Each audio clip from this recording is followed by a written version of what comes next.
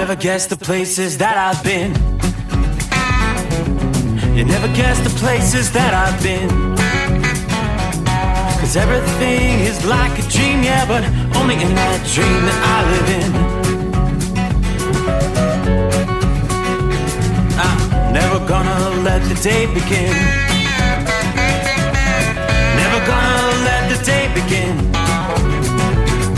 'Cause everything is like a dream, yeah, but only in that dream that I live in.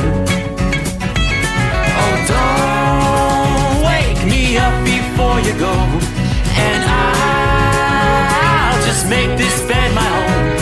Oh, darling, please just let me sleep.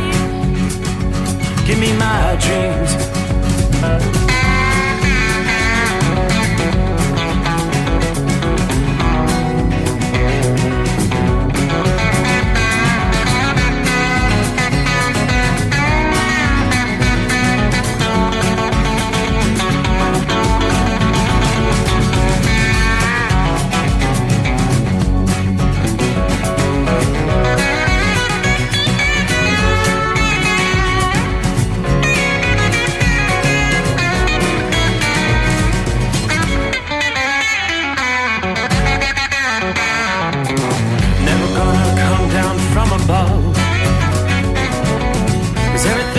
Better from above. Nothing's ever as it seems, yeah, except in that world that I dream of. Never gonna lose the ones I love. Never gonna lose the ones I love. 'Cause everything is like a dream, yeah, but only in that world that I dream of. Oh, don't wake me up before you go, 'cause I can't face this day alone. Oh, darling, please just let me sleep. Give me my dreams. Give me my dreams. Give me my dreams.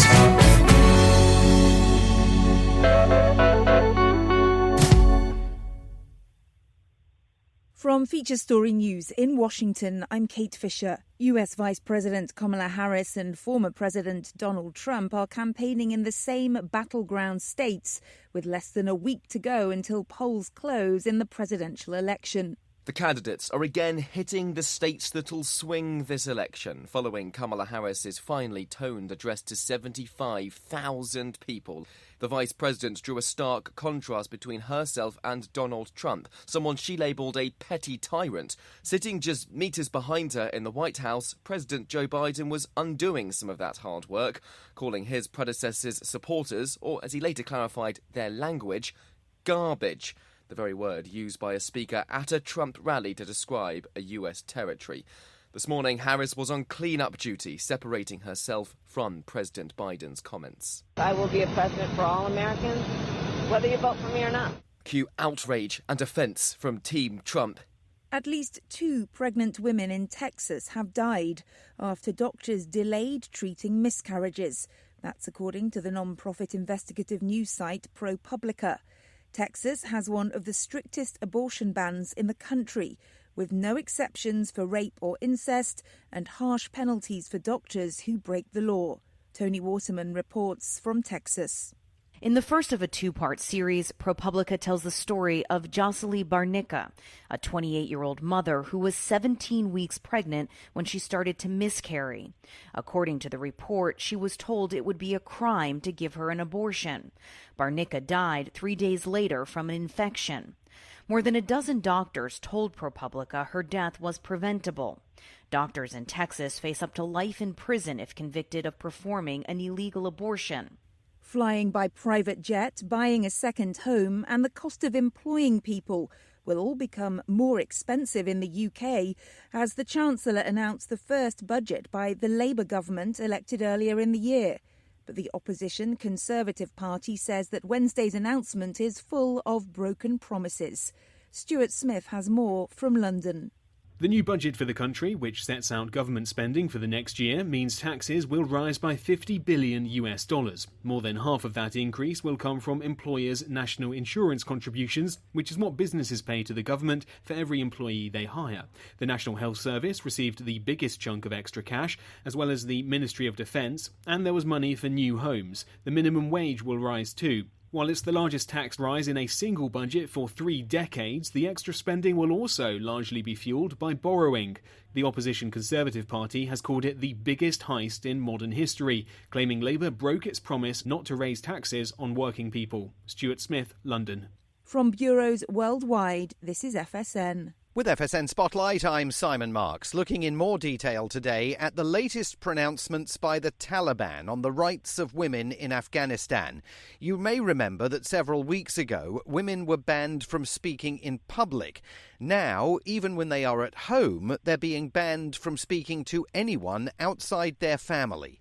Heather Barr is Interim Women's Rights Director at Human Rights Watch. This feels like it's targeted very directly at women's rights protesters and women who are opposing Taliban abuses, who, of course, have to speak to each other to be able to organize protests, to talk to each other and plan to do things like set up underground schools for girls. This follows on the heels of a much longer declaration that included provisions saying that women's voices shouldn't be heard in public, which was also shocking and extreme. But this is a new sign that in this case, women's rights protesters are their target. And it's part of what seems like it's certain to be an ongoing crackdown where the Taliban do more and more to erase women completely from public life. It is not known how widely the new rule has been implemented so far, but from the moment the Taliban returned to power following the botched US-led withdrawal from Afghanistan in 2021,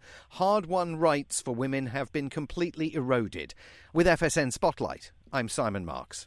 Our main news again. President Joe Biden's created a firestorm after appearing to call Donald Trump supporters garbage. A majority of swing state voters in the upcoming US election believe that Donald Trump's supporters will respond with violence if the former president loses. And at least 2 pregnant women in Texas have died after doctors delayed treating miscarriages. Texas has one of the strictest abortion bans in the country.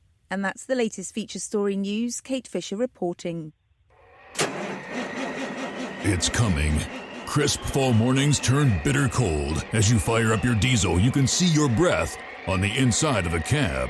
Imagine looking deep into your engine. Freezing temperatures impact your diesel's fluids, especially fuel. On a 23-degree morning, the paraffin wax in your untreated fuel starts to morph from fluid to large crystals. These crystals clump together and form a gel. At minus 10 degrees, your fuel hits the point where it no longer pours like a liquid. It's so dense that the flow through the fuel filter will slow, causing hard starts or no starts. Get prepared now for the cold that is coming. Hot Shot Secret Diesel Winter Anti-Gel is a premium fuel additive that lowers your fuel's pour point to minus 65 degrees. If it's that cold out, you shouldn't be on the road. You ought to be at home in front of the fireplace. Hot Shot Secret Diesel Winter Anti-Gel Premium Fuel Additive. Available now online at HotShotSecret.com. Hot Shot Secret. Powered by science. Under the dark night on the interstate, under the 100 miles in the pouring rain, these are worth all the time I've spent away. Under the dark night on the interstate,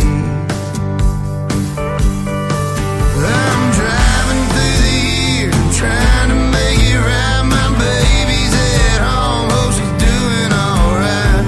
Miss my dogs and I miss my girls. I'm 1,000 miles away from my whole world.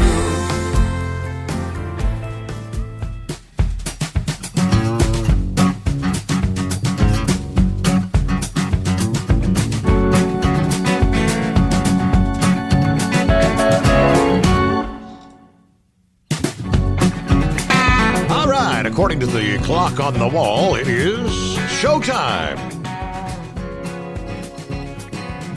Welcome back once again. Here we go. Another edition. Steve Summers Overnight Drive, live from the Hot Shot Secret Studios.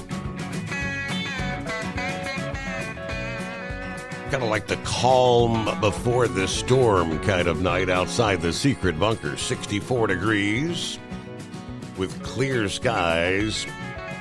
But you can kind of feel there's a change coming. Yes, indeed. Later in the day, we've got some storms coming our way. It's been a very active evening and continues into the early morning hours of Halloween. Happy Halloween, folks.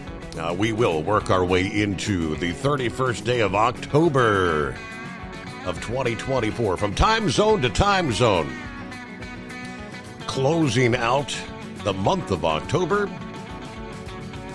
All the little ghosts and goblins looking to get some free candy later on tonight, right? Trick or treat. So we'll break it all down for you, but we've got a storm system that has been bringing numerous severe thunderstorm warnings and several tornado warnings, even over the past hour or so.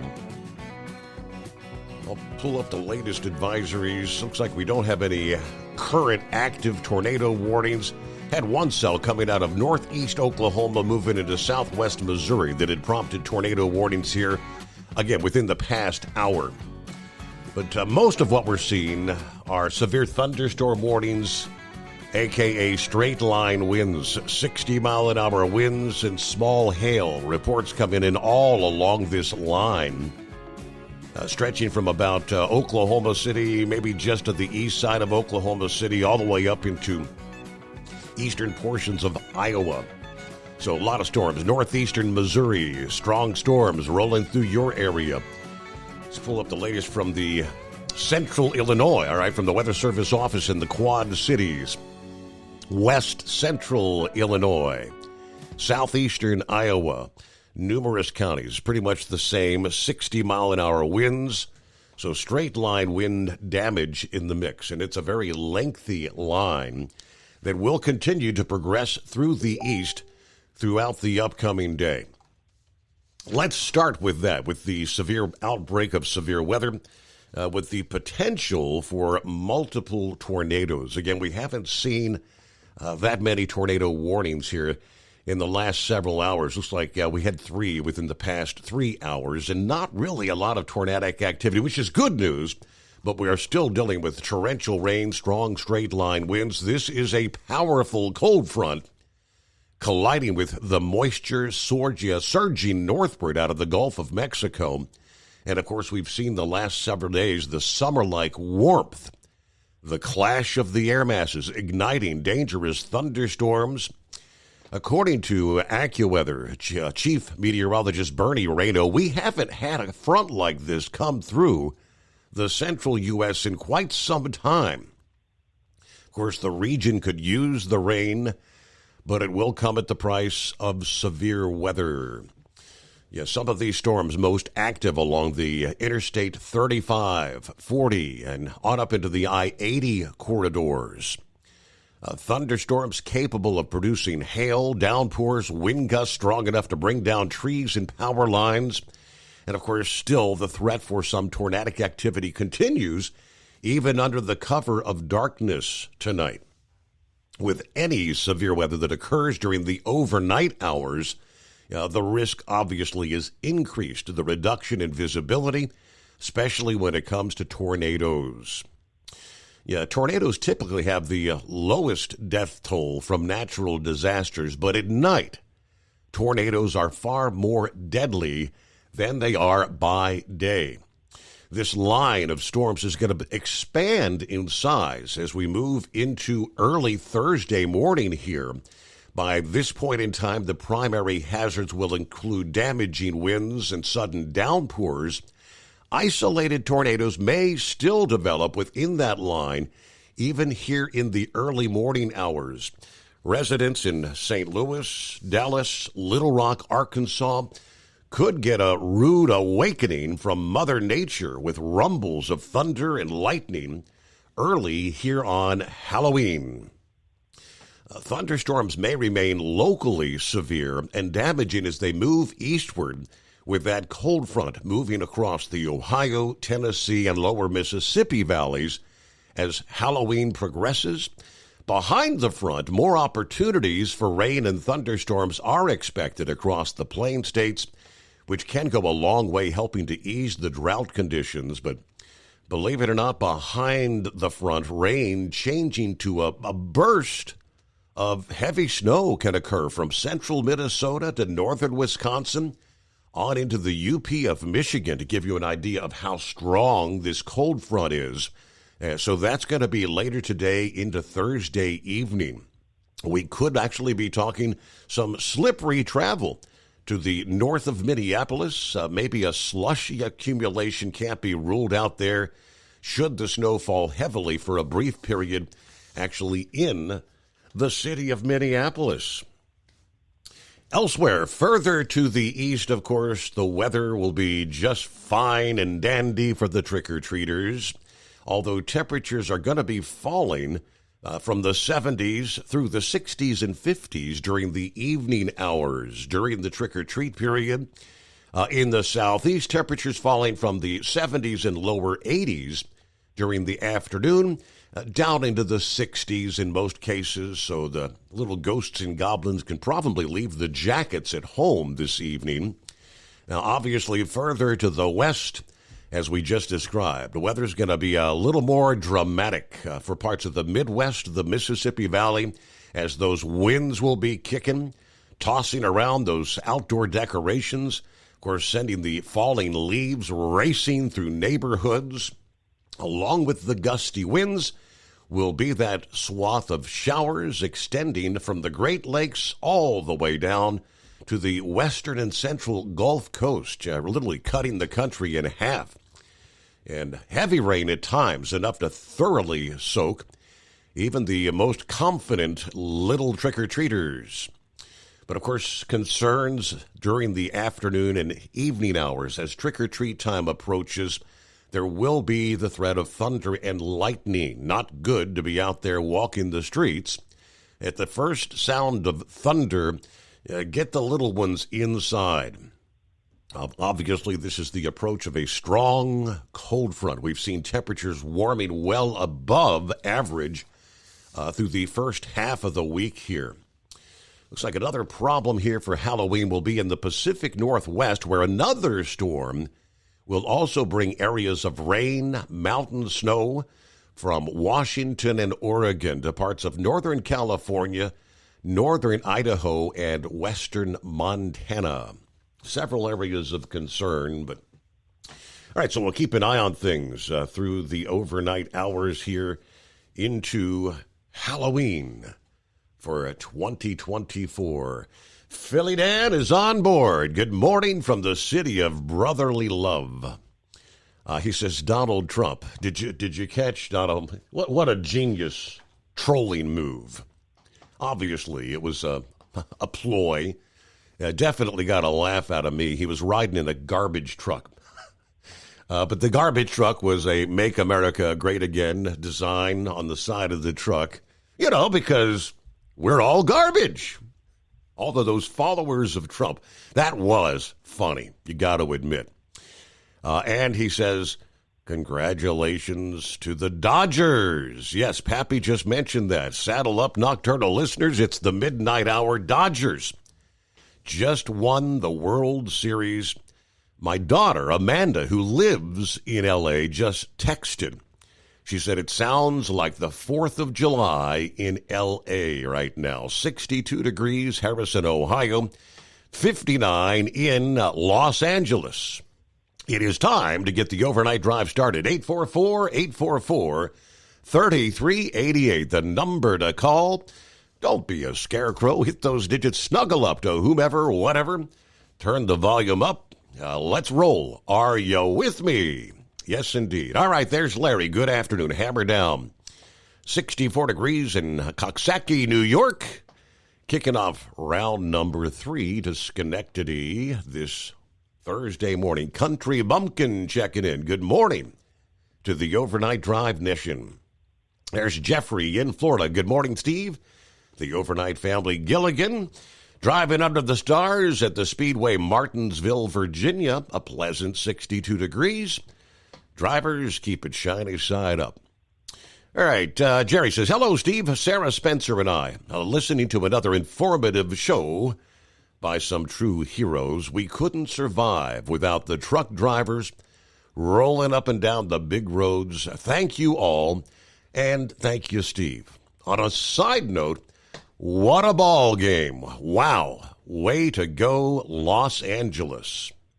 Well, let me jump over. I had pulled up, according to ESPN, the Dodgers were lined with stars but ravaged by injury, spending an entire season overcoming adversity. And in the end, when it was time to clinch a championship, they did it once more, erasing a 5-run deficit using 7 relievers, including a starting pitcher, Walker Buehler, to cover 23 outs in a 7-6 come-from-behind victory over the New York Yankees, Game 5 of the World Series.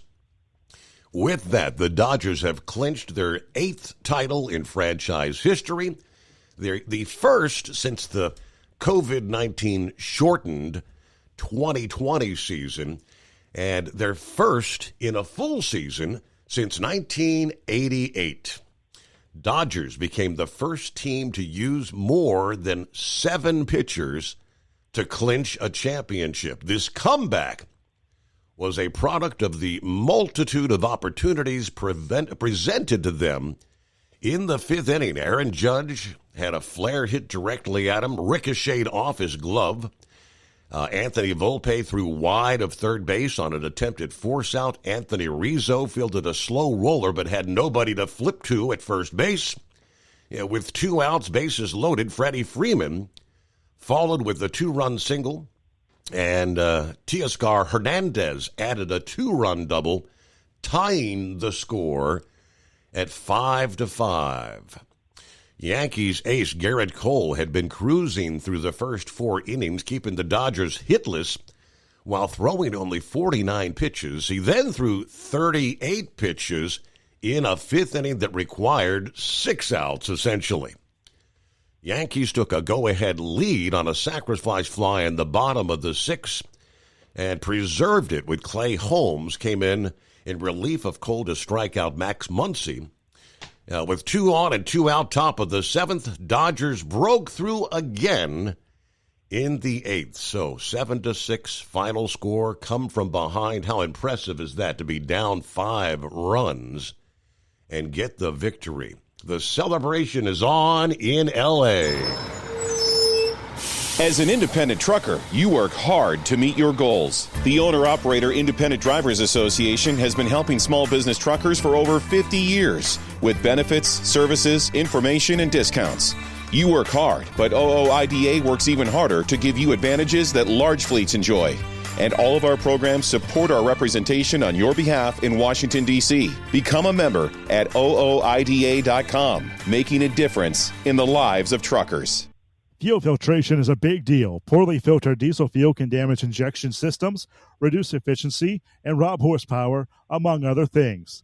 By removing the water, air, and debris from fuel, fast fuel systems can triple the life of your injection system while restoring power, optimizing fuel economy, and more.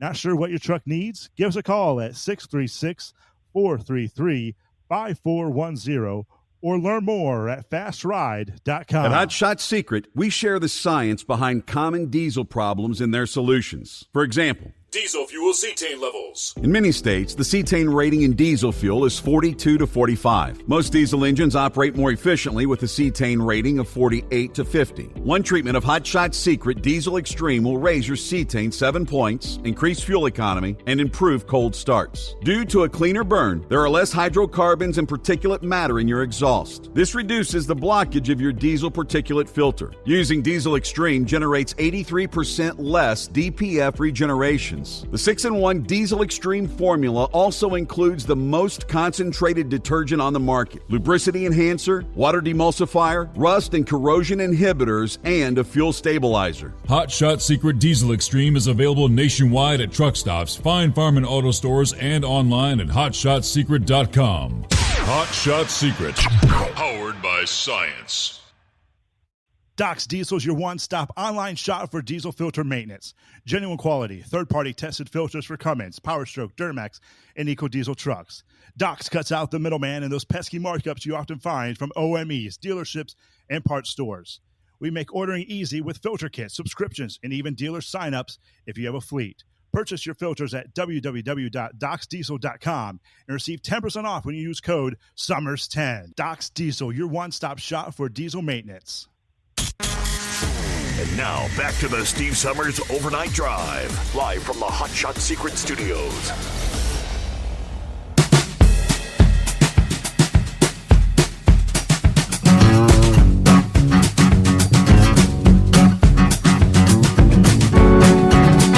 All righty, who else we got on board here? Yeah, we said hello to Marianne. Good morning, Marianne in the house. Hello to Zorro, who says, good morning all, happy Halloween. A lot of folks saying happy Halloween. Scotty, I expect a full report, Scott. He says, vote early, vote often. Yes, the countdown is on. We've got a number of updates when it comes to election coverage, obviously. Shorty, I-95, southbound Brunswick, Georgia. 71 degrees. It's Orlando turnaround number 2. Today, Halloween makes 36 years that I've been driving a truck. Man, oh man, things really have changed. Started in 1988, huh? But the one thing I could always count on all these years was your dad, the truckin' bozo, and you, Steve, for helping me make it through the night all these years. I just want to say thank you, because I don't think you realize how vital this show really is. Shorty, thank you so much. Thanks for listening, being a part of the program night after night. All right, that's what we do, right? Hello, Eskimo Mom. Howdy, Overnight Drive Nation. Happy Friday Eve. Happy Halloween. 5 days till the election. Congratulations to the LA Dodgers on their World Series victory. Got an Evansville-Owensboro pedal to keep me busy tonight. Clear and breezy, 63 degrees, as we roll 71 in the state of Kentucky. All right, be safe out there. Hello, Cap and Ron, trick or treat. I've been confused on my days. It's kind of feels like this is a Friday. It's just the fact, I guess, that it's Halloween. And, yeah, we are one day closer, though, to the greatest day of the week. Correct? Hello to Sir Stevie, raining here in Sioux City tonight. Timothy, 60 degrees, Rocky Mount, Virginia. Good morning. Buckeye Boy checking in from Tucson, Arizona. 59 degrees. Congratulations to the Los Angeles Dodgers. National League wins the National League rules this year anyway. So glad I'm out of L.A. The idiots are going to tear that place up. So the puppet says Trump supporters are garbage. I was most interested that during the beginning of his comments, he starts to say he's from Puerto Rico. Yes, poor guy is brain dead. Anyway, have a great night. Everybody be careful out there. Oh, yeah, and 147 days until Major League Baseball opening day. Yep, we'll do it all over again, right? So what's on your mind? Phone lines are open at 844-844-3388. Serious note, residents of a southeast Missouri town forced to evacuate their homes Wednesday when a fire erupted at a nearby battery recycler. This is a pretty big deal. Madison County 911 posted on Facebook about 2 o'clock this past afternoon on behalf of the county sheriff's office telling residents north and west of Fredericktown to leave the area. If you can see or smell smoke in this area, you need to evacuate, the Post said. In a separate post later this past afternoon, Madison County 911 and the Fredericktown Fire Department said only residents on Madison County Road 277 needed to evacuate. The county urged others to shelter in place. The Post said the city of Fredericktown was not affected by the order, but they were saying close windows, close doors, turn off window air conditioning systems. Again, if you see smoke, stay indoors. Now, the latest update about 7:45 p.m., that would be Central, 8:45 Eastern. Emergency dispatch told the independent crews that they were still fighting the fire. Photos posted via social media from Madison County 911 show the facility known as Critical Mineral Recovery, one of the world's largest lithium-ion battery processing facilities, with a hole in its partially collapsed roof in one segment.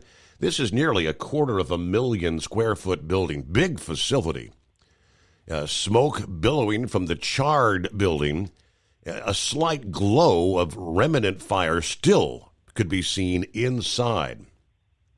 But according to the company's website, this plant processes electric vehicle and consumer-grade lithium-ion batteries, retrieving the valuable metals and minerals, nickel, copper, cobalt, lithium, several others. So more on that coming up here. First, news break. From Feature Story News in Washington, I'm Kate Fisher. US Vice President Kamala Harris and former President Donald Trump are campaigning in the same battleground states, with less than a week to go until polls close in the presidential election. The candidates are again hitting the states that'll swing this election, following Kamala Harris's finely toned address to 75,000 people. The vice president drew a stark contrast between herself and Donald Trump, someone she labelled a petty tyrant. Sitting just meters behind her in the White House, President Joe Biden was undoing some of that hard work, calling his predecessor's supporters, or as he later clarified, their language, garbage. The very word used by a speaker at a Trump rally to describe a US territory. This morning, Harris was on clean-up duty, separating herself from President Biden's comments. I will be a president for all Americans, whether you vote for me or not. Cue outrage and offence from Team Trump. At least 2 pregnant women in Texas have died after doctors delayed treating miscarriages. That's according to the non-profit investigative news site ProPublica. Texas has one of the strictest abortion bans in the country, with no exceptions for rape or incest and harsh penalties for doctors who break the law. Tony Waterman reports from Texas. In the first of a 2-part series, ProPublica tells the story of Jocelyn Barnica, a 28-year-old mother who was 17 weeks pregnant when she started to miscarry. According to the report, she was told it would be a crime to give her an abortion. Barnica died 3 days later from an infection. More than a dozen doctors told ProPublica her death was preventable. Doctors in Texas face up to life in prison if convicted of performing an illegal abortion. Flying by private jet, buying a second home, and the cost of employing people will all become more expensive in the UK as the Chancellor announced the first budget by the Labour government elected earlier in the year. But the opposition Conservative Party says that Wednesday's announcement is full of broken promises. Stuart Smith has more from London. The new budget for the country, which sets out government spending for the next year, means taxes will rise by $50 billion. More than half of that increase will come from employers' national insurance contributions, which is what businesses pay to the government for every employee they hire. The National Health Service received the biggest chunk of extra cash, as well as the Ministry of Defence, and there was money for new homes. The minimum wage will rise too. While it's the largest tax rise in a single budget for 3 decades, the extra spending will also largely be fueled by borrowing. The opposition Conservative Party has called it the biggest heist in modern history, claiming Labour broke its promise not to raise taxes on working people. Stuart Smith, London. From bureaus worldwide, this is FSN. Increase fuel economy up to 7.9% with Hot Shot Secret Gasoline Extreme. The solution to maximize your engine's performance and fuel economy. Whether you're driving a sports car or a daily commuter, Gasoline Extreme is specially formulated with PEA to deep clean. Don't settle for an average driving experience. Upgrade to Hot Shot Secret Gasoline Extreme and go further on each tank. Order now on Amazon or HotShotSecret.com. Hot Shot Secret. Powered by science.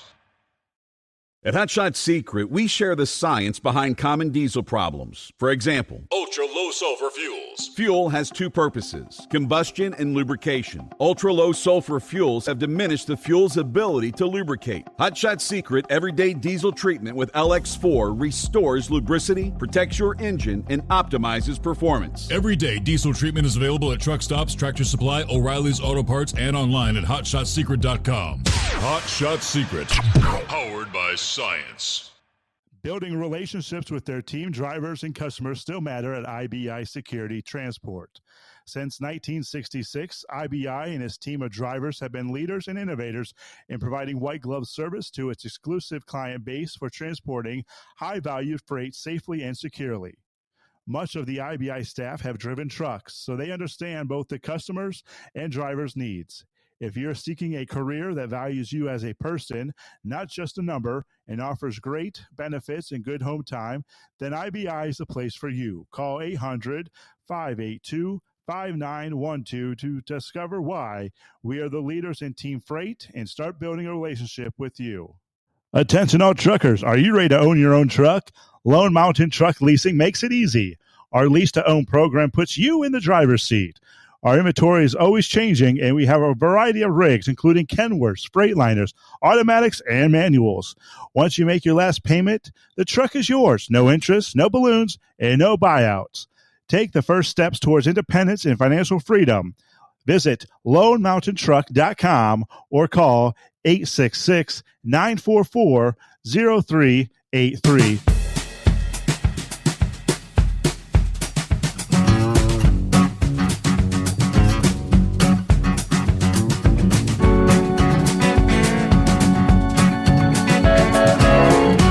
Underway here on a Thursday, right? Yeah, Thursday. Friday Eve. Well, as some call it, All Hallows Eve. Halloween. Quickly, we left off there talking about the battery recycling facility. Not a good place to have a fire. You mentioned that they recover and recycle or recovery nickel, cobalt, lithium, manganese, aluminum. And all those materials can then be used to build new batteries. But the word is this fire erupted in spite of what the company's website calls likely the most sophisticated, automated, and remote supervised and controlled fire suppression system in the world. The state-of-the-art fire prevention system designed to detect fires before they start. The system covers all areas where battery materials are stored or processed. They say it is monitored 24 hours a day, 7 days a week, employing high-intensity industrial, forward-looking infrared camera technology. County officials, the Missouri State Emergency Management Agency, the Department of Natural Resources, nor the company could be reached for comment at this point in time. So, for as much destruction that had occurred, and I guess technically some of those batteries are still smoldering at this hour, there's not nearly as much smoke coming from the facility. Early in the afternoon, it was a really nasty looking yellowish, obviously very toxic smoke that was billowing at the time from that facility. I guess without that high suppression, fire suppression equipment, things would obviously have been a whole lot worse. All right, good morning to Big Ed. I guess about 24 hours from now, he'll be chiming in to give us our weekend college football pick six. See if he can go back-to-back with 6 correct picks. He was perfect last weekend. That's the second time this season he had a perfect pick six. He will not be chiming in this morning. I'm sure Big Ed's getting some much-needed beauty rest. Because a few hours ago, he had shared here, and I wasn't aware of this. He remember a few weeks ago, he had mentioned that he was looking to maybe do like a substitute teaching thing. He didn't at the time mention, he says, never give up. Always keep fighting to improve yourself. Tomorrow, a.k.a. Halloween, today, I will fulfill a goal I made so many years ago. The year January 1975. Jack Funderburg called me to the office. Ed, he said, I have to kick you out of school. I'll never forget that cold feeling that came over me. The feeling I had made one of the biggest mistakes of my young life. The feeling of being left behind because of my own ignorance or lack of a better term. I skipped school so much my junior year. There was no way I could finish the 11th grade and go into my senior year with my classmates. For that reason, I elected not to go back. But I never could shake that feeling of being left behind. I could share countless stories of my life achievements. Even though there are some achievements I have achieved, tomorrow will be a day I can say I've reached the top of the mountain that I created for myself because of my youth and lack of understanding. Just what life for me was to be to my classmates of 1977, I promise you this. As a classmate, I failed you. But your grandkids, nieces, and nephews, I will not fail. I'll give them the best of my life's knowledge and encourage them to never give up. But no matter what life throws at you, educate yourself. Understand those around you. Understand the goals you set for yourself, and let no one hold you back. Always be there for a friend, neighbor, your community. The rest will work itself out. I've crossed this United States in all weather, and to say at times my heart was pounding in my chest, could not begin to describe my feelings. But as of today, I can put enough words. I can't put enough words into how important this day will be. I thank God for this opportunity. The spirit of my wife, my mother, and Mr. Jack Funderburg will be with me. You three knew the anguish I carried all these years. Today, I bury that ghost. Thank you to Hennessy High School. An eagle that soars continues to soar. And then he's got a link. You have been assigned as a substitute for a job starting October 31, 2024 today. He's going to be a substitute teacher today. Not sure what age category he's going to be teaching there, but yes, Hennessy High School, congratulations, Big Ed. I know that's a pretty impressive story, though. I did not realize. It is 844-844-3388. Well, hello, Grump. Well, what's going on there, Steve? Big tip of the hat to Big Ed. Yes. Congrats to him. That's awesome. I I did a little substitute teaching when I was a police officer down in Tennessee and on my days off. And, man, I tell you what, I just don't like kids that well. They're pretty goofy. But I don't know. He'll do fine. He's got a lot to say and a lot to teach, so he'll be great. But man, this election's going on. I got to meet. We didn't exactly hit it off, but that Kuntz, Lieutenant Colonel Kuntz, he's trying to take Josh Hawley's job there in the Senate, and You know, I'll tell you, man, I'll be so damn glad when this election's over and you know, get rid of these bumper stickers and all these comments of these idiots like that. I mean, you know, I know how to secure a border, you know, and my question was, when did you learn? You've never done anything. You know, said, hell, you tried to be a state senator and that didn't last. You know, he failed in that attempt. So now he's trying to be take over Hawley's job. And my question was, you know, you claim to be this big independent guy, an independent thinker, that you're not going to go along with the status quo. But who are you going to caucus with? You know, for bills that are on the floor, you're just going to say, you know, it don't look good, or are you going to caucus with the Democrats? Because he's running as a Democrat. Well, he wouldn't answer. He left one of his little staffers there to, you know, well, I'm sure the colonel would, you know, consider all, you know, aspects. I said, oh, bull. I said, you know, it don't make a damn me. I've already voted, but, you know, and it wasn't for him. But I'm sick of military people using their rank as like it's leverage toward knowledge and as a political figure. You know, I'll take a businessman over a military-minded guy any day of the week for president of the United States.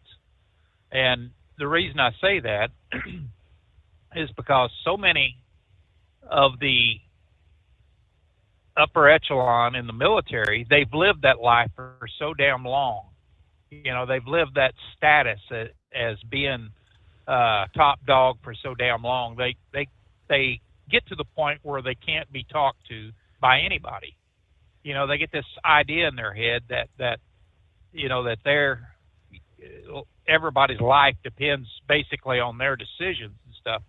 When you take somebody like Trump, that, you know, he's pretty hard-headed, I guess, in staff meetings and things like that, but he asks questions. And in staff meetings, as I was in the military, in NCOIC in my shops and different things, that's one thing, you just kind of sat there and listened to them spout orders. You know, you never really sat there and was able to ask questions and try to participate in some of the meetings. You took a notepad in and you listened to what, you know, the head honchos had to say, and that was the end of it. Then you implemented it. So that's why I say that I would rather see somebody with business sense running this country, because they got the Joint Chiefs of Staff to help them along in times of need when it you know, calls for military action and that kind of case. But when you're looking at businesses and the economy and everything else and how to get businesses here, military guys don't know that.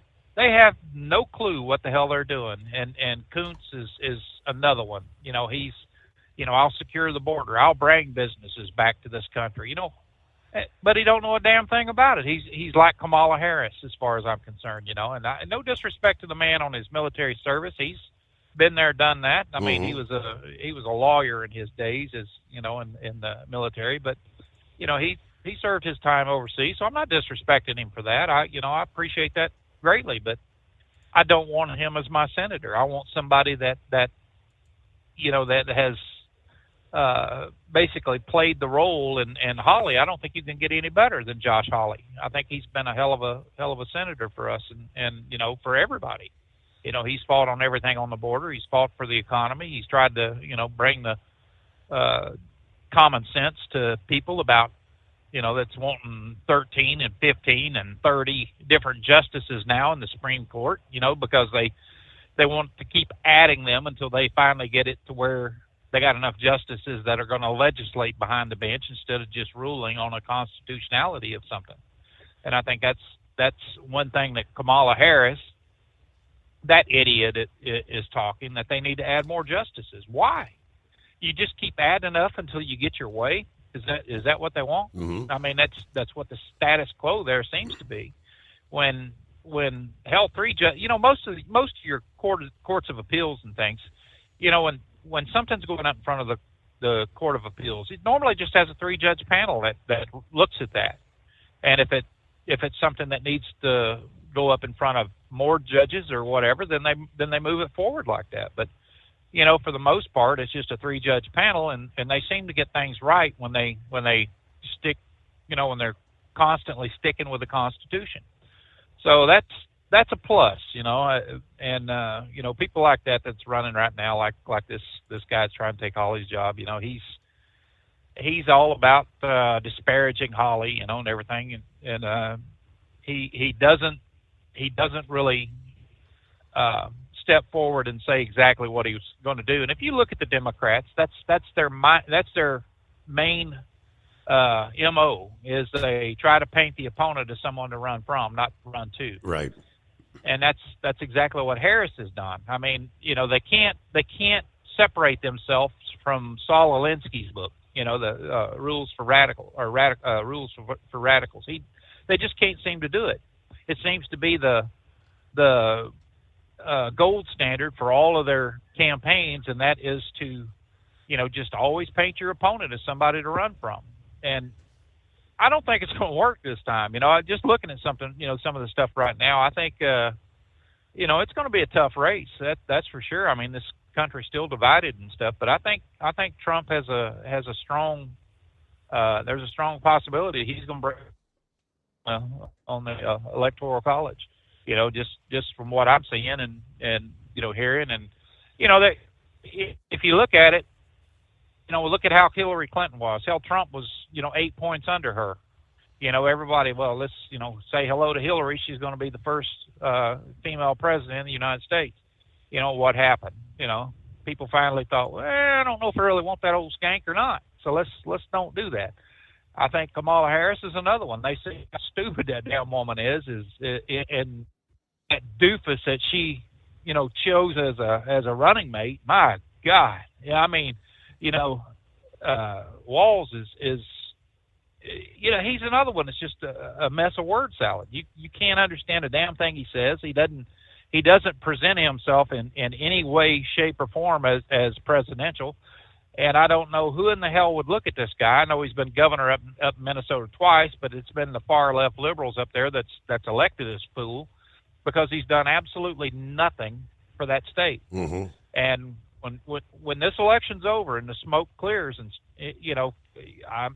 Kamala Harris could win. I'm not saying it's not possible. She could win.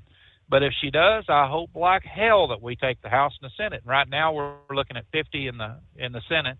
I was looking at the election map there, and I think they need another 11 on open seats in Congress to take them. But Democrats need 44 or 45. So, if we control both houses and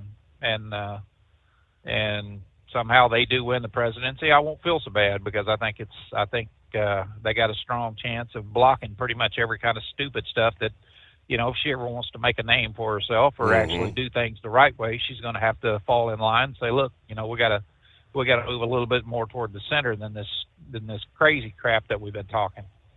But it's going to be I got eye surgery on Wednesday, so I'll be in a motel over in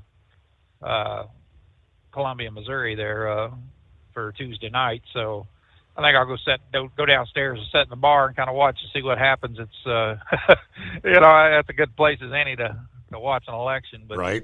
Watch the returns come in. Now, what do you think about Arizona saying, it's going to take 10, 12, 13 days for us to be able to get the official numbers? What's that all about? I think they need to have a mass firing of the election officials out there and say, look at your charter, look at your Constitution. It says the day of. So,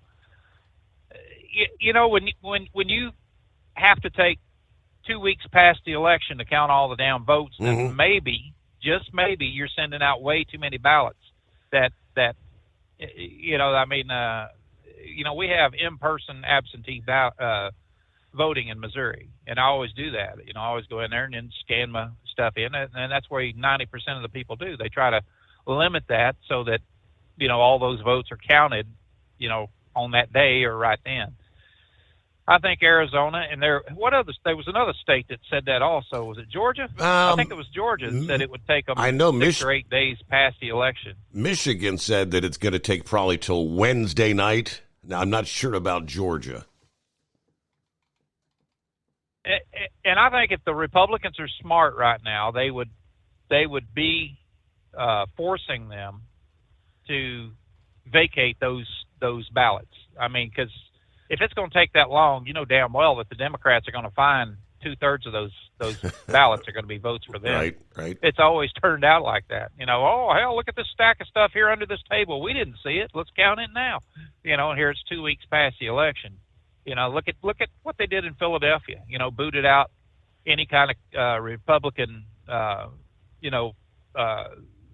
watchers there that was in. They know you got to watch it from way the hell over here in this side of the room. You know, get you some binoculars or something.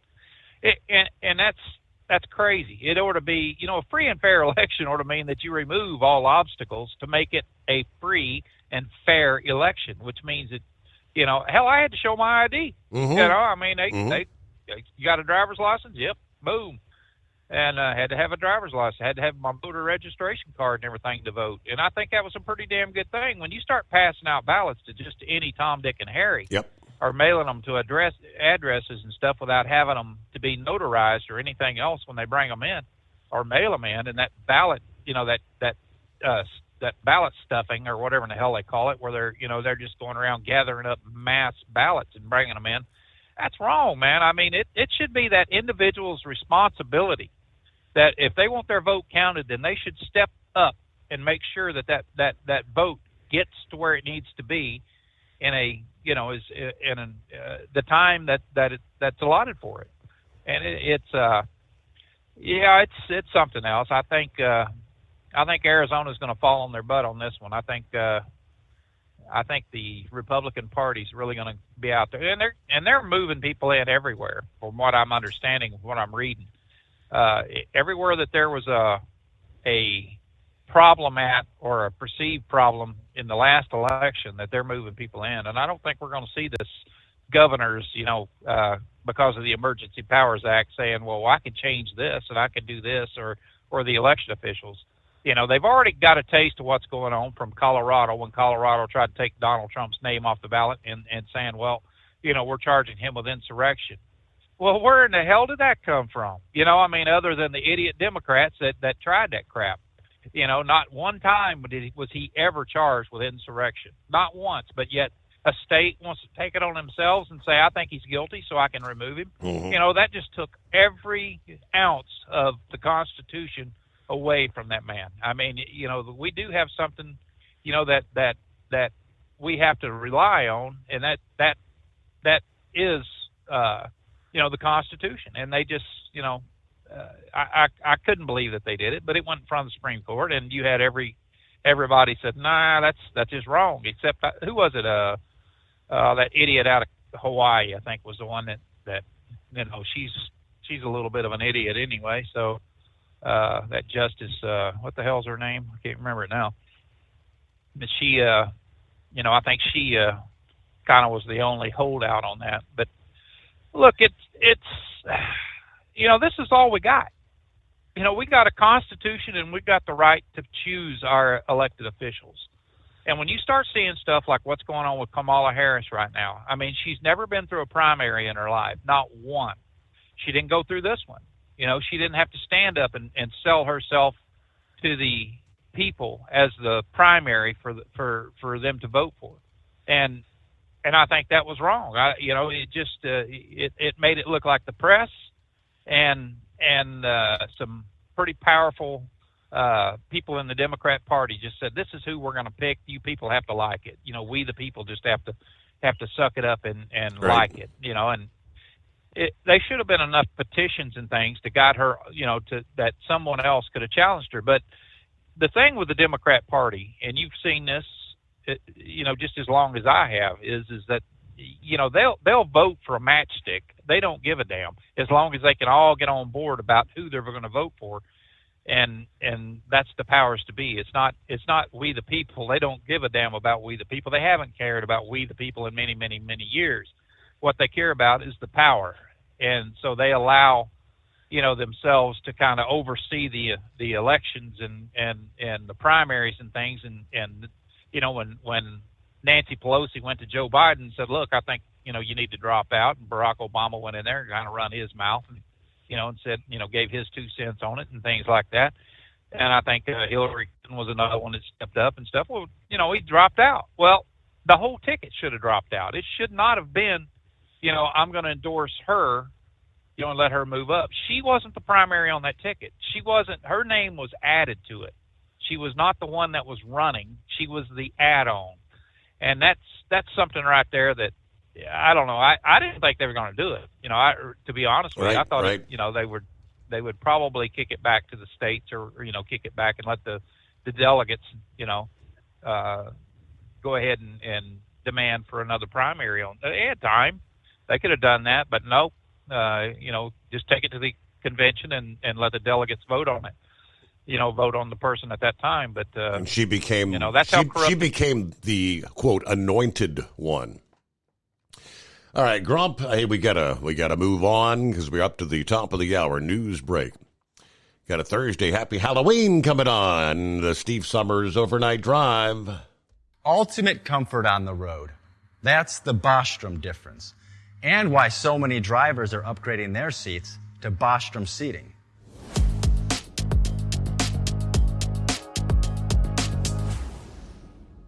With roots dating back to 1935, we know seating. We've developed a full line of high-quality products with the right seat for your application, all made right here in the USA. From our top-of-the-line Wide Ride Plus Certa for the long-haul driver to our entry-level Baja series for the vocational driver, we provide you with the comfort you deserve at the price point you're looking for. We know you're busy. You don't have time to search every distributor and dealership for the right seat, only to find the one you want won't fit in your truck.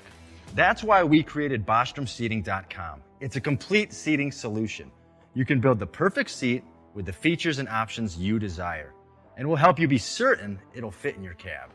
Once you've built the perfect seat and have the part number in hand, you can shop pricing and availability.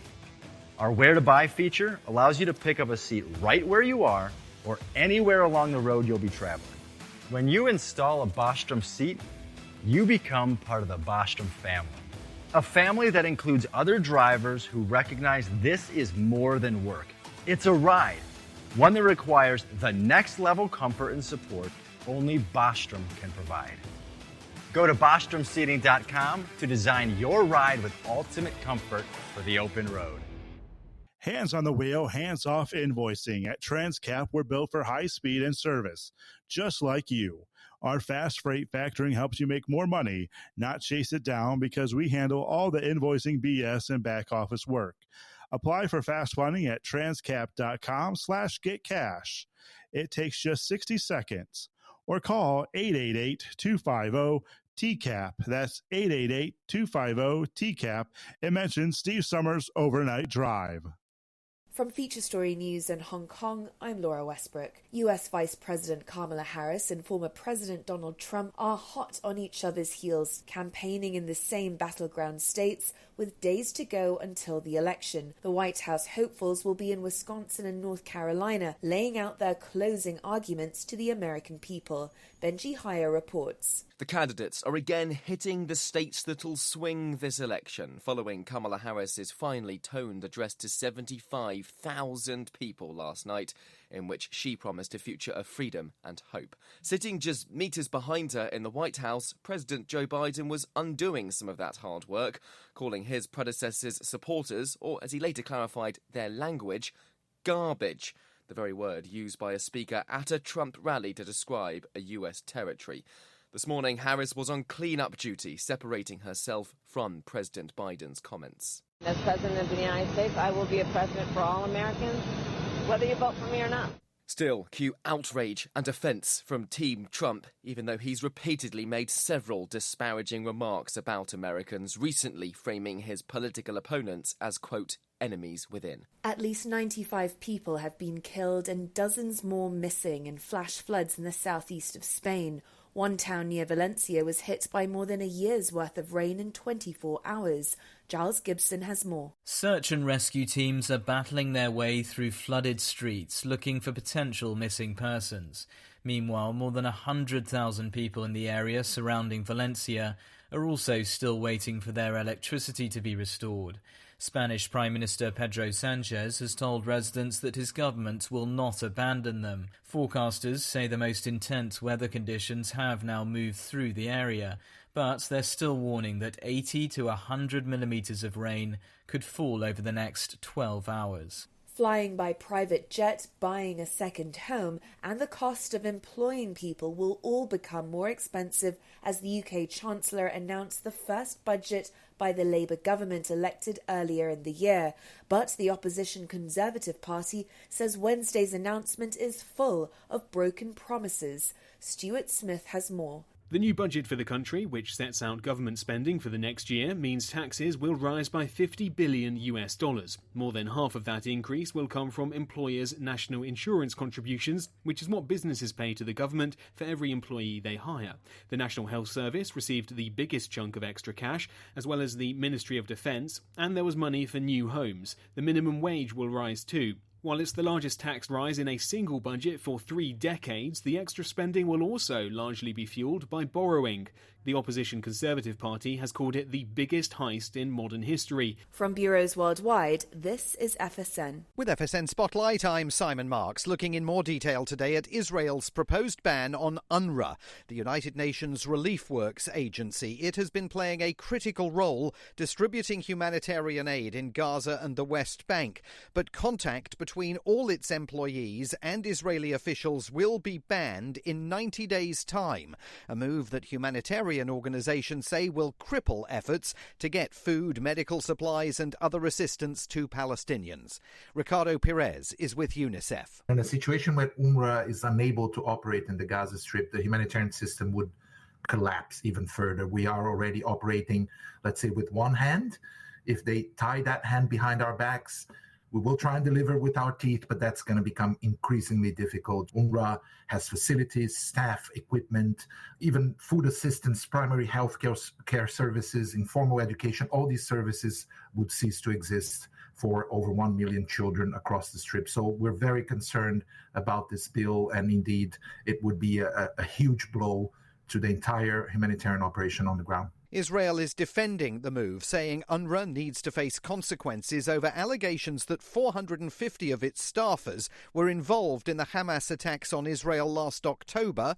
The UN says it investigated those claims and could only find 9 staff members who had played a role and were then fired. With FSN Spotlight, I'm Simon Marks. The main news again. Former President Donald Trump and Vice President Kamala Harris held events in key battleground states with just days to go before the US presidential election. At least 95 people have died as Spain battles its deadliest floods in decades. The government fears the death toll could climb even higher. Tax hikes, big borrowing and big spending plans. The UK's Labour government unveiled its new budget plan. And that is the latest feature story news. Laura Westbrook reporting. It's coming. Crisp fall mornings turn bitter cold. You climb into your diesel and it feels like you're sitting on an ice cube. Imagine how your engine feels after a frosty night. Freezing temperatures impact your diesel's fluids, especially fuel. As the temperatures drop, water that is emulsified within your fuel is released, adding more water into your system. Frozen water in your fuel lines, filter, or bowl will simply slow the flow, or worse, stop the flow of fuel in your system. No fuel flow, no start. Get prepared now for the cold that is coming. Hot Shot Secret Diesel Winter Anti-Gel is a premium fuel additive that lowers your fuel's pour point to minus 65 degrees. If it's that cold out, you shouldn't be on the road. You ought to be at home in front of the fireplace. Hot Shot Secret Diesel Winter Anti-Gel Premium Fuel Additive. Available now online at hotshotsecret.com. Hot Shot Secret. Powered by science.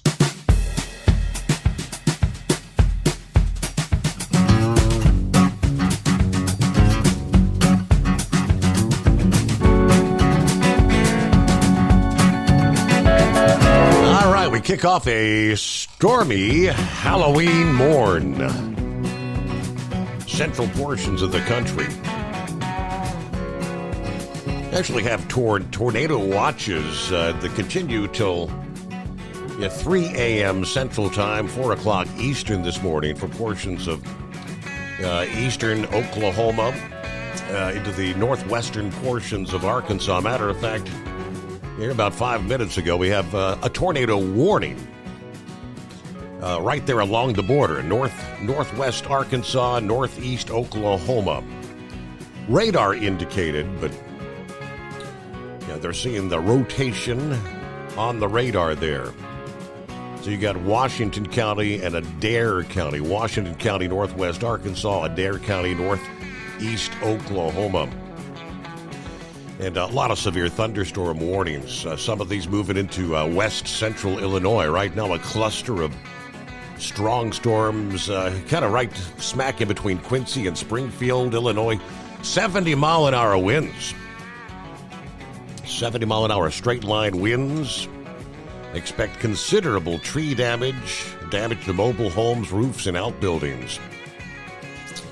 So if you're rolling down the interstates, this includes Interstate 72 between mile markers 4 and 20. Interstate 172 near exit number 2.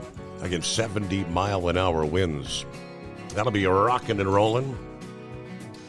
All right, as we kick off hour number 2, under industry headlines, we got an update from OOIDA, which says although the publicly available data is limited, court cases involving predatory lease purchase agreements in the trucking industry kind of give us a glimpse into the severity of the problem as part of the FMCSA's truck leasing task force meeting this past day.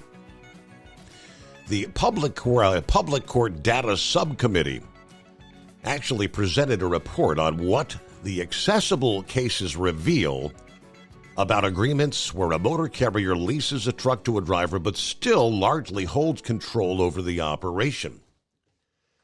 They said, conservatively speaking, over 200,000 truck drivers have been affected by predatory truck lease purchase programs. Hundreds of thousands more drivers are likely affected but lack the resources to hold the carrier accountable for their bad practices.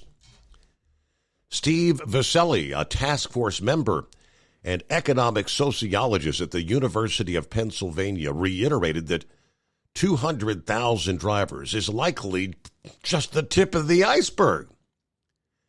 Despite the limitations, Viselli said that cases provide lots of useful data. Turnover rates are extraordinarily high, and the likelihood of success is extremely low, he said.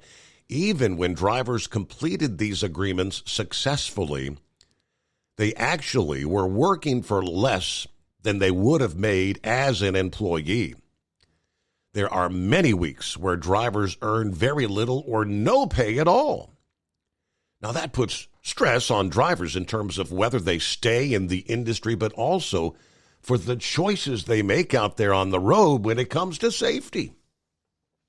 Caitlin Long, a task force member, chief economist for the International Brotherhood of Teamsters, said that court data helped the subcommittee reach several conclusions. Number one, the current system is set up to harm drivers. Number two, there is a financial incentive for trucking companies to continue the practice. It harms the entire supply chain and drives down wages. Litigation is currently a driver's-only avenue for relief. And lastly, driver education needs improvement. The subcommittee also made several recommendations. Number one is to create new rules for restriction or restitution, new rules for restitution or recourse. Number two, increase education for drivers before they enter such agreements. Next, create protections for drivers to unionize or pursue more favorable agreements.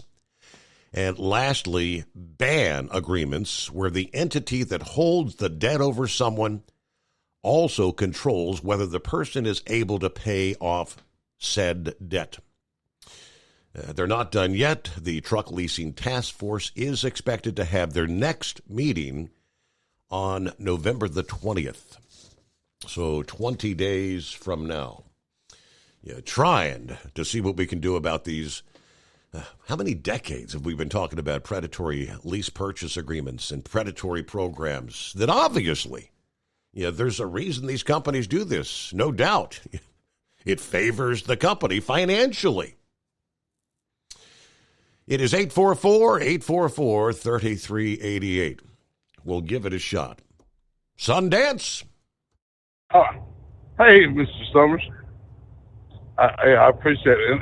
And listening to the rates that I heard last night on your radio station, $1.67 a mile. Mm-hmm.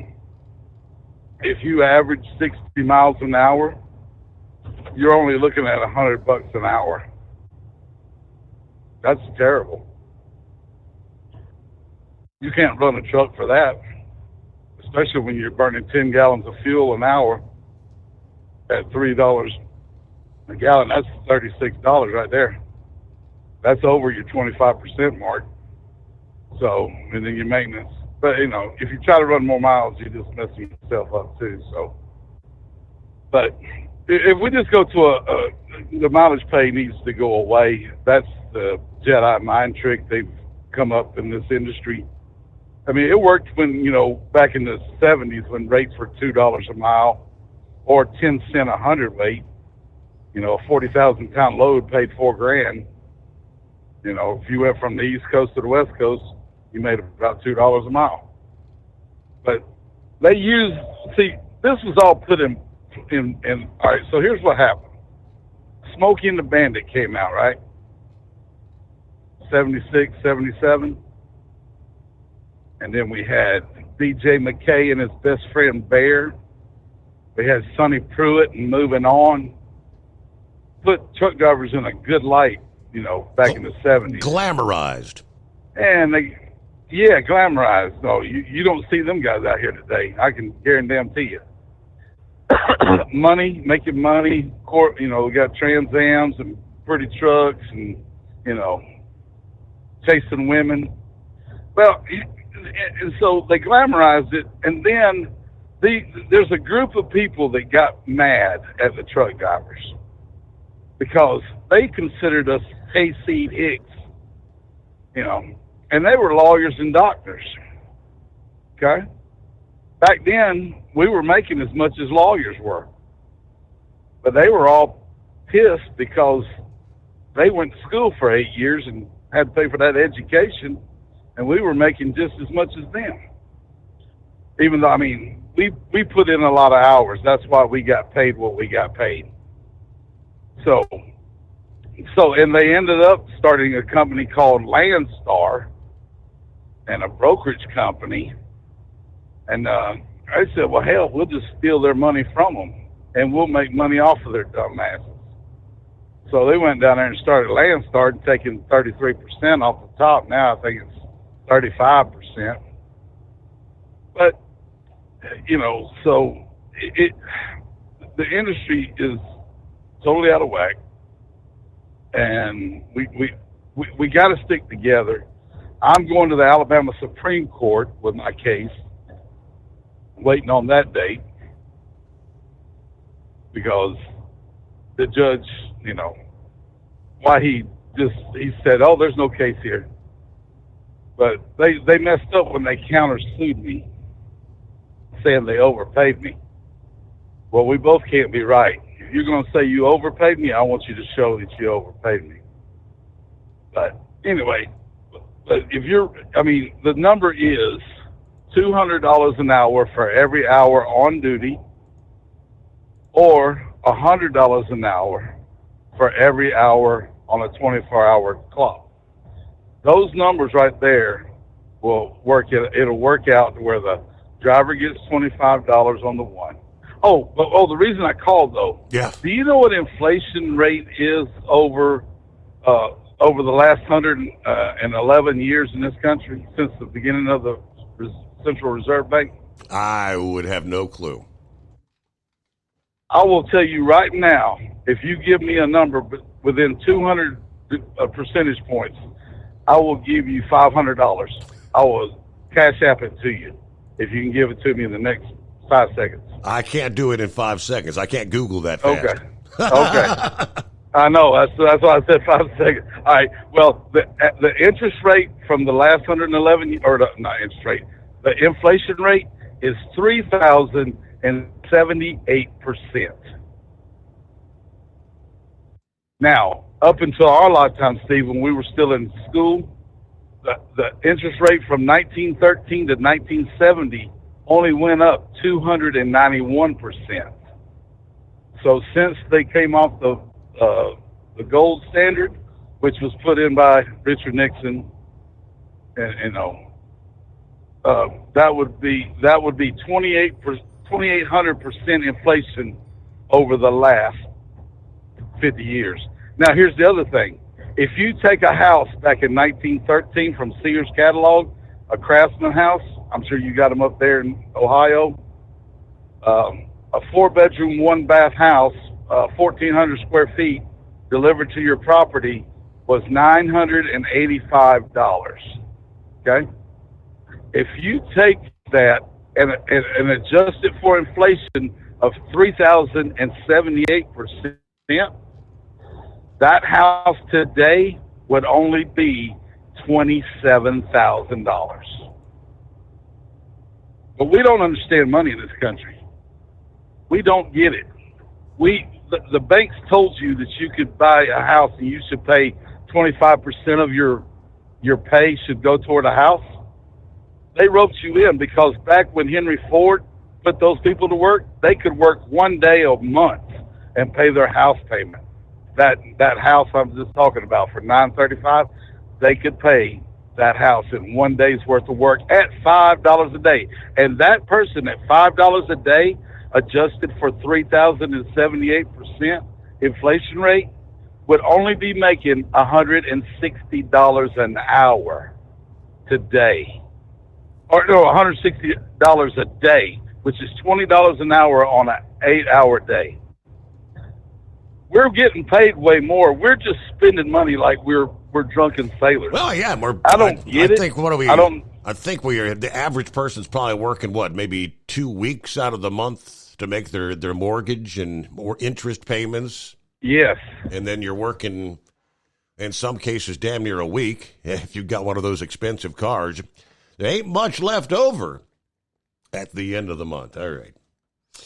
It is 844-844-3388. At Hot Shot Secret, we share the science behind common diesel problems. For example, excessive black smoke. Excessive black smoke has two causes: carbon buildup and internal diesel injector deposits, also known as IDIDs. Hot Shot Secret Diesel Extreme has the highest concentration of active ingredients allowed by law and will safely remove all types of injector deposits, including IDIDs and carbon buildup, to eliminate black smoke. Hot Shot Secret Diesel Extreme is available nationwide at truck stops, fine farm and auto stores, and online at hotshotsecret.com. Increase fuel economy up to 7.9% with Hot Shot Secret Gasoline Extreme, the solution to maximize your engine's performance and fuel economy. Whether you're driving a sports car or a daily commuter, Gasoline Extreme is specially formulated with PEA to deep clean. Don't settle for an average driving experience. Upgrade to Hot Shot Secret Gasoline Extreme and go further on each tank. Order now on Amazon or hotshotsecret.com. Hot Shot Secret, powered by science. Hey, Kenworth owners, is your AC and heating performing poorly with little airflow in the cab?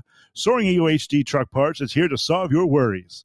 Offering aftermarket replacement HVAC boxes and stainless steel with high output blowers receiving 50 to 100% better airflow, guaranteed. Not only that, but they also manufacture many other aluminum and stainless steel storage accessories. Check out their website at www.soaringeaglehd.com or call toll-free 1-833-455-2473. Serving you yesterday, today, and for the future. Keep your gas-powered engines running like new? Stable's proprietary formulas are proven by third-party testing to outperform the competition in keeping fuel fresh, preventing corrosion, and cleaning the entire fuel system.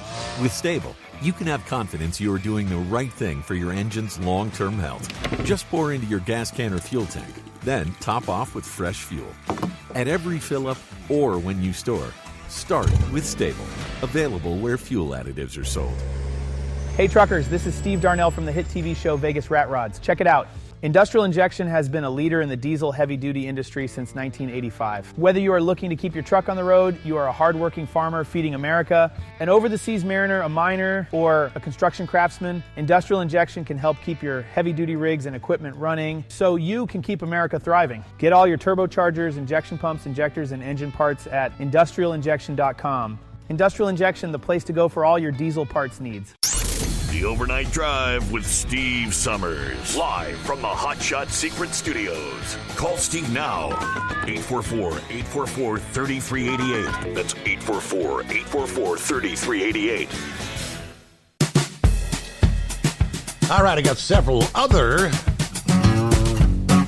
updates in regards to what direction the FMCSA is looking to go in the new year, 2025. 3 federal rulemakings that have cost implications for truckers and motor carriers are on the short-term horizon for a former top official at the FMCSA, Earl Adams, who served as the deputy administrator and chief counsel under Robin Hutchison, led a team at the agency that's developing the first major set of rules for high-level automation in heavy-duty trucks.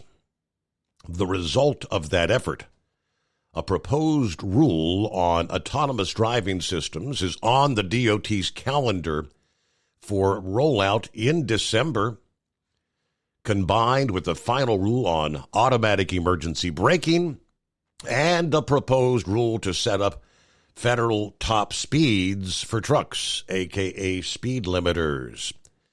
They rank as the most anticipated regulations on Adams' radar. Whether the outcome of the election is Trump or a Harris administration, I think you're going to continue to see significant efforts to collect data around autonomous vehicle systems already deployed on the road, according to Adams.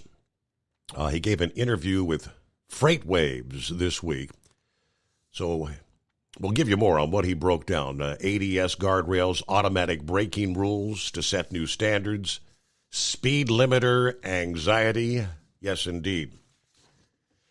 Meanwhile, on the election front, I tell you what, you folks in Pennsylvania, you've been making headlines on a daily basis this week for all the wrong reasons. For whatever reason, allegations continue to come in from one county after the next. The latest from the past day, allegations of cheating and deception are flying in Pennsylvania's Bucks County. Another high-stakes political prize, the center of a desperate duel. As Election Day draws nigh, the Democrats are running around in Bucks County, Pennsylvania, with badges trying to pretend like they're election officials. These people are not officials. James Blair, political director for the campaign of former President Trump, said this is intimidation tactics. Blair linked the issue to a complaint with long lines of Trump supporters having shown up for early voting, of election officials closing down voting without allowing those in line to vote. The bigger problem is it appears that the fake so-called voter protection workers, who are in fact Democrat Party operatives, not election officials, appear to be the ones directing the offices to shut down the lines and telling people they can't vote. This past day, he posted that voters who believe that they have been disenfranchised by these tactics need to speak up. If you're harassed by these operatives posing as election officials, wearing these so-called voter protection badges, take lots of pictures, take video, and submit a report to lawyers, he says. Pennsylvania voters must stay in line on the final day of early voting and cast their vote. Do not let election officials turn you away during the operating hours, they posted. If they disenfranchise you, submit a report to your lawyers or our lawyers he's got the website link there. Commenting on X, Turning Point USA's Charlie Kirk wrote, "This is illegal. The GOP, was placed under a ridiculously punitive 35-year consent decree for things exactly like this." But there is good news here. Democrats now realize that they're the ones who have to fear high voter turnout. Do not be intimidated. Get out there and vote. How many different counties have we talked about in Pennsylvania alone this week, dealing with these sort of shenanigans? All right, coming up, we're about to news break. Eagle is on board, after which clear lines at 844-844-3388.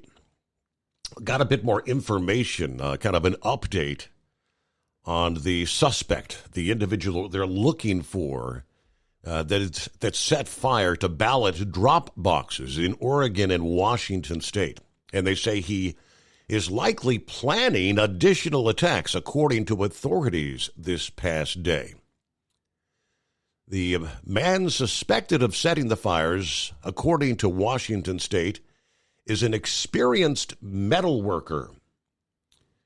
Investigators believe the man who set the incendiary devices had a wealth of experience in metal fabrication and welding, according to the police bureau spokesperson. The way the devices were constructed and the way they were attached to the metal drop boxes showed apparently that expertise, he says. Authorities described the suspect as a white male, somewhere 30 to 40 years old, balding or has very short hair. More on that update coming up here. Trying to track down, suspecting he may be planning to maybe set more boxes on fire. From Feature Story News in Washington, I'm Kate Fisher. U.S. Vice President Kamala Harris and former President Donald Trump are campaigning in the same battleground states, with less than a week to go until polls close in the presidential election. The candidates are again hitting the states that'll swing this election, following Kamala Harris's finely toned address to 75,000 people. The vice president drew a stark contrast between herself and Donald Trump, someone she labelled a petty tyrant. Sitting just meters behind her in the White House, President Joe Biden was undoing some of that hard work, calling his predecessor's supporters, or as he later clarified, their language, garbage. The very word used by a speaker at a Trump rally to describe a US territory. This morning, Harris was on clean-up duty, separating herself from President Biden's comments. I will be a president for all Americans, whether you vote for me or not. Cue outrage and offence from Team Trump. At least 2 pregnant women in Texas have died after doctors delayed treating miscarriages. That's according to the non-profit investigative news site ProPublica. Texas has one of the strictest abortion bans in the country, with no exceptions for rape or incest and harsh penalties for doctors who break the law. Tony Waterman reports from Texas. In the first of a 2-part series, ProPublica tells the story of Jocelyn Barnica, a 28-year-old mother who was 17 weeks pregnant when she started to miscarry. According to the report, she was told it would be a crime to give her an abortion. Barnica died 3 days later from an infection. More than a dozen doctors told ProPublica her death was preventable. Doctors in Texas face up to life in prison if convicted of performing an illegal abortion. Flying by private jet, buying a second home, and the cost of employing people will all become more expensive in the UK as the Chancellor announced the first budget by the Labour government elected earlier in the year. But the opposition Conservative Party says that Wednesday's announcement is full of broken promises. Stuart Smith has more from London. The new budget for the country, which sets out government spending for the next year, means taxes will rise by $50 billion. More than half of that increase will come from employers' national insurance contributions, which is what businesses pay to the government for every employee they hire. The National Health Service received the biggest chunk of extra cash, as well as the Ministry of Defence, and there was money for new homes. The minimum wage will rise too. While it's the largest tax rise in a single budget for 3 decades, the extra spending will also largely be fueled by borrowing. The opposition Conservative Party has called it the biggest heist in modern history, claiming Labour broke its promise not to raise taxes on working people. Stuart Smith, London. From bureaus worldwide, this is FSN. Ultimate comfort on the road. That's the Bostrom difference. And why so many drivers are upgrading their seats to Bostrom seating.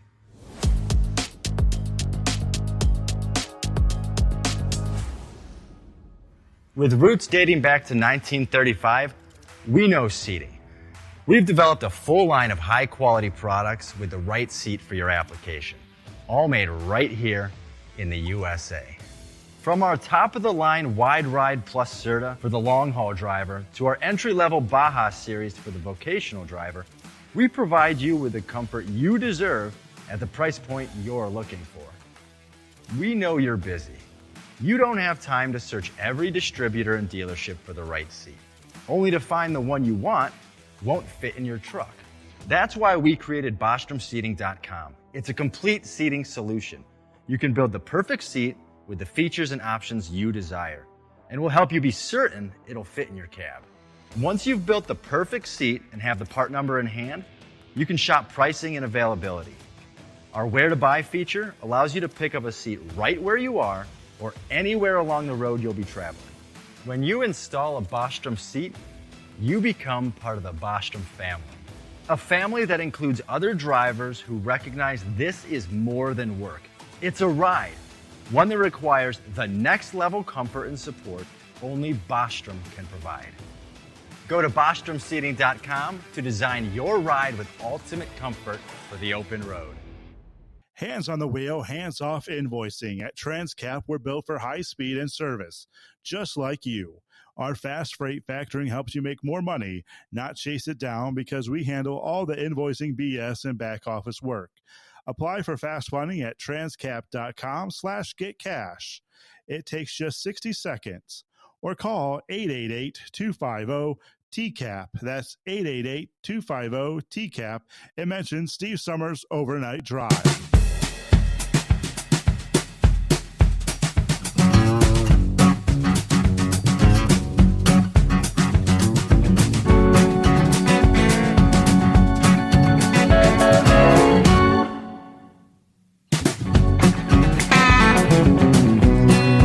As we continue to follow an active weather night with even tornadic activity here in the late night, early morning hours. The latest tornado warned storm is Washington County. They're in northwest Arkansas. This continues till the top of the hour. If you're rolling along Interstate 49, this tornado warned storm impacting between the 57 and 72 mile marker. Again, in northwest Arkansas. Locations in or near the path: Fayetteville, Springdale, Farmington, Greenland, Wheeler, Walnut Grove, to mention a few. This is yet another radar-indicated rotation being seen. That particular cell moving northeast 45 miles per hour. So these things are booking along. All right, as promised, we get to Eagle. Let me finish up quickly with the ballot drop box fires in the Northwest. Police previously said surveillance video showed the man driving a black or dark-colored 2001 to 2004 Volvo S60. The vehicle did not have a front license plate, but it did have a rear plate with they couldn't distinguish the letters or numbers. The incendiary devices were marked with a message reading "Free Gaza," according to the law enforcement official who spoke to the Associated Press. A third device placed at a different drop box in Vancouver earlier this month also carried the words "Free Palestine" in addition to "Free Gaza." Investigators trying to identify the person responsible and the motive for the suspected arson attacks, which has destroyed or damaged hundreds of ballots at the drop box in Vancouver on Monday, when the box's fire suppression system did not work as intended. Tried to figure out whether the suspect actually held pro-Palestinian views or just used the message to try and create some confusion. But surveillance images captured a Volvo pulling up to a drop box in Portland just before security personnel nearby discovered a fire inside the box on Monday. That early morning fire was extinguished quickly thanks to the box's suppression system and a nearby security guard. According to police, just 3 of the ballots in that box were damaged. Now, the ballot box in Vancouver, that's a different story. That burned also had a fire suppression system inside, but failed to prevent hundreds of ballots from being scorched. According to the auditor in Clark County, they said that the exact number of destroyed ballots not known, and that about 475 damaged ballots had indeed been retrieved from the box. Election staff this past day planning to sort through the damaged ballots for information about who cashed them in the hopes that those voters can be given replacement ballots. Urging voters who dropped their ballots in the Transit Center box between 11 a.m. Saturday and early Monday to contact his office for a replacement ballot. So it was pretty much the entire weekend. All the ballots being dropped off were in that box. Authorities in Portland said that enough material from the incendiary devices was recovered to show that these 2 incidents were connected, and also connected to an October 8th incendiary device at a different ballot drop box in Vancouver. No ballots were damaged in that incident. Voters in Washington being encouraged to check the status of their ballots at the votewa.gov website, votewa.gov, to track the return status. If a return ballot is not marked as received, you can print a replacement ballot or visit the local elections department for a replacement, according to the secretary's office there. Obviously, creating confusion.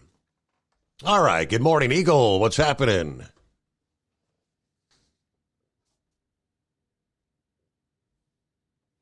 Oh, I'm sorry. Let me try to click again. Take 2. I didn't pick him up. There you are. All right, my bad. Okay, yeah. Can you hear me now? We got you. Okay, Steve, before I get to Joe Biden and what he had to say about the American people, I got some serious things to say about what I said something last night, but I got even more to say tonight about what he had to say. I want to say something about sports right quick before I get to that situation. I want to talk about college football right quick. 2 college teams. First, I want to say about Colorado and Deion Sanders. Deion Sanders is doing one hell of a job coaching at Colorado. This is a team that was down in the dumps for years. They had won, I think, 1 ball game the previous year before Sanders got there. And Deion Sanders ran everybody out of the program, all the losers that was on the team previously, and brought in a whole new squad of people his first year. And then this year he got some even more new people. And now for the first time, I think they said in about 10 or 15 years, Colorado is already qualified to go to a bowl game, something that they haven't done in a long time. And Deion Sanders was responsible for that because they were a nobody team until he got there. And they're going to continue to improve.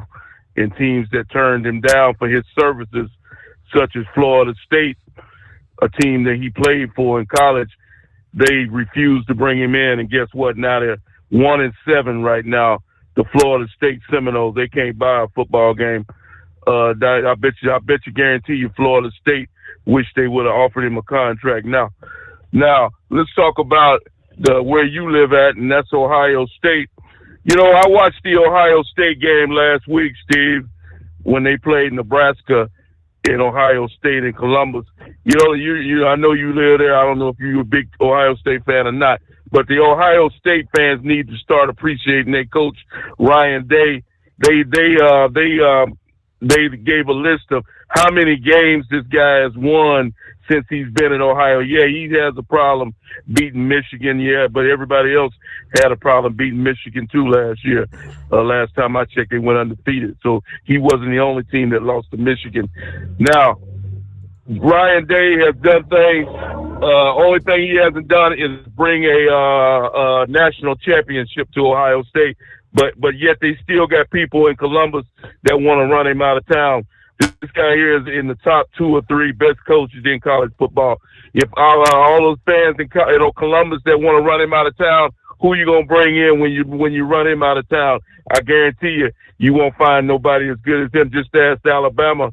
Just ask Alabama about what happens when a good coach leaves town. What happens now? And look what they got. They've already lost 2 ball games, and they still got about 4 or 5 games to go. So no telling how many little games Alabama's going to lose after Nick Saban retired. So be very careful, Ohio State, how much you talk about you want Ryan Day out of town, because when he leaves town, I bet you won't find a coach as good as him.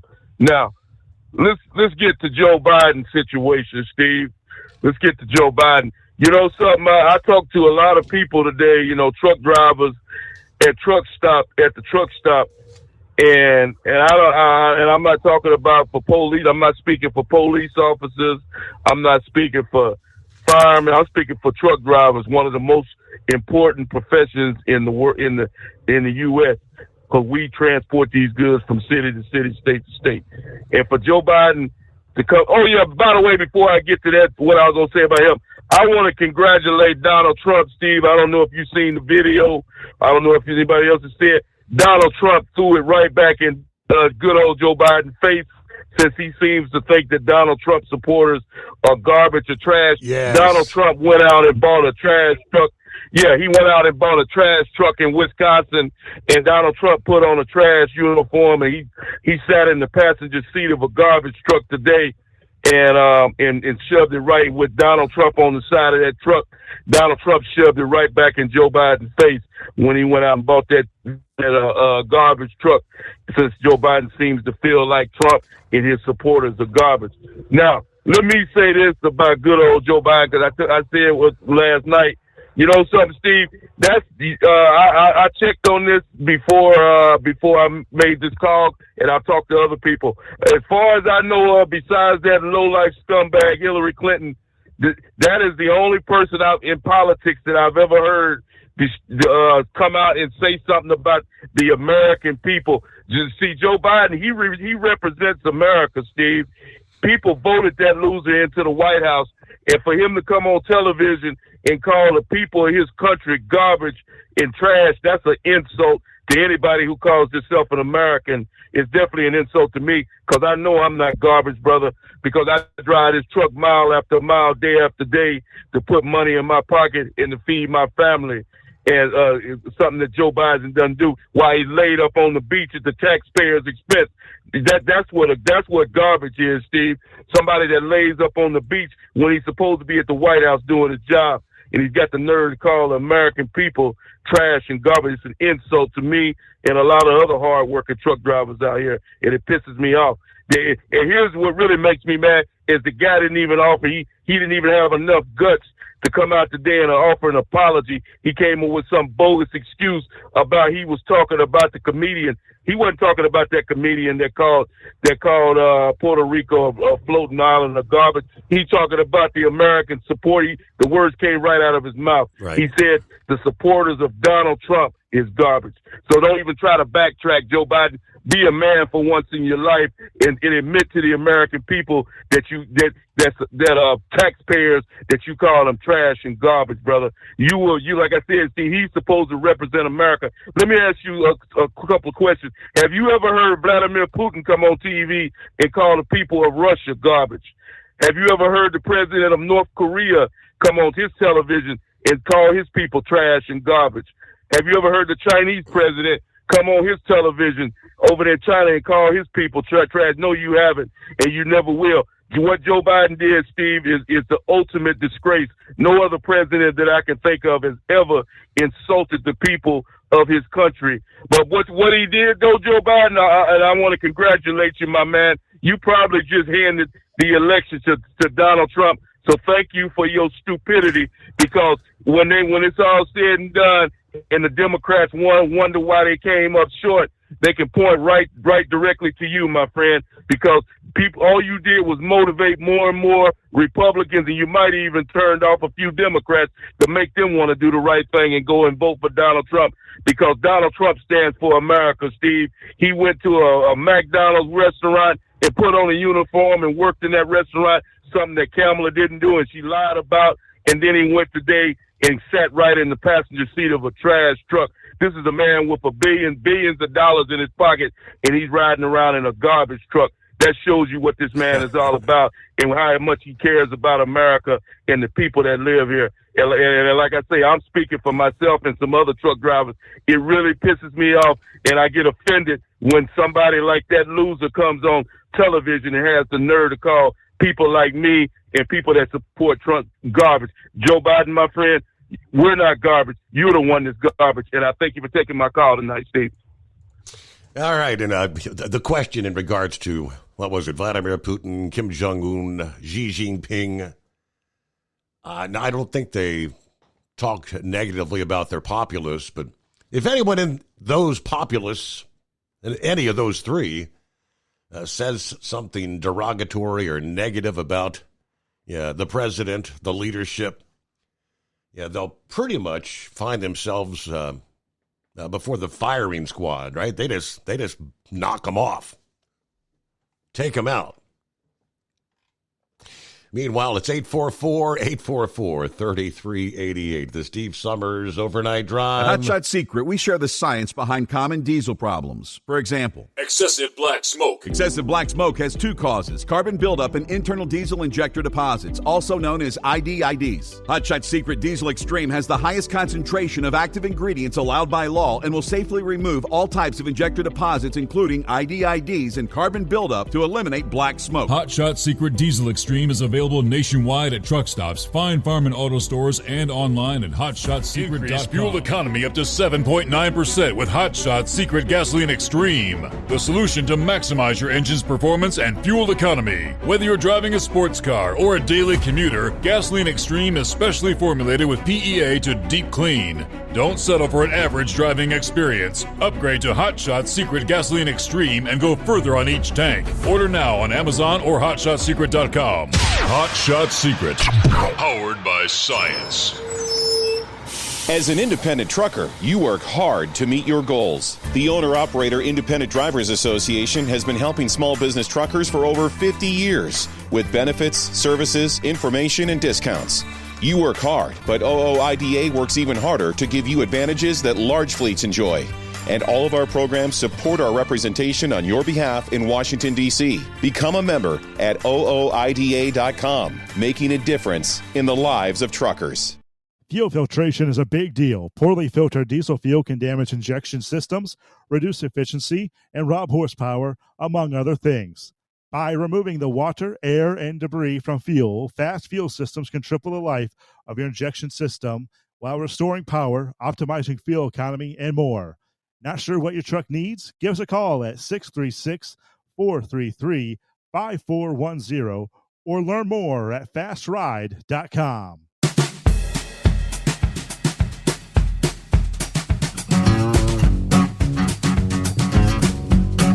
All right, heading up on the midnight hour in the Mountain Time Zone. Technically, we're already into Halloween in the Eastern and Central Time Zones.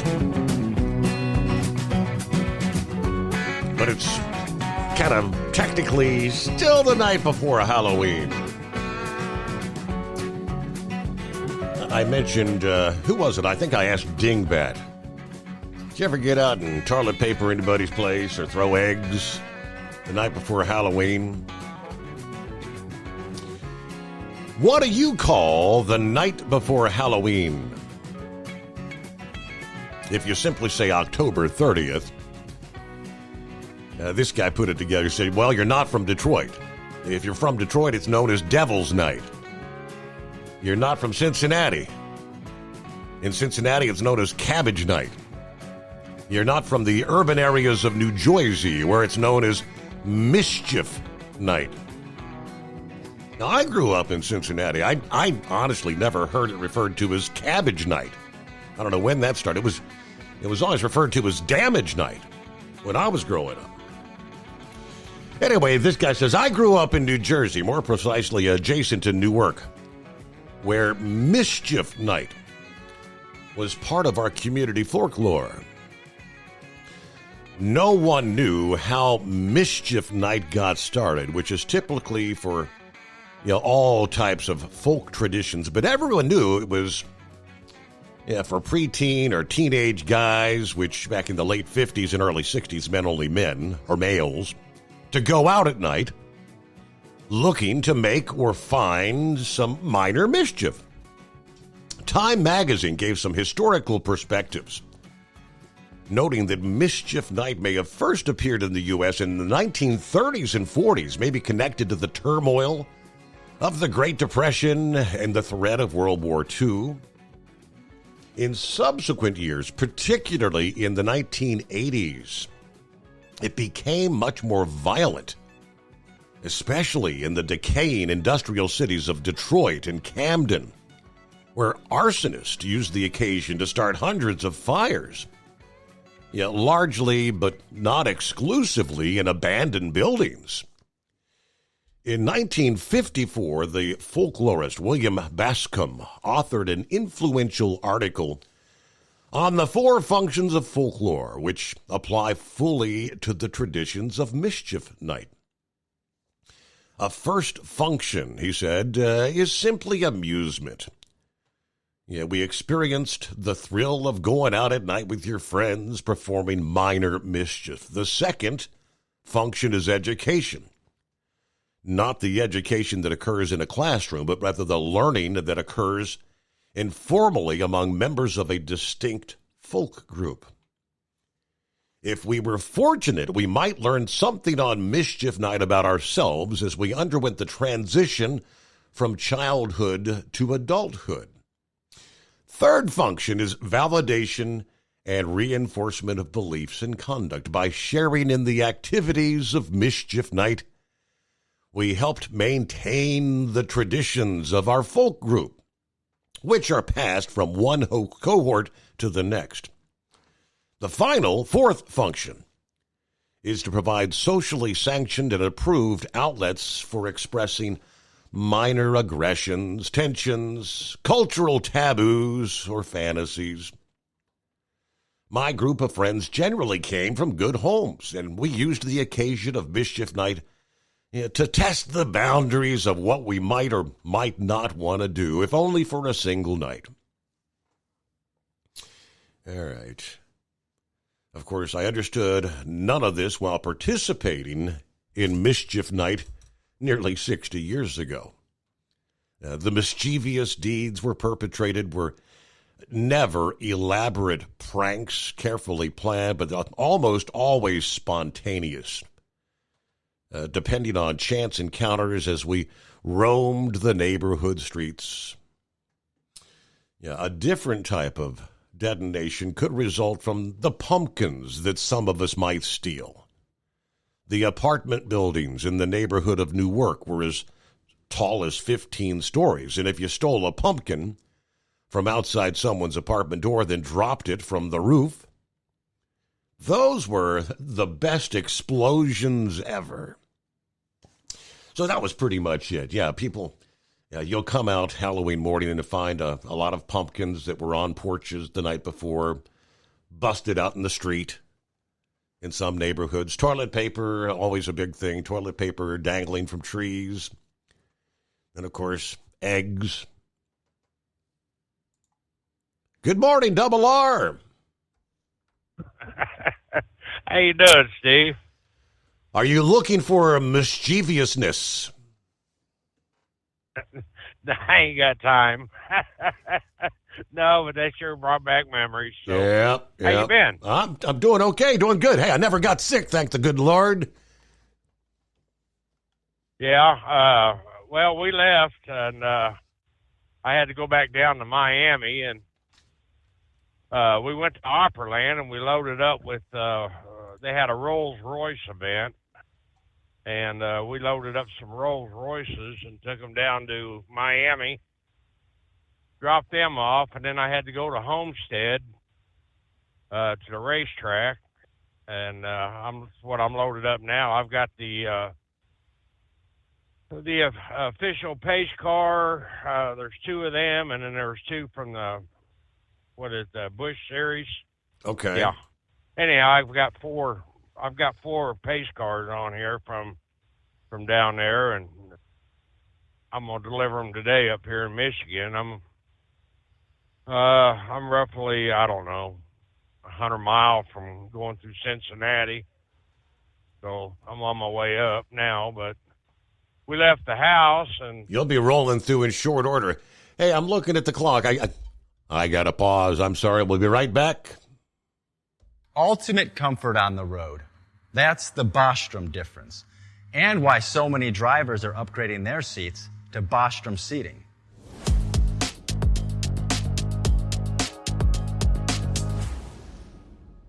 With roots dating back to 1935, we know seating. We've developed a full line of high-quality products with the right seat for your application, all made right here in the USA. From our top-of-the-line Wide Ride Plus Certa for the long-haul driver to our entry-level Baja Series for the vocational driver, we provide you with the comfort you deserve at the price point you're looking for. We know you're busy. You don't have time to search every distributor and dealership for the right seat, only to find the one you want won't fit in your truck. That's why we created BostromSeating.com. It's a complete seating solution. You can build the perfect seat with the features and options you desire, and we'll help you be certain it'll fit in your cab. Once you've built the perfect seat and have the part number in hand, you can shop pricing and availability. Our Where to Buy feature allows you to pick up a seat right where you are or anywhere along the road you'll be traveling. When you install a Bostrom seat, you become part of the Bostrom family. A family that includes other drivers who recognize this is more than work. It's a ride, one that requires the next level comfort and support only Bostrom can provide. Go to BostromSeating.com to design your ride with ultimate comfort for the open road.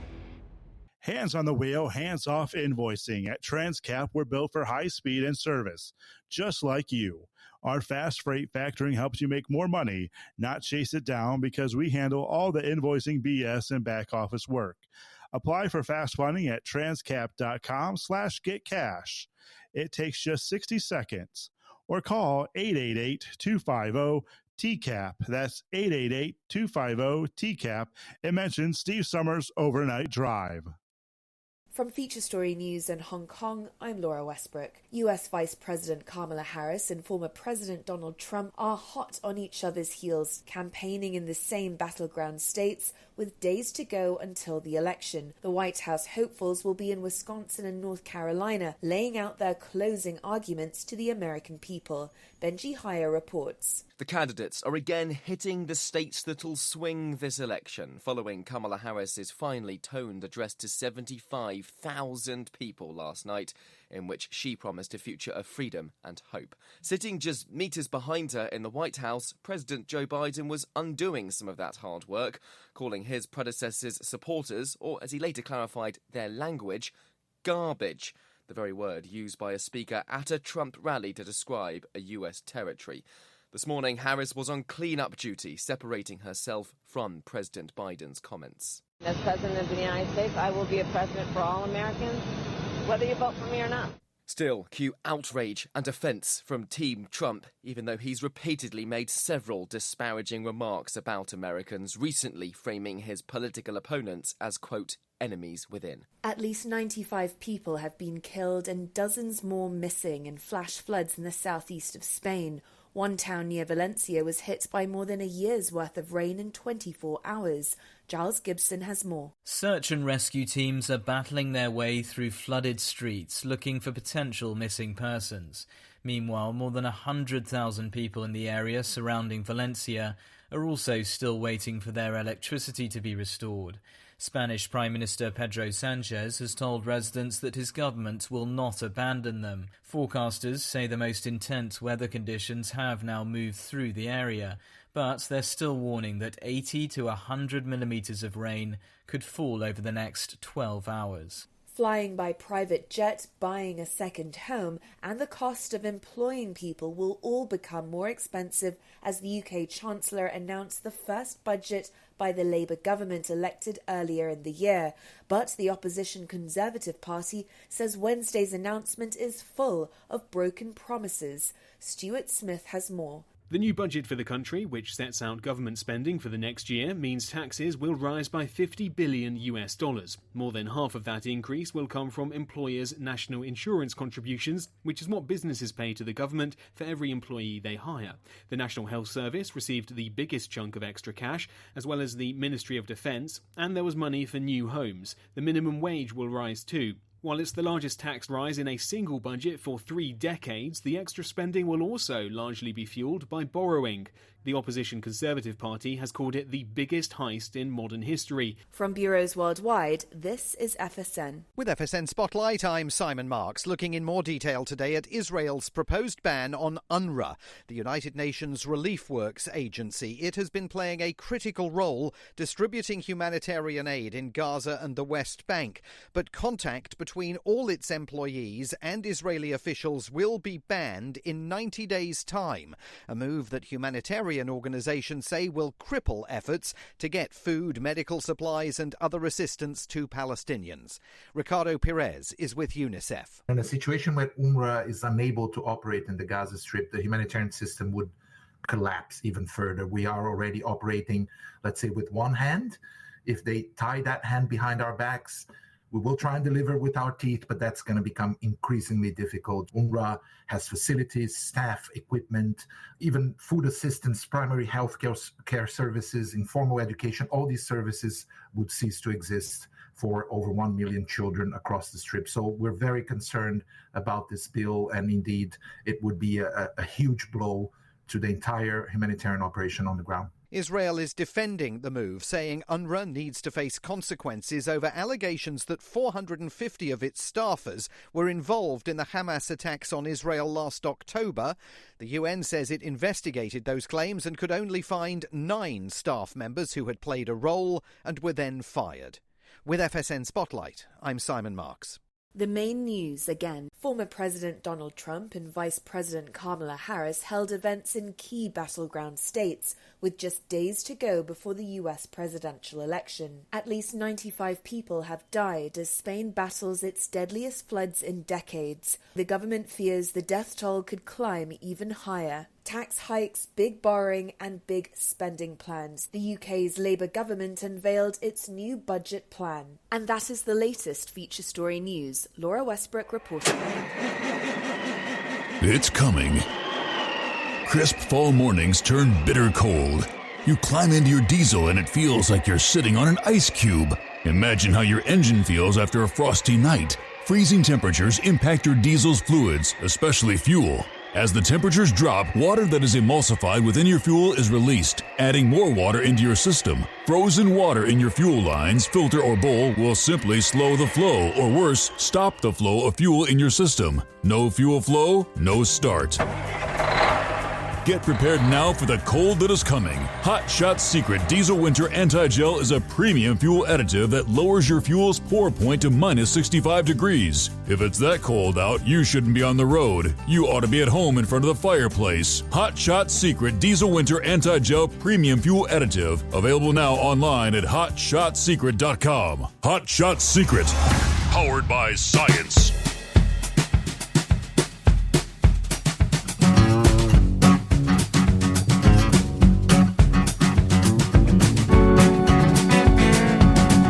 back at it here. A brand new day, a.k.a. Thursday. Happy Halloween.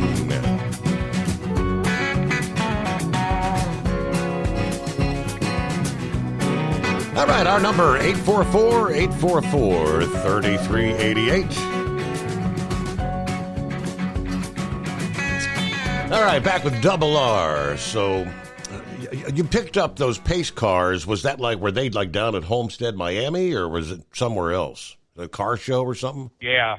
No, they were down there on the racetrack. Okay. We had to go inside the racetrack and load them. I think we picked them up Monday. Yeah, Monday. We just been trashing around, headed back up here. So, but we left the house, and I guess my house is infected now from my grandson. He had to go to the doctor, and they said he's got that damn camel flu. Camel flu? And it's highly contagious. Yep. That's a new one on me. I've heard of the bird flu. I've heard of the chikungunya. I ain't never heard of the camel flu. Yeah, the doctor told him. He said, "You're my first case of the camel flu. Very highly contagious, and it can turn into pneumonia." Wow. And I thought, well, that's great. Yeah. So, but Nita and I, we've been lucky, and thank the Lord for that. And we haven't had no symptoms of no sickness since we got off the boat. So that's good. So is everybody recovering okay from that? Yeah, everybody. Lauren's fine. Lisa's fine. I don't know about. I haven't asked her about Gail and Monroe. They were pretty sick, but everybody up here is back to normal. That's a good deal. I'm glad to hear it. So.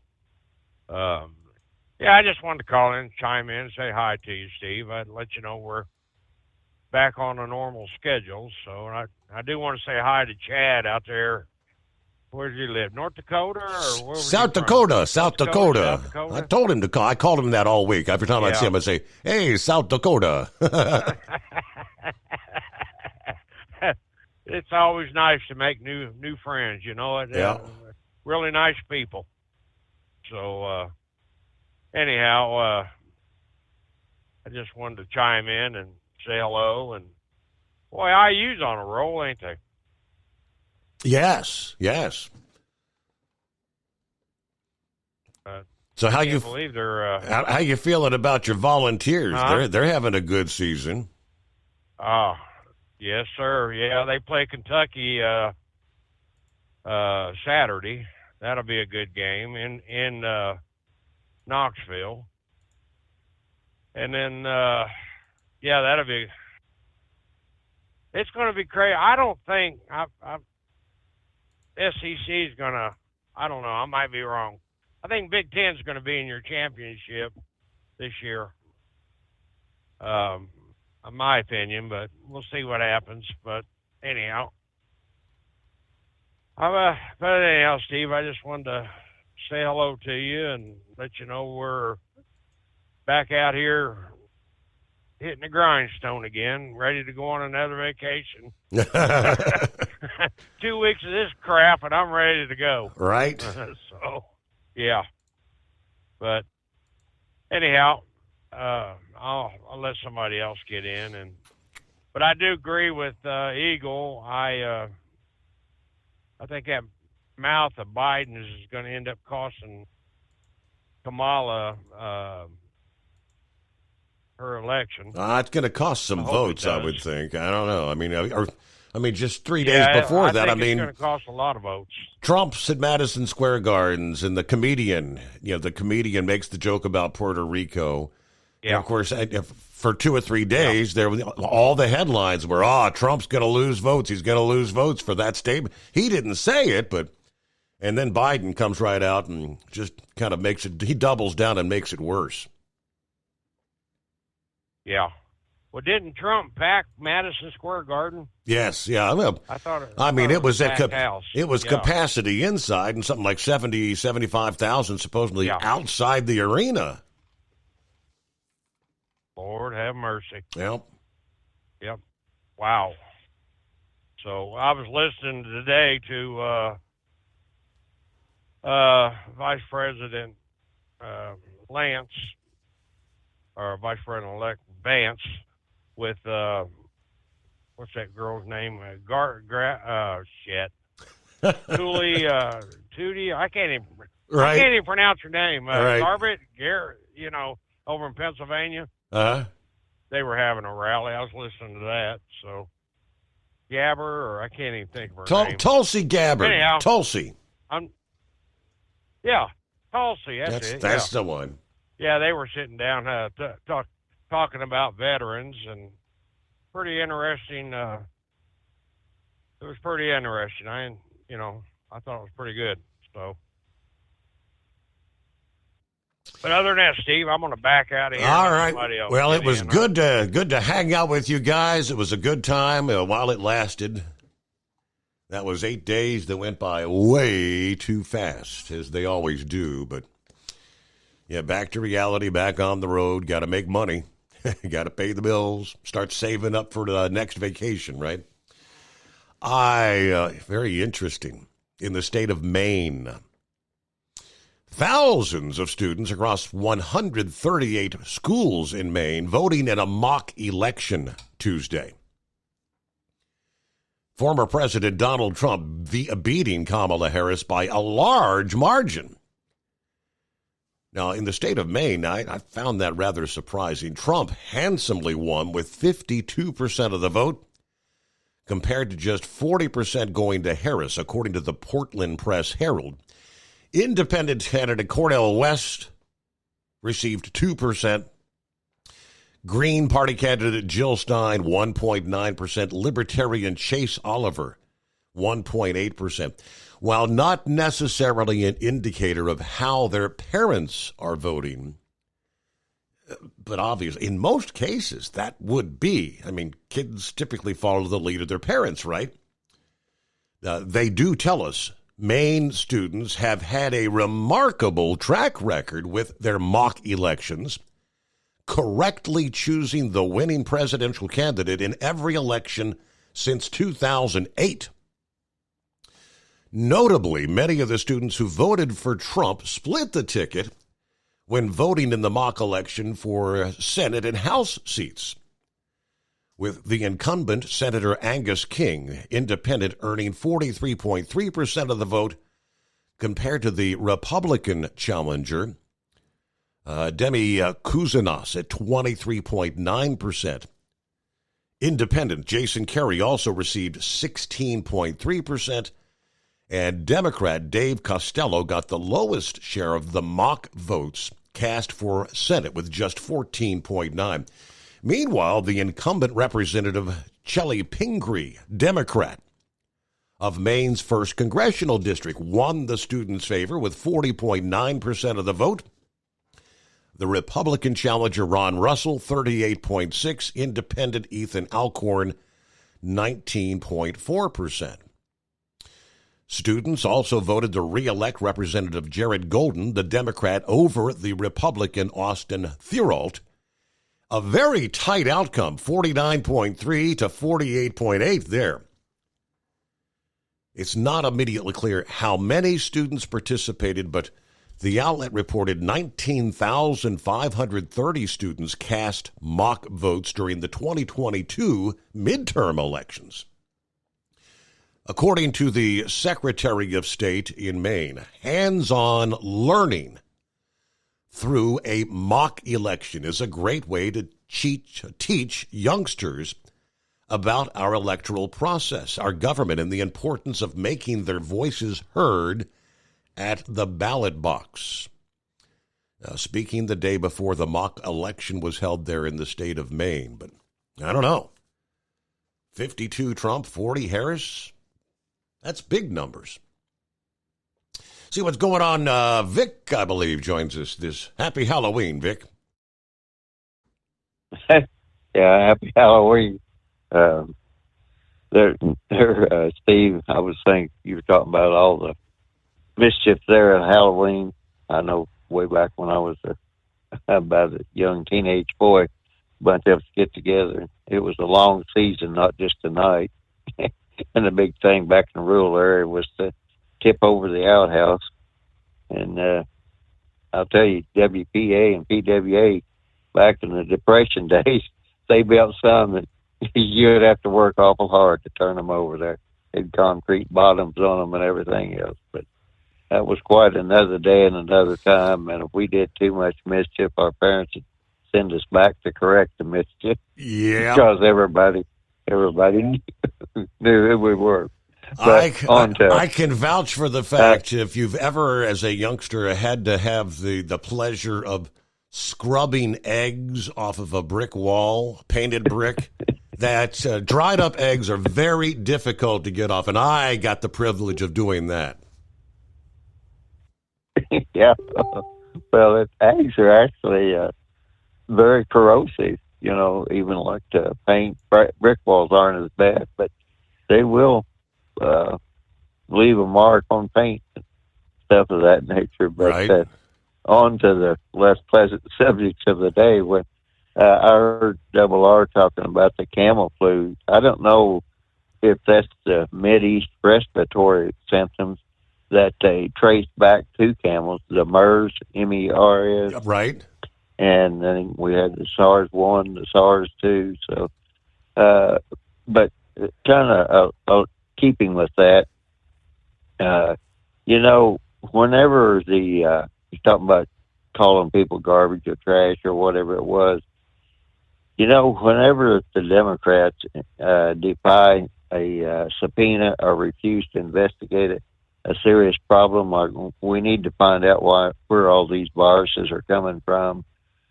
Are we under a biowarfare attack, or is it just something that's occurring in nature or spores or whatever? But we need to get to the bottom of where all these strange diseases are coming from. And also, when Congress issues a subpoena for people to come in and answer questions, Congress, the House of Representatives, that's not just the House of Representatives. They're speaking for the people of the United States. So when somebody stiffs them and won't answer a subpoena, that something that regards the United States, and like right now, I forget there's several different subpoenas that the Democrats have refused to show up for. But that's like telling the American people, it's like, well, you're not worthy of knowing the answer, or we're just not going to tell you, or phrase it any way you want. But not only is it a serious legal matter, that shows the attitude they have towards the American people. And that attitude was the same one that Hitler had at the end of World War II. There wasn't compare Trump to Hitler. Basically, at the end of World War II, Hitler said, well, the German people don't deserve me. But before that time, he'd gotten them into a lot of trouble. And the only similarity between Donald Trump and Adolf Hitler is the fact that both of them were quite wealthy, because Adolf Hitler copyrighted all of his works, Mein Kampf, all the Nazi works, and all the stuff that he wrote, and he'd left that to his sister. And I don't know if you recall or not, but when the Democrats are comparing Adolf Hitler and Trump, they need to take a long, hard look at their program, because if you take a look at the Democrat program and the 25 principles of Nazism, the similarity is quite striking. It was the same old thing. In short, is we're going to take our favorite people, we're going to let them make a lot of money, we're going to give them all the government work, but we're also going to control that. And then we will pretty well punish all of our enemies.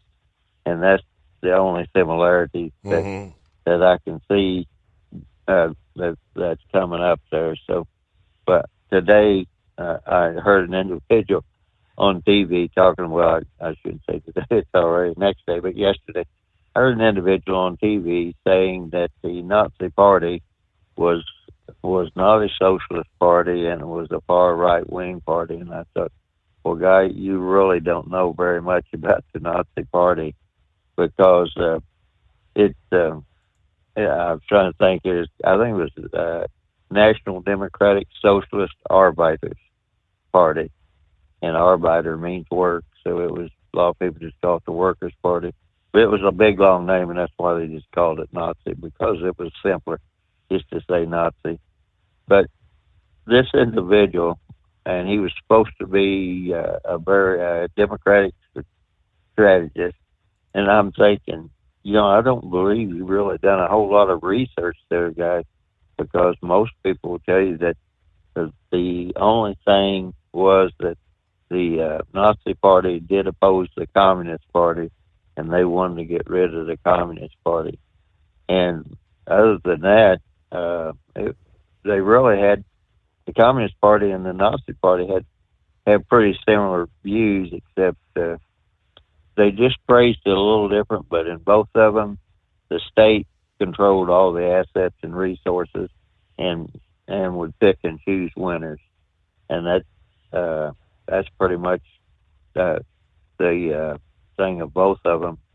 And even like they were criticizing Trump for looking for not Trump, but the Congress, because they were trying to investigate as to what exactly Waltz, the vice president candidate, what his relationship with communist China is.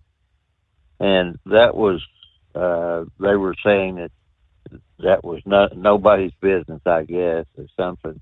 Well, if you're going to have somebody vice president of the United States and has a cozy relationship with China, I think we kind of need to know that, because, the Bushes, the presidential family, they had a close relationship with China, but it was all out in the open. Everybody knew who it was. I was trying to think of Mitch McConnell's wife's name. Her family had a close relationship with China and a lot of shipbuilding and everything of that nature.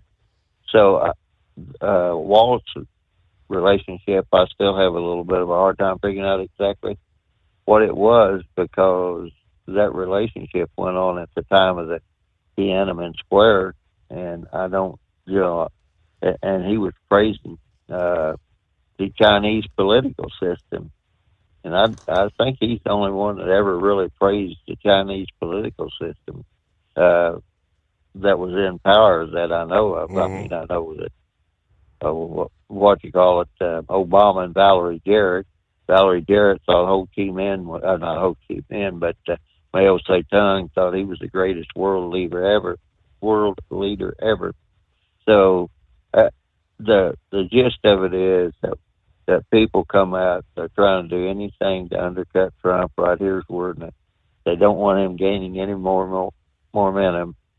And when he held that trial, I don't know why I want to say trial, when he held that rally there at Madison Square Garden, and it had an overflow crowd right in the middle of what was supposed to be a Democrat bastion, and he takes a comedian from Puerto Rico, actually, and I guess that's where AOC is from.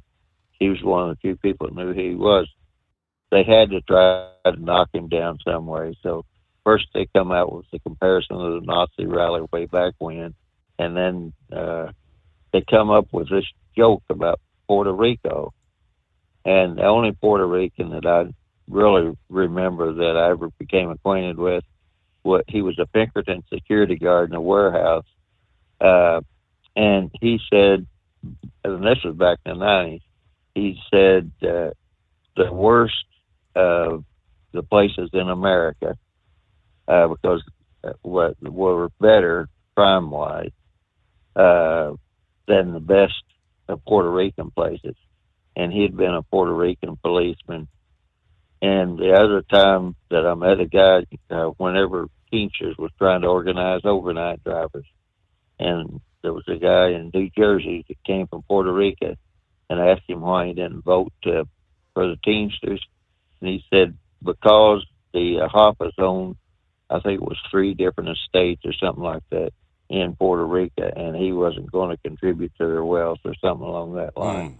But Puerto Rico has had its problems, and the other thing is when the hurricane hit down there, I think they're still waiting on some things from some Democrat contractors to really get the place, back in shape. So I don't know what the big deal was, but it was kind of self-deprecating humor that the individual come up with.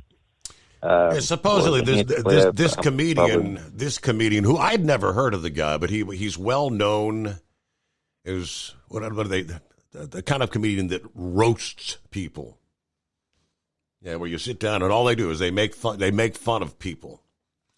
So obviously, as a comedian, it was I don't know. I'm assuming it was kind of said in jest. Puerto Rico was an island of floating garbage, right?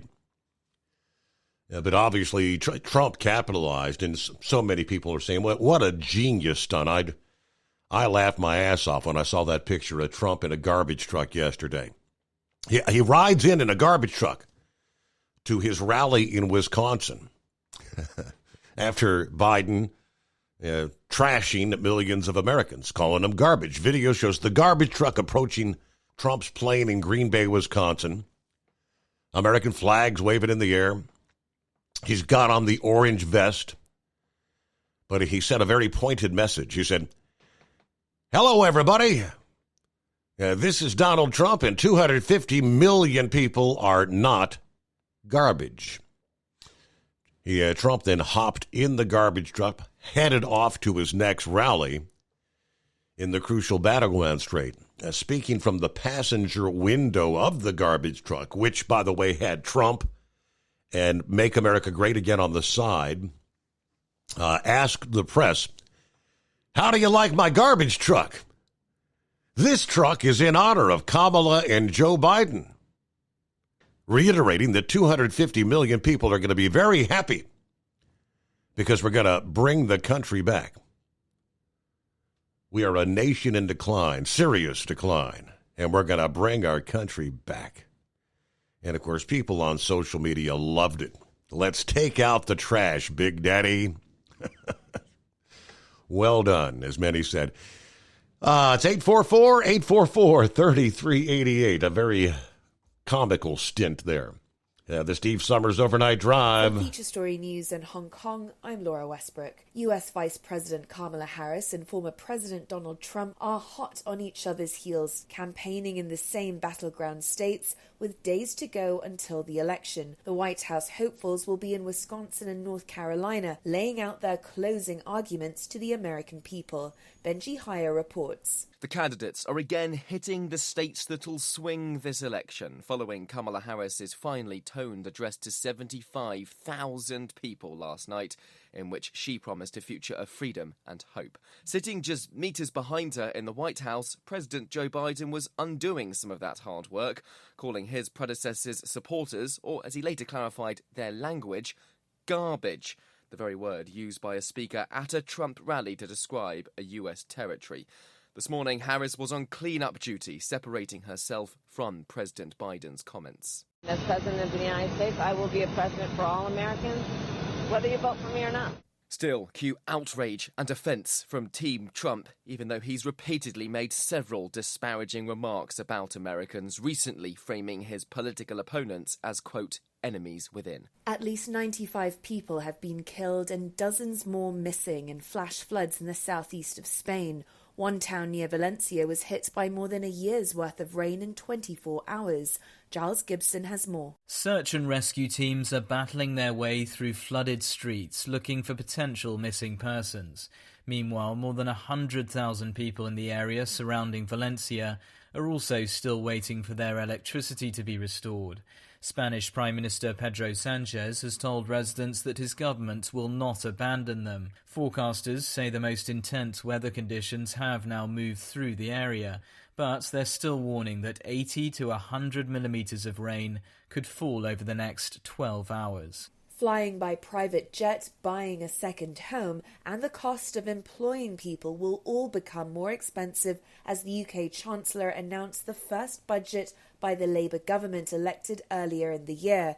But the opposition Conservative Party says Wednesday's announcement is full of broken promises. Stuart Smith has more. The new budget for the country, which sets out government spending for the next year, means taxes will rise by $50 billion. More than half of that increase will come from employers' national insurance contributions, which is what businesses pay to the government for every employee they hire.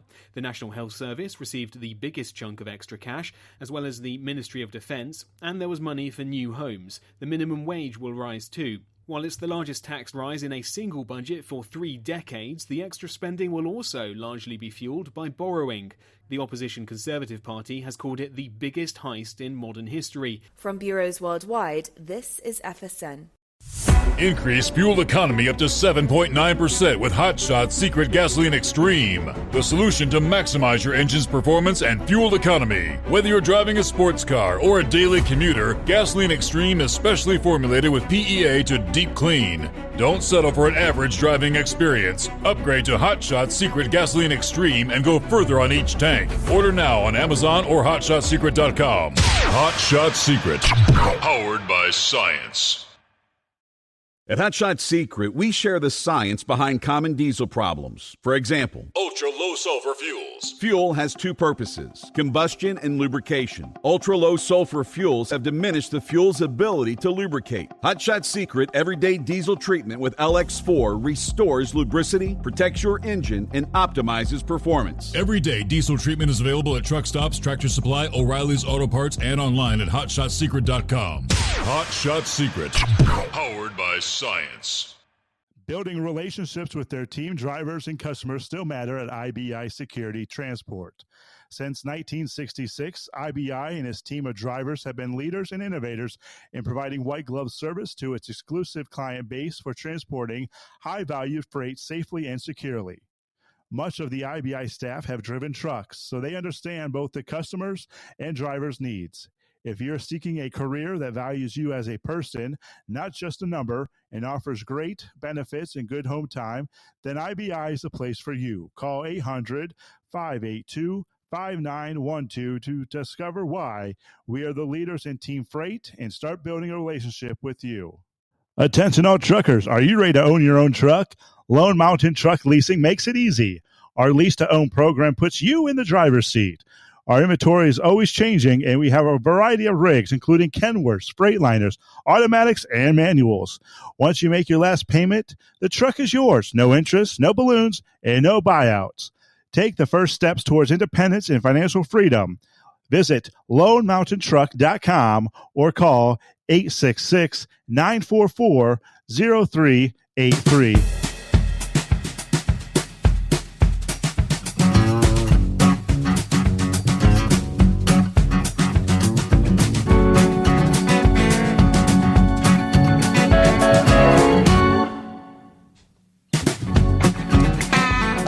Back at it here. Let me see. I've mentioned several times in the part of the country we live in, we have a large, what they call Bhutanese population. The Hindu. And I've got next door neighbors. Nice people. Great people. We get along very well. And yesterday they were out putting up lights. And I said, well, I know they're not putting up lights for Halloween. It was more like it was like white Christmas lights. The all white lights. I said, okay, they got to be celebrating something. What is it? So I did a quick search here, and sure enough, it's known as Diwali.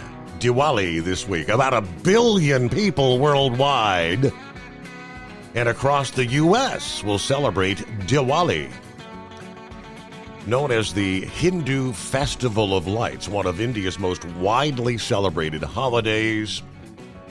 They say it kind of overlaps with other harvest rituals and festivals.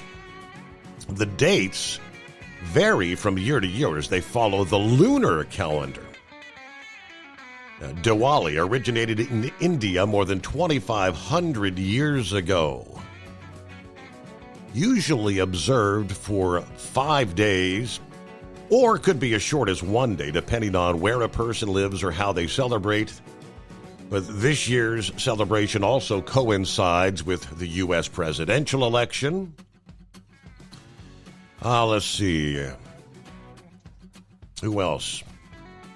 The possibility of someone with South Asian heritage ascending to the highest office in the United States has added more excitement to Diwali for some South Asian Americans. And, of course, they're talking about Kamala Harris expressing pride in her Indian heritage. And she's apparently actually celebrated Diwali at her official residence in D.C. in recent years. All right, at a message back in 21, she called for those to remember to honor the light within one another. So, yeah, me and the neighbor, we don't talk politics, so I have no idea who they stand for, but they know who I stand for. Got that big Trump flag out in the front yard that they can see loud and clear every day. Good morning, Philip. Morning, buddy. How you doing today? Hanging with them.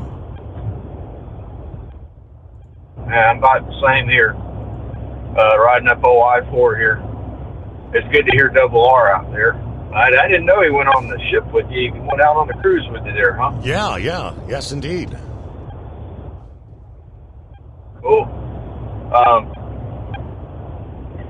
Saw a really good rocket launch yesterday. SpaceX launched one of their Falcon 9s with Starlinks, and they're pushing them up there more.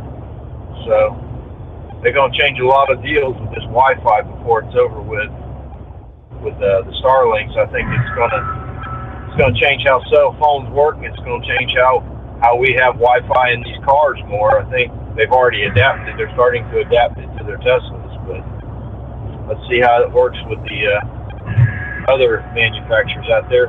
Do you know they're working with Ford, Steve, to get their cars on their chargers? Ford to be able to use the Tesla chargers? Yeah, they're bringing that out. That should be out. That should be out already, if not next year. All the folks with the Ford Mustangs and the Lightnings and all this stuff, they'll be able to go to the Tesla supercharging centers and charge their vehicles. Interesting. The government has already passed it to where they're going to standardize the plug that they use on those electric cars, and it'll be the Tesla plug. And so all the cars will have the same plug on them. They can use their charging centers. And if you don't know how that works, with those charging centers, you do it through Tesla. So you go to Tesla. When you buy a Tesla car, you register with your credit card or your debit card with them. And then when you go to one of those centers to charge, I don't care if it's at a Wawa or a Target or any of those places where they have them at, they take the money right off of your debit or your credit card. It's all built in the system. So that's how it works at Tesla, even with all their cars. So I was interested in that story you had yesterday about that Ford president who went out and bought that Chinese electric car. Yeah. Remember that one? What do you think about that? He's been driving it for 6 months. I mean, if you want to know what your competition has, you don't need to drive it for 6 months. You'd know within a matter of days, wouldn't you? Well, it seems like to me, and I don't know if this is wrong or not, I think it's actually correct. I know of a lot of corporations that buy their opponents' vehicles or whatever their product is, and they see what they're doing. Yeah. So you can't tell me Ford hasn't bought these Chinese vehicles to see what those folks are doing compared to them. Now, let me tell you what I did yesterday, just for giggles. You know, we all do for giggles and something else. I looked up about this car that he bought. Now, over there, it's about $299,000 in their dollars, but it equates to about $30,000 in ours. The top of the line model is $42,000. Now here's the kicker. Everything's done online when you buy this car. It's not you go to a dealer and pick it up. You buy it online and it's shipped to you no matter where you're at in the world. And they ship it anywhere in the world. They're not banned in the U.S. right now, but I think you were saying yesterday, wasn't it, when Trump was in office, he banned them? Yes. Yeah. So this guy is, it's something when you hear somebody that's the head of a big corporation like that, going across what we think. It's like everybody is made in America. Made in America. I don't have a problem with foreign-made cars. I'm driving one right now. It was built in Canada. It's a Honda that was built in Canada. I don't have a problem with that. I don't have a problem with people buying foreign cars, but don't go out there and preach the rhetoric unless you're going to stand up to the line, and especially with being in that high of a job in that corporation and what it stands for in America. I mean, what are the two names that people know in automotive? Ford and Chevy. That's the two big names that or GM, I should say, not so much Chevy, but General Motors, Ford and General Motors. That's what everybody knows. Henry Ford established the factory and all the other stuff that we've known in the United States as far as production goes. He established all that stuff. So that name is synonymous for it. And then go out and do that. It's kind of like a slap in the face, depending, with that deal. Now, if you say, hey, dude, I just bought the car, big deal, but to go out and say, I'm trying out the competition stuff, and you spent the money for it, that don't sound right. What do you think, Steve? Yeah, right. And of course, and the workers saying that's kind of a slap in their face. Yeah, it is. It is. And, people are busting their butts,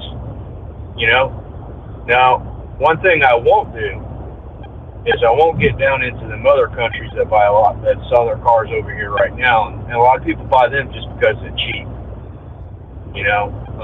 and now their prices are just as high as any of the rest of them. Yeah. But that car, it does a lot more than a Tesla does.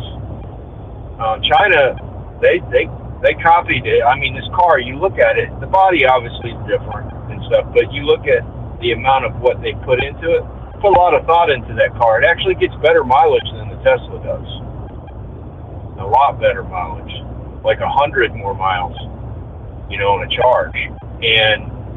But the thing that you see with China, and I saw it with this car when I looked at this yesterday, is their programs are patterned after like certain things we have here in America.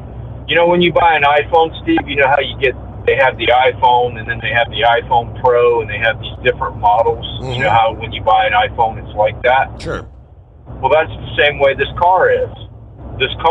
They have the Max model, they call it, which is the top of the line. It's like the unlimited model. It's got everything in it.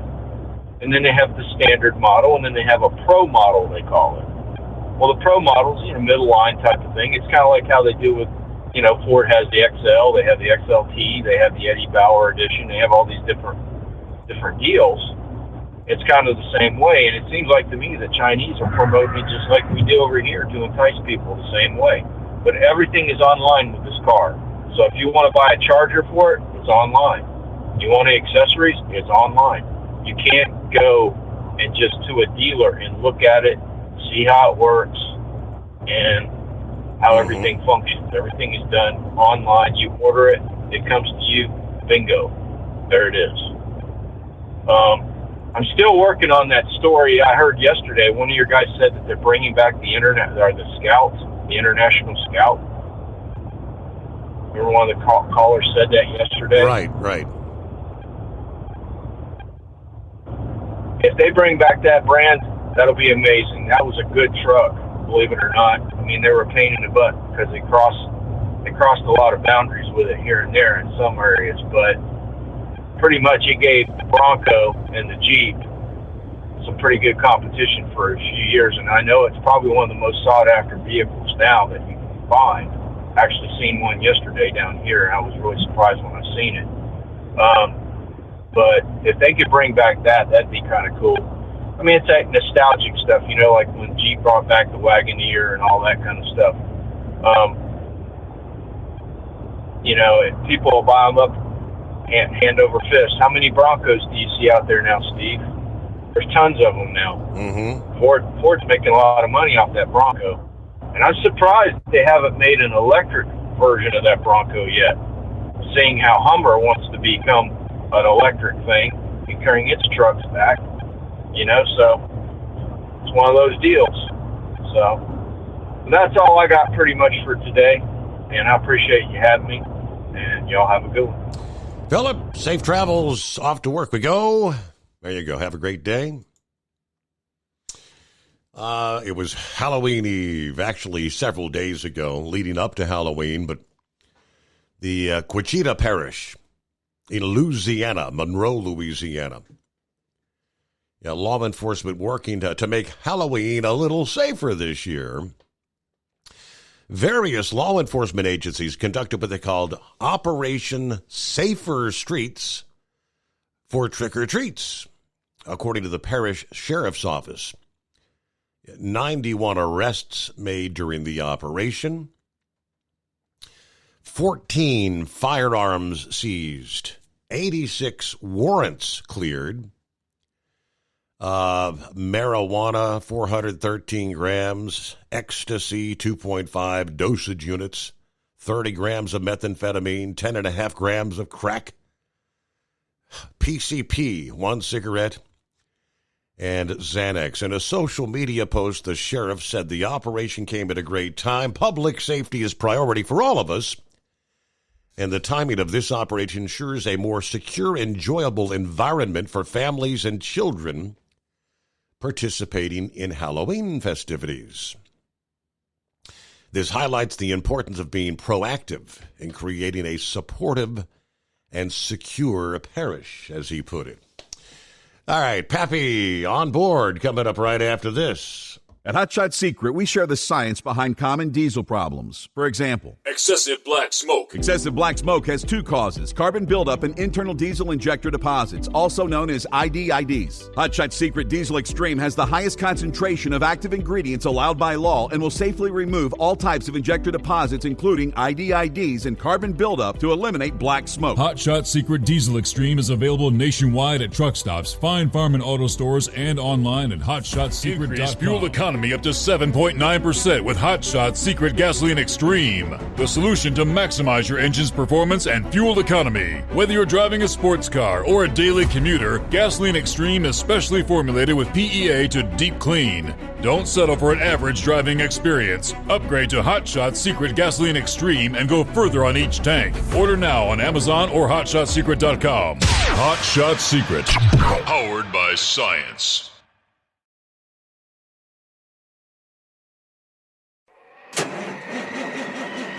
It's coming. Crisp fall mornings turn bitter cold. You climb into your diesel and it feels like you're sitting on an ice cube. Imagine how your engine feels after a frosty night. Freezing temperatures impact your diesel's fluids, especially fuel. As the temperatures drop, water that is emulsified within your fuel is released, adding more water into your system. Frozen water in your fuel lines, filter, or bowl will simply slow the flow, or worse, stop the flow of fuel in your system. No fuel flow, no start. Get prepared now for the cold that is coming. Hot Shot Secret Diesel Winter Anti-Gel is a premium fuel additive that lowers your fuel's pour point to minus 65 degrees. If it's that cold out, you shouldn't be on the road. You ought to be at home in front of the fireplace. Hot Shot Secret Diesel Winter Anti-Gel Premium Fuel Additive. Available now online at hotshotsecret.com. Hot Shot Secret. Powered by science.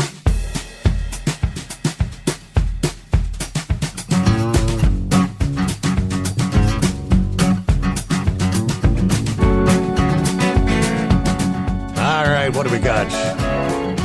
Good to have you on board. The Steve Summers Overnight Drive, live from the Hot Shot Secret Studios. Good morning, Peppy. What's happening? Yeah, what's the word, Steve? What's going on, man? So you're not out there, not on the streets this damage night or Halloween Eve? No, last night was Last night was enough. We have a couple days off here, Steve. It was about 0200 in the morning, Steve, a little after, and we got dispatched for a 6-month-old non-breather. I've been on these runs before, Steve. This is the first time I've done CPR on an infant that unfortunately didn't make it. Wow. So a little bummed out today, but we'll be all right. Steve, all this talk on the Democrat side, the difference between them and us. But Steve, they literally hate us. Remember back a few years ago, you couldn't even walk down the street with a MAGA hat on and somebody would try to take it off of you. All the videos of people getting punched. Yep. Because they're wearing a MAGA hat. And like Eagle said, you've literally got the President of the United States calling Trump supporters, not only just Trump, but Trump supporters, either garbage people or deplorables or whatever other terms they want to use, white supremacists. They have literally called us that. The difference between us is they hate us. We hate their ideas, not the individual person. I'm sure there's some Democrats out here where I live. I don't hate them. I don't want no harm to come to them. But I don't like their ideas. I don't like the ideologies, their political leanings, and more often than not, I mean, we feel sorry for them. It's like I just can't rationalize, can't understand, and it's just I feel like there's something wrong upstairs. Yeah, Steve. We'll see what happens here in a week. But when you got really a majority of the country, thinking one way and a few the other way, it's like, well, who's not on board here, man? What's And I think it just gets back to the brainwashing. More people, or some people are just more, I don't know, the right word's gullible, I guess. Gullible is easy to influence. Can't sit back and just kind of comprehend what everybody's saying. And they can make their own decisions. I like the Karens, right? That one video, man, it's been going around for years now. That one lady just screaming. All you had to do is mention Trump's name, and they would just go berserk down. I mean, that's a real thing. Trump derangement syndrome, man. It's just. And then for Harris to come out, I saw a clip today where she's flat out saying Trump is going to turn the military of the United States citizens. And he's going to throw you all in jail. And I'm thinking to myself, man, is that not the pot calling the kettle black? Mm-hmm. Because they have done it. They have thrown their political opponents in jail. They haven't thrown Trump in jail yet, but some of his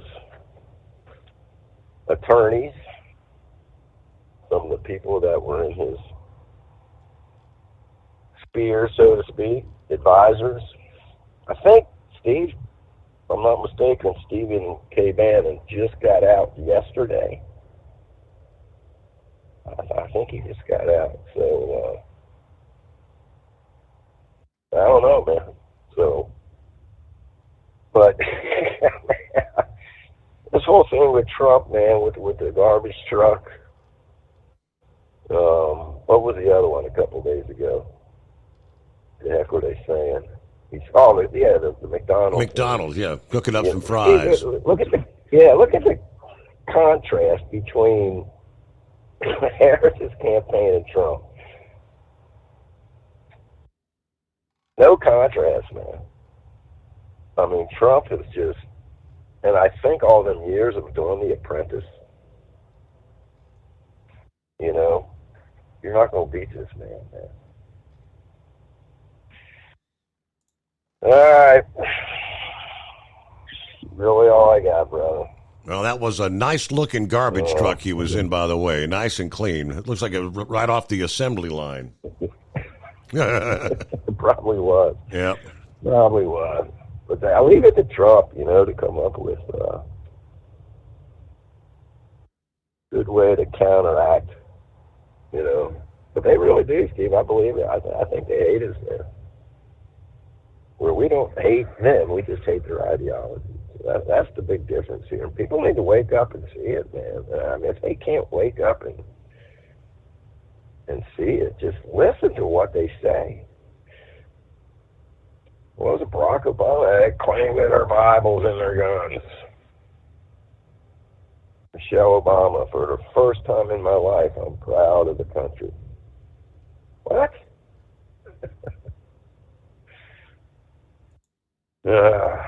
All right, brother. Everybody hammer down, be safe. Let's get ready for next week. All right. We're not going to get... Listen, this is going to roll on, man. We are not going to know who the winner is. They already firebombing these mail-in drop boxes. They're going to use that for an excuse. It was probably... So it's going to take days and days, like Arizona said? 7, 8, 10 days? Okay. All right, we close out another hour there. We'll get a news break. Ultimate comfort on the road. That's the Bostrom difference. And why so many drivers are upgrading their seats to Bostrom seating.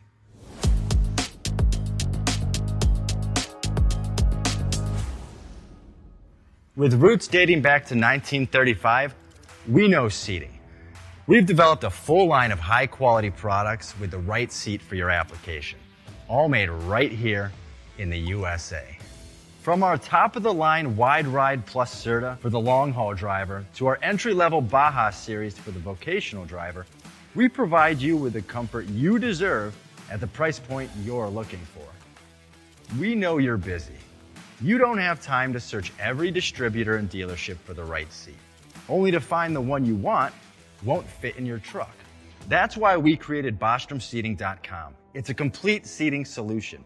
You can build the perfect seat with the features and options you desire, and we'll help you be certain it'll fit in your cab. Once you've built the perfect seat and have the part number in hand, you can shop pricing and availability. Our Where to Buy feature allows you to pick up a seat right where you are or anywhere along the road you'll be traveling. When you install a Bostrom seat, you become part of the Bostrom family. A family that includes other drivers who recognize this is more than work. It's a ride. One that requires the next level comfort and support only Bostrom can provide. Go to BostromSeating.com to design your ride with ultimate comfort for the open road. Hands on the wheel, hands off invoicing. At Transcap, we're built for high speed and service, just like you. Our fast freight factoring helps you make more money, not chase it down, because we handle all the invoicing BS and back office work. Apply for fast funding at transcap.com/getcash. It takes just 60 seconds. Or call 888-250-TCAP. That's 888-250-TCAP. And mention Steve Summers Overnight Drive.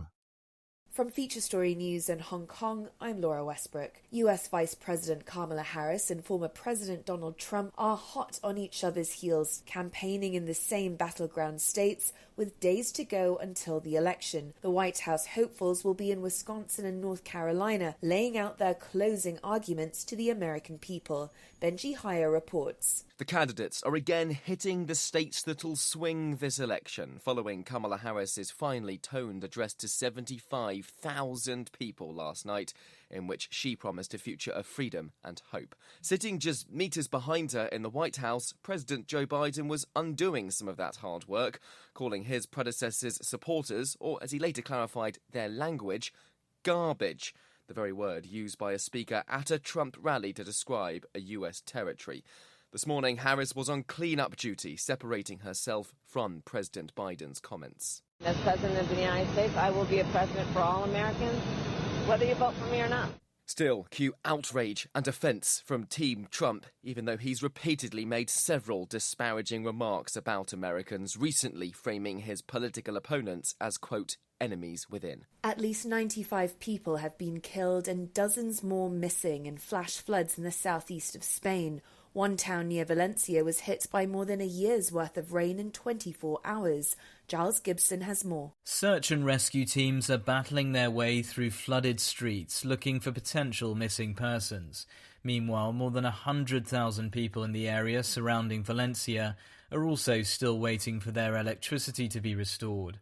Spanish Prime Minister Pedro Sanchez has told residents that his government will not abandon them. Forecasters say the most intense weather conditions have now moved through the area, but they're still warning that 80 to 100 millimetres of rain could fall over the next 12 hours. Flying by private jet, buying a second home, and the cost of employing people will all become more expensive as the UK Chancellor announced the first budget by the Labour government elected earlier in the year.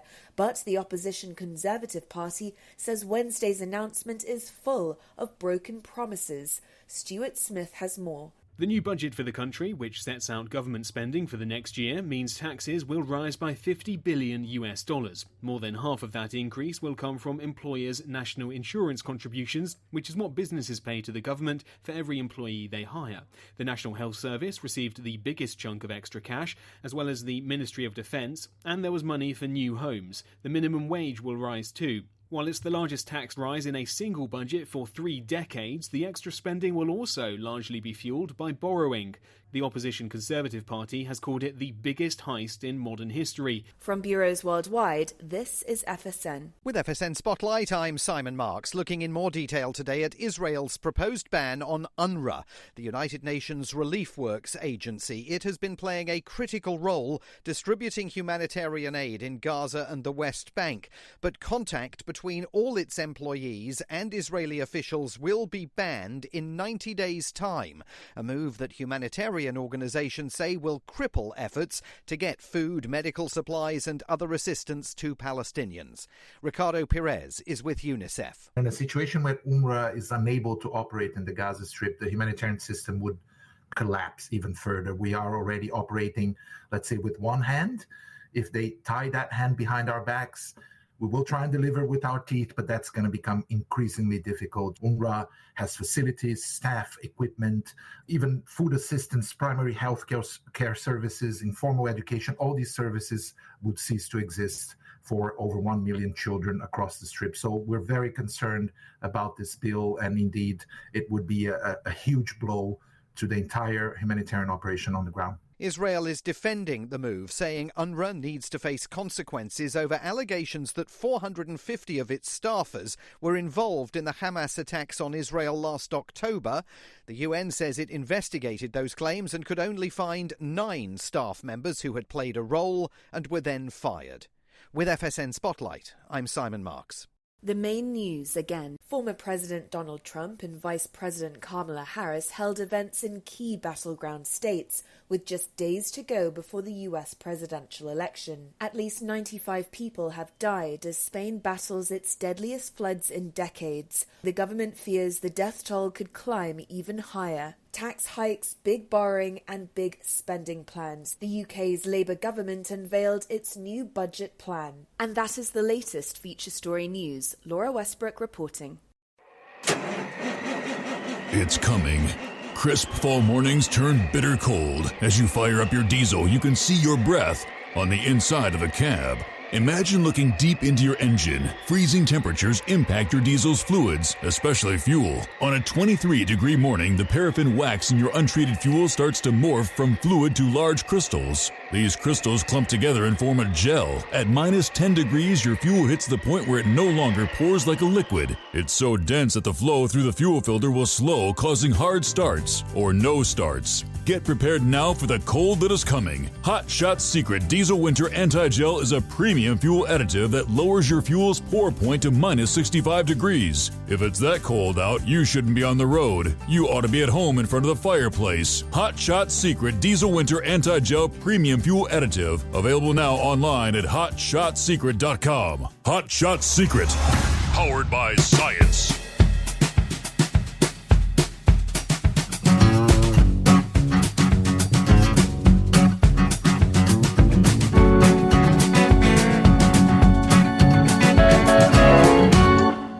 All right, let me get to the rest of the story as we cross over the midnight hour on the West Coast. Everybody on the same page here. 31st of October, Halloween for 2024. We had discussed the headline where the former top official at the FMCSA, Earl Adams, who is now a partner at a law firm, Hogan Lovells,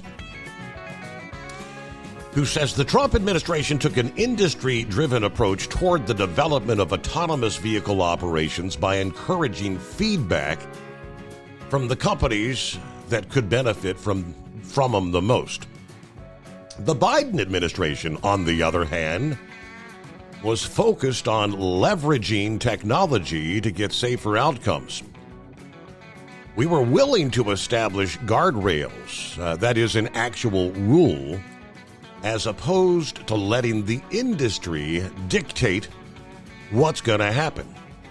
I spent the better part of my 2.5 years in the administration trying to develop those guardrails.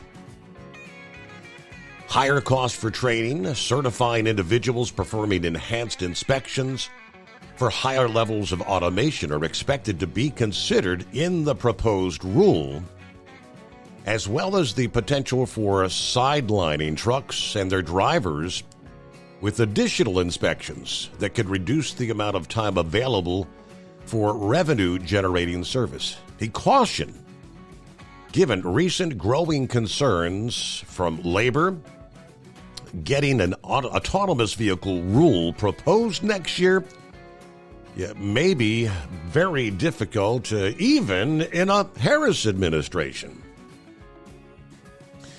I touched on the automatic braking rule.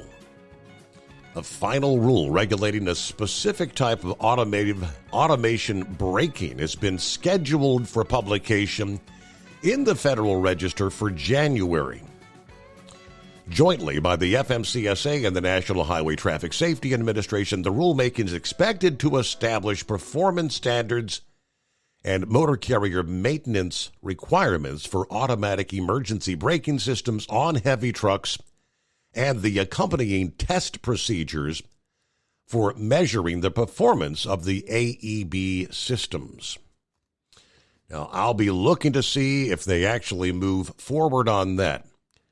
We have a braking rule in place now for passenger cars, but we saw an opportunity to work hand in glove with the National Highway Traffic Safety Administration to extend that to trucking. The National Association of Small Trucking Companies, representing thousands of small business carriers, contends that mandates like the AEB will ultimately raise costs for shippers and consumers due to higher capital costs for new trucks. Further, more expensive new model trucks slow turnover of older trucks. He also asserts that the safety case for mandating automatic emergency braking has not been adequately assessed, nor has the technology been perfected. Now, for example, when AEBs activate suddenly, it can catch a truck driver by surprise. The suddenness of the device's action causes near misses and may require evasive action on the professional driver's part. At present, and for the foreseeable future, automatic emergency braking systems present more of a threat to the road safety versus a solution. Lastly, he touched on speed limiter anxiety and an even more controversial ruling on the horizon. for trucking that he's keeping tabs on is the top speed limit for heavy-duty truck engines. That speed is to be determined by a proposed rule slated now for May of next year. Much of the criticism we received was from smaller truck owners and owner-operators who believe limiting speeds would make it more difficult to compete with larger carriers, many of which already have speed-limiting devices. Many said it could put them out of business. OOIDA, which strongly opposes speed-limiting devices, also contends they're also unsafe due to increasing speed differentials that would occur with other vehicles on the highway if there was a mandated top speed for heavy trucks. Adams acknowledged that the FMCSA received a lot of criticism for the speed limiter proposed rule, but even now, looking back 9 months or so to when I was at the agency, we approached this without bias or preconceived ideas, whether speed limiters are good or bad. It was an extremely apolitical approach to a technology that's been around for years among fleet owners. What was on our mind was the fact that we have 40,000 deaths on the highways per year, 3,000 coming from commercial trucks, and a large percentage of those were speed-related. So if we can use technology to limit the speed and thus save lives, that's the reason we took this on, and we are still committed to trying to solve it. But again, I have a feeling that would be another one of those unintended consequences. Your 40,000, I suspect, may actually, 3,000 involving trucks, right? I have a suspicion those numbers are going to go higher. Road rage incidents will increase exponentially when all is said and done. Be careful what you wish for, but all these were waiting for, for the most part, it looks like they kicked most of this kicked the can down the road till after the election. What is more likely to proceed under a Harris administration versus a Trump administration? Well, hey, Mike. No, that was yesterday. Morning, Horse Feathers. Yeah. Morning, Your Honor. I got to listen to the last game of the World Series for this year there before your show came on, and it looked like the Yankees were going to have a good start there, and then in the process there, they pretty much just gave the game away between the three errors, and there were two times they left bases loaded at the end of the inning. So you can't walk away and leave 3, 4, 5, 6 runs just standing on the bags waiting to come in. And there was a couple other innings they ended where they had 2 runners left on base. So and then with the errors they had, I don't know, they just kind of imploded on themselves. But it would have been the first time in history that the World Series would have gone to a Game 6 with the team being 3 games behind, trying to make the comeback. So that record still stands. So I guess the next one that comes around can try to do that again. Hey, listening to your news here, what's going on over there in England, Great Britain way there with this new thing they're coming out with there? They're going to start borrowing a bunch of money to increase minimum wage and health care and raise taxes. Didn't they pay attention to what happened here with COVID when we borrowed all that money, and what did we get? Inflation. Something about high inflation. Inflation off the rails. Yeah. So yeah, I can only imagine what's going to happen over there across the pond when they start implementing that. Now I don't know. Is this a result of them leaving? What was that, Brexit or whatever? That right. They got out of that deal with the European Union and all that. Is this still kind of fallout from that at this point, or I don't know where all of a sudden, it just kind of appeared on your news there. Mm-hmm. So, but anyway, I don't know. What do we got going here? I guess we got a little traffic report for you there. I actually got off southbound 95 in Virginia, somewhere around they said they have an incident at the 151 mile marker on the southbound side, the 151, and I actually stepped off the highway at the 156 mile marker exit and didn't get back on until the 143. So I really don't know what the issue was, but all I know is Google had a lot of red. Okay. There was a lot of red on the map for Google, so I ran US 1 parallel to 95 there. You can run all the way down through there. So if anybody's out there, as I say, I got off at the 156 and was able to avoid all of it. And at this point, we're rolling on down here to get our load down here north of Richmond to turn around and head back and get rid of it and call it a day for the day. But anyway, I think we're all on the healed up side. You're talking to Double R there about that. So no word from down there around Ringgold and Flintstone and all that, how those good folks are doing down there? I'm sure the princess has talked to him, but I hadn't. She don't tell me nothing unless I ask. All right. Yeah, I kind of know that situation there. So I understand. But I guess if she hasn't said nothing, that means that her mother and her mother's friend Cindy there, apparently they've stayed in the clear, I would assume. Yes. Otherwise, I would assume you would have heard that. Correct. So anyway, there, I don't know. Other than that, not a whole lot going on. It's kind of quiet here. We got 65 degrees here south of D.C., so I heard somebody out that way talking.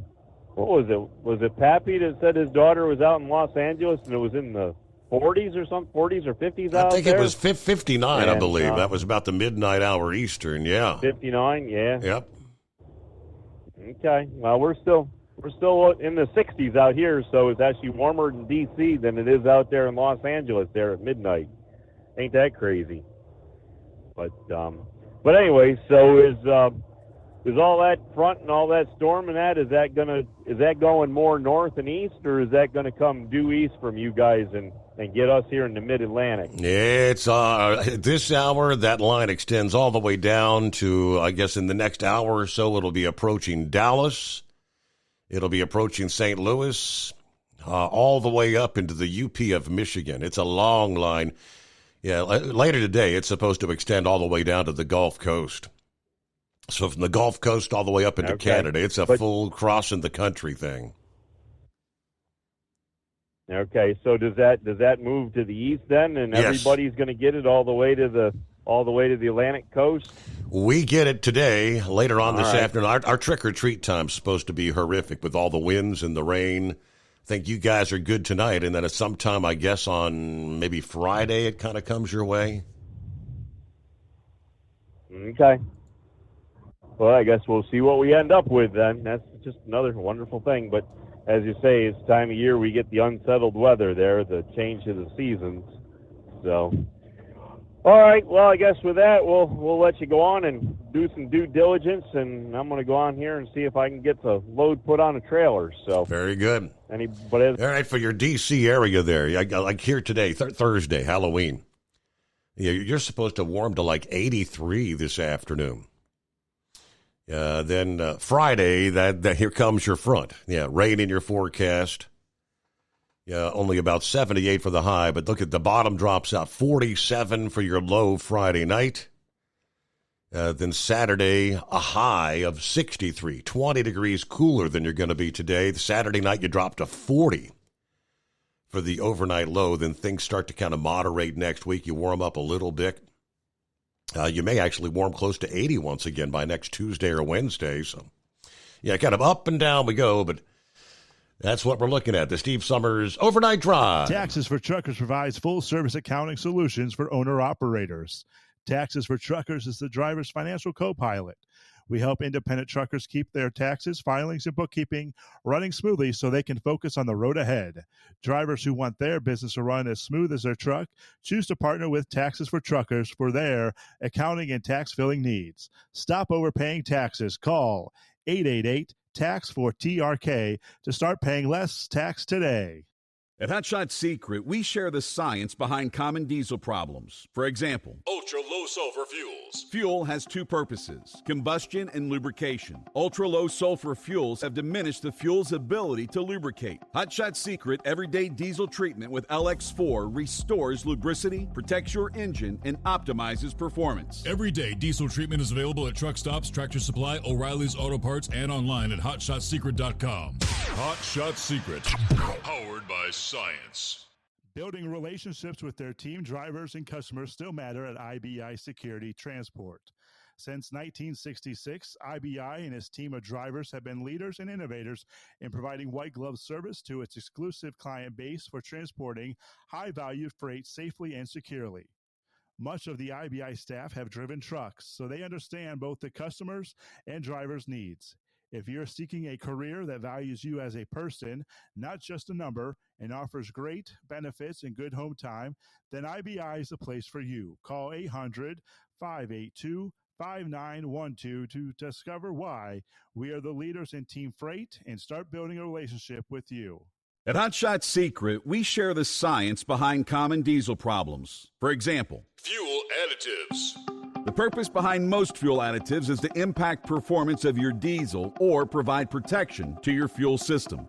Hot Shot Secret Everyday Diesel Treatment provides both performance enhancement and protection with 6 key components. This fully formulated premium fuel treatment includes the performance-enhancing cetane boost, injector cleaner, and LX4 lubrication, as well as protection against water with a demulsifier and rust inhibitor, plus a stabilizer that minimizes fuel filter clogs. Everyday Diesel Treatment delivers a 6-in-1 premium fuel treatment for every fill-up, every time. Everyday Diesel Treatment is available at truck stops, Tractor Supply, O'Reilly's Auto Parts, and online at HotShotSecret.com. Hot Shot Secret, powered by science.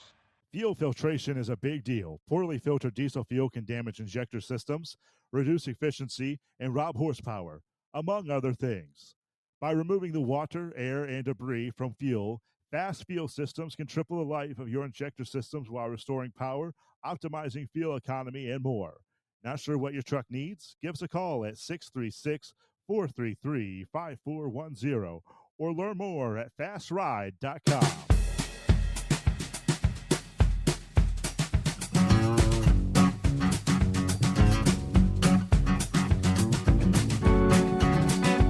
As we continue to follow the wild, wacky election of 2024, crazy things happen, and we've heard incidents, a lot of action in Pennsylvania. The ballot boxes, Washington, Oregon, I think people leaving ballot boxes exposed.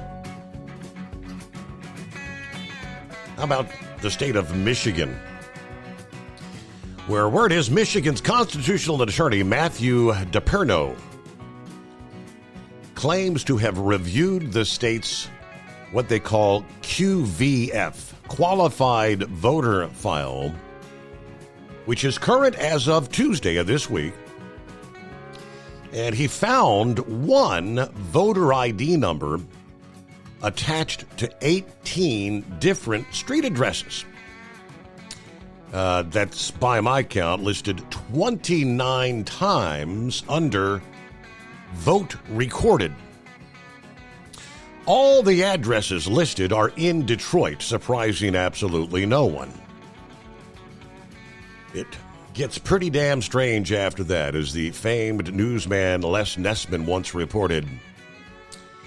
A user on X, Andrew Fisher, saved me, yours truly, he says, of the time and effort, who looked up some of those addresses on Google Maps. Here's what he found. This Operation Get Down is a halfway house offering substance abuse services. I wonder if any of the residents even know they voted. Probably not, because another ex-user learned Operation Get Down closed down in November of 23 and put the building up for sale. They've got photos of all these different addresses. There's a church in the third photo, the St. Peter's Episcopal Church, which advertises itself as not only an open and affirming church, but a congregation that actively seeks to celebrate queerness and our LGBTQIA plus community members. The website offers no indication of their openness toward being one of the 29 voting locations for a single voter ID number. Yeah, the hive mind has been unleashed, and thanks to Elon Musk, free speech improvements, users are free to share whatever information they are able to dig up. But according to the state's own qualified voter file records, there are 114,545 Michigan voters who have cast 279,113 ballots from multiple addresses across the state. That translates to 164,568 excess ballots as of October 29. What's going on?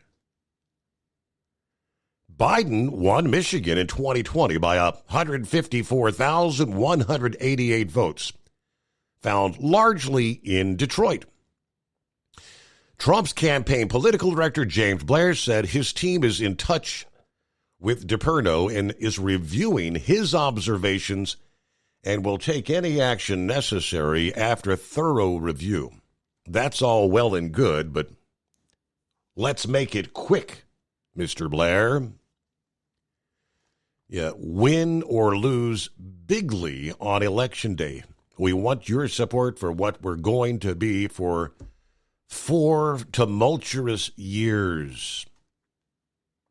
164,568 excess ballots in the state of Michigan already.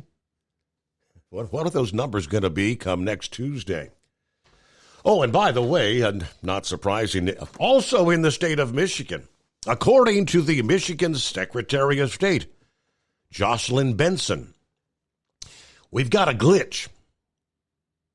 There's a glitch in some of the Dominion voting machines. She explained a bit more. We'll have to hold on for that. Houston, we have a problem.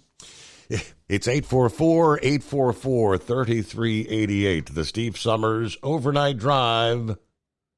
From Feature Story News in Hong Kong, I'm Laura Westbrook. US Vice President Kamala Harris and former President Donald Trump are hot on each other's heels, campaigning in the same battleground states with days to go until the election. The White House hopefuls will be in Wisconsin and North Carolina, laying out their closing arguments to the American people. Benji Hire reports. The candidates are again hitting the states that'll swing this election, following Kamala Harris's finely toned address to 75,000 people last night, in which she promised a future of freedom and hope. Sitting just meters behind her in the White House, President Joe Biden was undoing some of that hard work, calling his predecessor's supporters, or as he later clarified, their language, garbage, the very word used by a speaker at a Trump rally to describe a US territory. This morning, Harris was on clean-up duty, separating herself from President Biden's comments. As President of the United States, I will be a president for all Americans, whether you vote for me or not. Still, cue outrage and offence from Team Trump, even though he's repeatedly made several disparaging remarks about Americans, recently framing his political opponents as, quote, enemies within. At least 95 people have been killed and dozens more missing in flash floods in the southeast of Spain. One town near Valencia was hit by more than a year's worth of rain in 24 hours. Giles Gibson has more. Search and rescue teams are battling their way through flooded streets looking for potential missing persons. Meanwhile, more than 100,000 people in the area surrounding Valencia are also still waiting for their electricity to be restored. Spanish Prime Minister Pedro Sanchez has told residents that his government will not abandon them. Forecasters say the most intense weather conditions have now moved through the area, but they're still warning that 80 to 100 millimetres of rain could fall over the next 12 hours. Flying by private jet, buying a second home, and the cost of employing people will all become more expensive as the UK Chancellor announced the first budget by the Labour government elected earlier in the year. But the opposition Conservative Party says Wednesday's announcement is full of broken promises. Stuart Smith has more. The new budget for the country, which sets out government spending for the next year, means taxes will rise by $50 billion.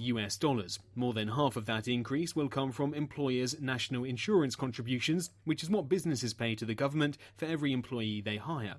The National Health Service received the biggest chunk of extra cash, as well as the Ministry of Defence, and there was money for new homes. The minimum wage will rise too. While it's the largest tax rise in a single budget for 3 decades, the extra spending will also largely be fuelled by borrowing. The opposition Conservative Party has called it the biggest heist in modern history. From bureaus worldwide, this is FSN. Ultimate comfort on the road. That's the Bostrom difference. And why so many drivers are upgrading their seats to Bostrom seating.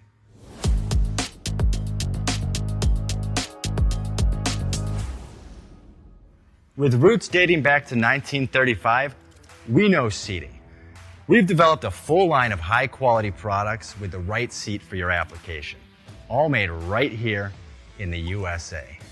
From our top-of-the-line Wide Ride Plus Certa for the long-haul driver to our entry-level Baja series for the vocational driver, we provide you with the comfort you deserve at the price point you're looking for.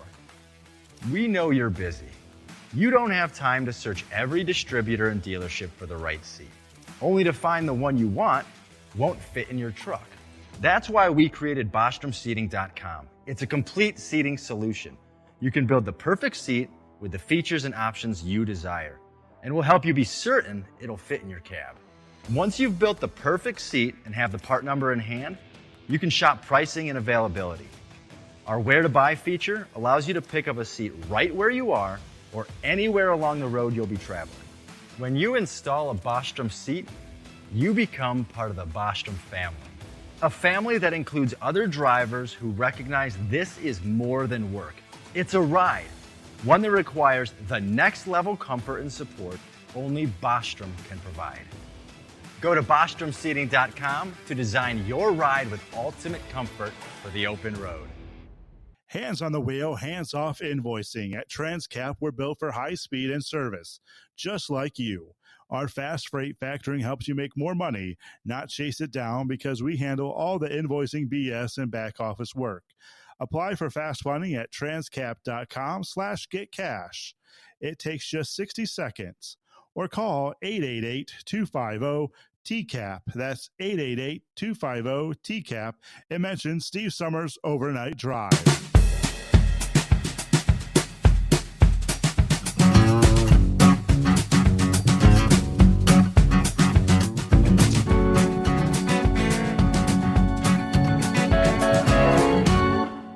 All right, welcome back here.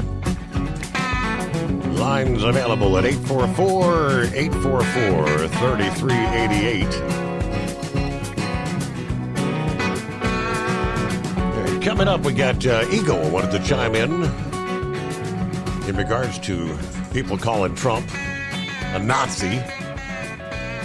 We'll see what kind of baloney we can get from Knucklebuster. But I mentioned just before the break there, Houston, we have a problem here. And according to Michigan Secretary of State Jocelyn Benson, it's a nationwide issue with Dominion voter access terminals. This would be for voters who use what they call a Dominion ICX Voter Assist Terminal, VAT. You will experience an issue if you want to vote for candidates of both parties. Apparently, if you want to vote one straight line, one party, Republican or Democrat ticket, You can do so like with the push of a button. If you want to split things, you can't. And again, she said it's a nationwide issue. Of course, not all the machines, just the ones that are accessible, whatever that means, they have an issue. With the straight party voting and a programming issue that's, again, affected the machines nationwide. She said the issue emerged too late to be fixed. I think all of us who used Dominion machines were unhappy to learn about this during the testing period as early voting began. So we're working with Dominion to seek accountability on that front, she said. Benson said her office, which oversees elections in Michigan, is, quote, working with our clerks to ensure voters are aware of this programming issue that will require them to ensure they are voting every section of the ballot. Now, every site in Michigan has what they call a voter assist terminal that helps voters make their selections. Because of this programming issue, voters using the Dominion ICX VATs will have to select either the straight party option if they wish to vote straight ticket, or they will have to vote each race on the partisan selection of the ballot if they wish to split their ticket. The release said other states already do that, but that's not the standard in Michigan, where voters have the option to vote straight party, but then override their party selection for individual races. Now, the release says a ballot will not be processed if a voter using one of the affected machines votes the usual Michigan way. If a voter using the Dominion VAT votes straight party, then splits their ticket, the voter will receive an error message. The voter will need to go back and deselect their straight party selection and vote for candidates in the races individually or vote straight party without splitting their ticket. How this sort of an error crops up literally a week, less than a week before Election Day, how is that even possible? Of course, you have to be very careful what you say about Dominion voting machines. Can't say anything because you're liable to find yourself on the end of a $500 million lawsuit, as we've seen in the past. Just saying. I don't know. An issue found too late. It's a programming error. Okay. All right, Eagle, what do you have for us this time around? Good morning. Okay. Yeah. I want to talk about this situation with Donald Trump, Steve. I looked up the definition of Nazi while I was on hold. I Googled it, and it has nothing to do with Donald Trump. Steve, Hillary Clinton is the one who started that last week, with calling Donald Trump a Nazi. Let me ask you this, Steve. Didn't Hitler, didn't he want to exterminate, didn't Hitler want to exterminate Jewish people? Wasn't that one of his goals while putting people in ovens and killing people? The premise was to eliminate the entire race. Last time I checked, what'd you say? His goal was to eliminate the entire race, to purge the world of Jews. So let me ask you this question: Didn't Donald Trump have the president of Israel over to his house when he was in the United States a couple of weeks ago, which is a Jewish man, Netanyahu? Netanyahu, yes. Didn't he? Now, do you think? Yeah. Okay. If this is a question for an idiot Hillary Clinton, that piece of garbage.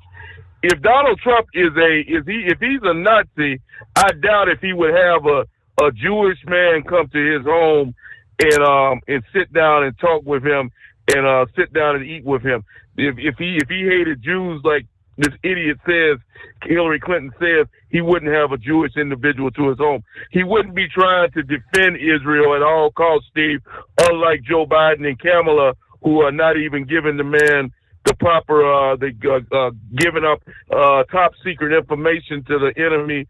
They're not even giving the man the supplies. They give more supplies to Ukraine for their war effort than they do Ukraine, who's supposed to be our number one country that supports us, and yet they've turned their back. It sounds to me, you know something, Steve? I think you said this, and somebody else said this a couple of weeks ago. You know, these people, these Democrats, they like to call people names, but you know something? If you turn it around, they're the ones that are the communists. They're the ones that are the Nazis. They're the ones that are talking about taking people's rights and freedoms away. What they're doing is trying to make Trump out to be the bad guy, Steve, to take the headlines off of them. These are the bad people. Donald Trump is not no damn Nazi. Donald Trump, he cares about all races. Hillary Clinton, these are the people that wanted. Joe Biden told you just 2 days ago, the American people, what they think about you. Hillary Clinton told you what she think about you and your family a couple of years ago. These are the bad people, Steve. Donald Trump is not the bad guy. And like I said before, another thing I want to make a comment about, there were also black people in attendance at his rally in New York City on Saturday. And last time I checked, one of my childhood heroes, who I loved when he upstaged Hitler in his own country in 1936 in the Berlin Olympics, Jesse Owens, Hitler thought that he was superior to the black race. Now, if Donald Trump was a Nazi, Steve, he wouldn't even allow blacks to come into his rally. He wouldn't even accept black people to come into his different events and things that he do. So these people are nothing but liars and garbage, Steve. They're trying to turn the tables and make people believe this. And we got some sicko people out there who actually believe this, and it could lead to another attempt on Donald Trump's life, which is basically what they're trying to do. You know, they want to talk about turning down the rhetoric, turning down the heat, you know, with this crazy talk. They're the ones that's talking crazy, and it's already resulting in Donald Trump being assassinated 2 times, maybe even 3. And if with this type of talk is very dangerous talk, Steve. And before these people make those kind of comments, before they Hillary Clintons and the Bidens and people like that make these kind of outlandish comments, they need to think before they say what they say. Because you just don't go around calling people no damn Nazi if you don't have no proof of him being a Nazi. And Hillary Clinton, like I say, I wish there was some way. Well, Donald Trump, he should have put her in jail when he was in the White House the first time, like he said he was. That'll probably be one of the biggest mistakes he ever made, Steve, in his political history, by not putting her in jail where she belongs, because she's a very dangerous woman, not only with her mouth and the words that come out of her mouth. Is a very dangerous person, and I thank you for taking my call tonight. Yeah, I'm not sure. Probably not even aware, but Donald Trump's daughter converted to Judaism. That's none other than Ivanka Trump. I think that's his second daughter, right? Raised as a Presbyterian, Ivanka converted to Orthodox Judaism in July of 2009 after studying with Ellie Weinstock from the Modern Orthodox Ramaz School. She took on the Hebrew name of Yael, Y-A-E-L. She describes her conversion as an amazing, beautiful journey, which her father, Donald, supported from day one, adding that he has a tremendous respect for the Jewish faith. She attests to keeping a kosher diet and observing the Jewish Sabbath. In 2015, she said, we're pretty observant. It's been a great life decision for me. I really find that with Judaism, it creates an amazing blueprint for family connectivity. From Friday to Saturday, you don't do anything but hang out with one another. We don't make phone calls. When living in New York City, she used to send her daughter to Jewish kindergarten. She said, it's such a blessing for me to have her come home every night and share with me the Hebrew that she's learned and sing songs for me around the holidays. Yes, Donald Trump supported her conversion to Judaism from day one. It is 844-844-3388. But for those who do not do their own research and investigating, all they get is the media narrative and the headlines, the blaring headlines. Trump's a Nazi. And that's the narrative that they've been preaching for the past week. Morning, Knucklebuster. What kind of baloney we got this morning? Oh, morning, Mr. Steve Summers. Well, I'm apologizing there, Father Steve. Please forgive me for I sinned last night. I pulled an eagle on you, went to sleep on you while I was listening How to you. How dare you? Yeah, I know. Well, we all got to take a nap every now and then, right? Yes, sir. Well, I think that a number 2 pencil and a piece of paper is the best computer we have. If you're not smart enough to handle that, you don't need to vote anyway there, right? Mm-hmm. Which that's my own opinion. So, Tesla's full self-driving just flat out failed to see a deer in the road, see? Whoops. And it didn't even put on the brakes. Yep, it didn't even put on the brakes after it hit it.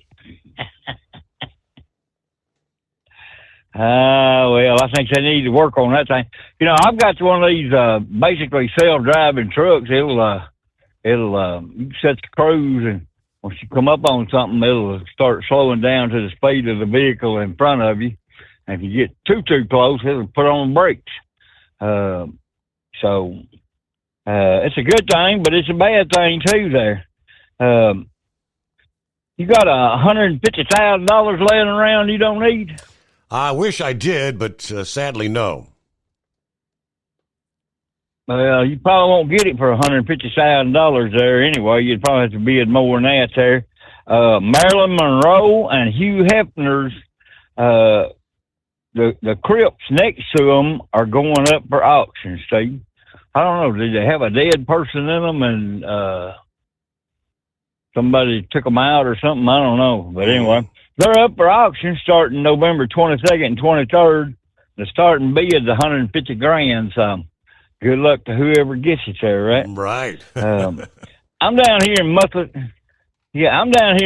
Shoals, Alabama right now, yelling Roll Tide Roll, just so I won't look out of place, see? But once I hit that Mississippi line, I'll be telling them girls to do that hotty-toddy thing there, right? Well, I'm going to give you some good advice, and this will help any man that's wanting to get on the good side with his wife there. Tennessee has curves in all the right spots, see? Her best curve is that beautiful smile.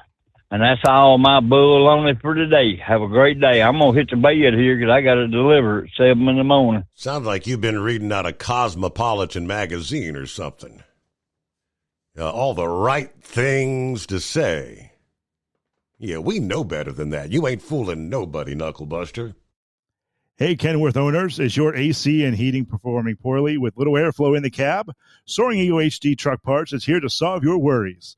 Offering aftermarket replacement HVAC boxes and stainless steel with high output blowers receiving 50 to 100% better airflow, guaranteed. Not only that, but they also manufacture many other aluminum and stainless steel storage accessories. Check out their website at www.soaringeaglehd.com or call toll-free 1-833-455-2473. Serving you yesterday, today, and for the future. Keep your gas-powered engines running like new? Stable's proprietary formulas are proven by third-party testing to outperform the competition in keeping fuel fresh, preventing corrosion, and cleaning the entire fuel system. With Stable, you can have confidence you are doing the right thing for your engine's long-term health. Just pour into your gas can or fuel tank, then top off with fresh fuel. At every fill-up or when you store, start with Stable.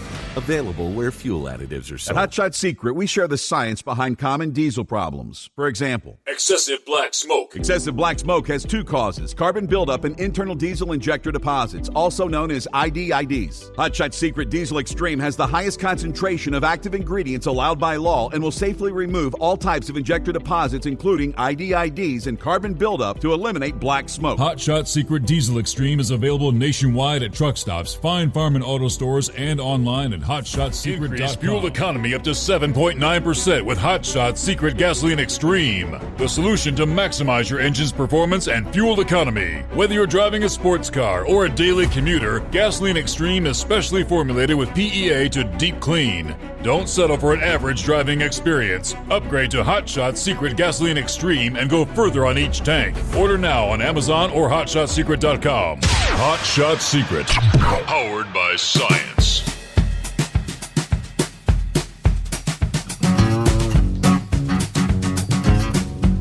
Yeah, I look at the screen, I say, it's been a long time. Long time. Lone Ranger, good morning. Good morning. I hope we got some time because I got some stuff to say here. Set the alarm early because we're coming up in some critical times here. Mm-hmm. Now, anybody who says that they're not going to bother voting because it doesn't matter is a fool. Because this is going to be a close election. How it can be, I don't know, but that's what they're saying. And if there's, Biden won by 81,000 votes, I think it was.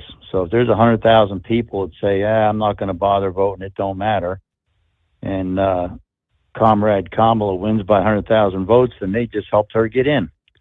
It is absolutely critical that people get out and vote.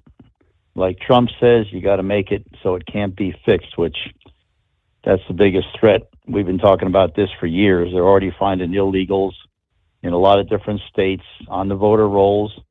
And the most outrageous thing I heard relative to that subject was DOJ suing Virginia for taking non-citizens off the voter rolls. So I thought, what kind of a... Now, this is an activist judge, a black female who was appointed by Biden. She's the one that did it. So, of course, the Supreme Court fortunately jumped right in and addressed it. But this is an American judge working for the United States of America saying that non-citizens should be able to vote. And that's what this has been about ever since they opened the border. We've been talking about this for years. The biggest threat for Donald Trump losing is two things, in my opinion. Fraudulent votes, number one. And number two is people who just don't know what's going on. They really don't know. The real Kamala Harris is not on the stage anymore. The real Kamala Harris was in 2019 when she was running for president. If you want to know what she really stands for, you have to look at what she said in 2019. And I voted early. I voted the second day that you were allowed to in Pennsylvania. And there was a lot of people at the courthouse in line. I was surprised. So what you do is you fill out a form, and you turn it into the county worker at the counter, and he gives you a ballot. When he hands you the ballot, you fill out the ballot, you put it in an envelope, you put that in another envelope to make it secure, and he asks you for your ID. So there was a whole bunch of people in line. I made sure I asked this question, and I got a good answer, very loud in case there was any non-citizens in line, they would hear me. I said, okay, you're asking me for my driver's license, but how do you know I'm a citizen? And he answered me, I was shocked. He said, well, see your driver's license number there? He said, because Pennsylvania gives illegals driver's licenses. He said, I can tell by your driver's license number that you are a citizen. I said, well, how is that? He said, the non-citizens that are issued driver's licenses have a special number driver's license, and in that number it says that they're a non-citizen. And that's how we check. So when I left the courthouse, I immediately called the Republican National Committee locally and told the guy about it, and he was unaware of that too. And I said, well, you have sources. I'm sure you can check it out. But the man just told me this 5 minutes ago before I walked out of this courthouse. So that was one piece of positive news. But this liar that's running as a Democrat candidate, she is telling one lie after the other. She's pandering for votes.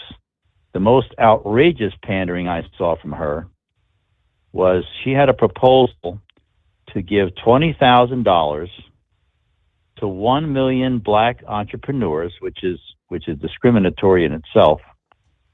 Well, Steve, I took out my phone and I multiplied 20,000 times 1 million. And I came up with a figure that was a 2 with 20 zeros behind it. Now, $1 trillion has 12 zeros behind it. There's you can go on and on and on with the terminology. It was some kind of a thing like a Godzillion or something. It was a crazy, crazy thing. But my point is, America doesn't have that much money. So that proposal could never happen. It would bankrupt the country the day it happened. And now you don't hear it talking about it anymore, so they must have done the arithmetic on it. So here we have a far left San Francisco liberal, farther left than Bernie Sanders. And she's trying to reinvent herself by telling lies and pandering. On her ad, it says that she wants to give middle-class tax cuts, and Trump is going to raise our taxes through tariffs. She's not smart enough, has never been in business, to realize that the reason Trump wants to put tariffs on foreign goods is because a lot of companies have moved to foreign countries. And it's an attempt to bring those companies back to America, because if you're going to pay 100% tariff on the products that you're producing in a foreign country, there's a good chance you might want to come back because that tariff won't exist in America. And suddenly it becomes more affordable to have it made in the USA, right? All right. I know you've got more about Ranger, so hold that thought. It's a good place to pause, and we'll take care of a news break. Final hour just ahead. The Steve Summers Overnight Drive. Ultimate comfort on the road. That's the Bostrom difference. And why so many drivers are upgrading their seats to Bostrom seating.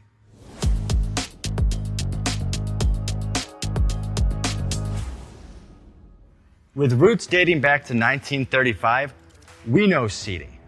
We've developed a full line of high-quality products with the right seat for your application, all made right here in the USA. From our top-of-the-line Wide Ride Plus Certa for the long-haul driver to our entry-level Baja series for the vocational driver, we provide you with the comfort you deserve at the price point you're looking for. We know you're busy. You don't have time to search every distributor and dealership for the right seat, only to find the one you want won't fit in your truck. That's why we created BostromSeating.com. It's a complete seating solution. You can build the perfect seat with the features and options you desire, and we'll help you be certain it'll fit in your cab. Once you've built the perfect seat and have the part number in hand, you can shop pricing and availability. Our Where to Buy feature allows you to pick up a seat right where you are or anywhere along the road you'll be traveling. When you install a Bostrom seat, you become part of the Bostrom family. A family that includes other drivers who recognize this is more than work. It's a ride. One that requires the next level comfort and support only Bostrom can provide. Go to BostromSeating.com to design your ride with ultimate comfort for the open road. Hands on the wheel, hands off invoicing. At Transcap, we're built for high speed and service, just like you. Our fast freight factoring helps you make more money, not chase it down, because we handle all the invoicing BS and back office work. Apply for fast funding at transcap.com/getcash. It takes just 60 seconds. Or call 888-250-TCAP. That's 888-250-TCAP. And mention Steve Summers Overnight Drive. From Feature Story News in Hong Kong, I'm Laura Westbrook. US Vice President Kamala Harris and former President Donald Trump are hot on each other's heels, campaigning in the same battleground states with days to go until the election. The White House hopefuls will be in Wisconsin and North Carolina, laying out their closing arguments to the American people. Benji Hire reports. The candidates are again hitting the states that'll swing this election, following Kamala Harris's finely toned address to 75,000 people last night, in which she promised a future of freedom and hope. Sitting just meters behind her in the White House, President Joe Biden was undoing some of that hard work, calling his predecessor's supporters, or as he later clarified, their language, garbage, the very word used by a speaker at a Trump rally to describe a US territory. This morning, Harris was on clean-up duty, separating herself from President Biden's comments. As President of the United States, I will be a president for all Americans, whether you vote for me or not. Still, cue outrage and offence from Team Trump, even though he's repeatedly made several disparaging remarks about Americans, recently framing his political opponents as, quote, enemies within. At least 95 people have been killed and dozens more missing in flash floods in the southeast of Spain. One town near Valencia was hit by more than a year's worth of rain in 24 hours. Giles Gibson has more. Search and rescue teams are battling their way through flooded streets looking for potential missing persons. Meanwhile, more than 100,000 people in the area surrounding Valencia are also still waiting for their electricity to be restored. Spanish Prime Minister Pedro Sanchez has told residents that his government will not abandon them. Forecasters say the most intense weather conditions have now moved through the area, but they're still warning that 80 to 100 millimetres of rain could fall over the next 12 hours. Flying by private jet, buying a second home, and the cost of employing people will all become more expensive as the UK Chancellor announced the first budget by the Labour government elected earlier in the year. But the opposition Conservative Party says Wednesday's announcement is full of broken promises. Stuart Smith has more. The new budget for the country, which sets out government spending for the next year, means taxes will rise by $50 billion. More than half of that increase will come from employers' national insurance contributions, which is what businesses pay to the government for every employee they hire. The National Health Service received the biggest chunk of extra cash, as well as the Ministry of Defence, and there was money for new homes. The minimum wage will rise too. While it's the largest tax rise in a single budget for 3 decades, the extra spending will also largely be fuelled by borrowing.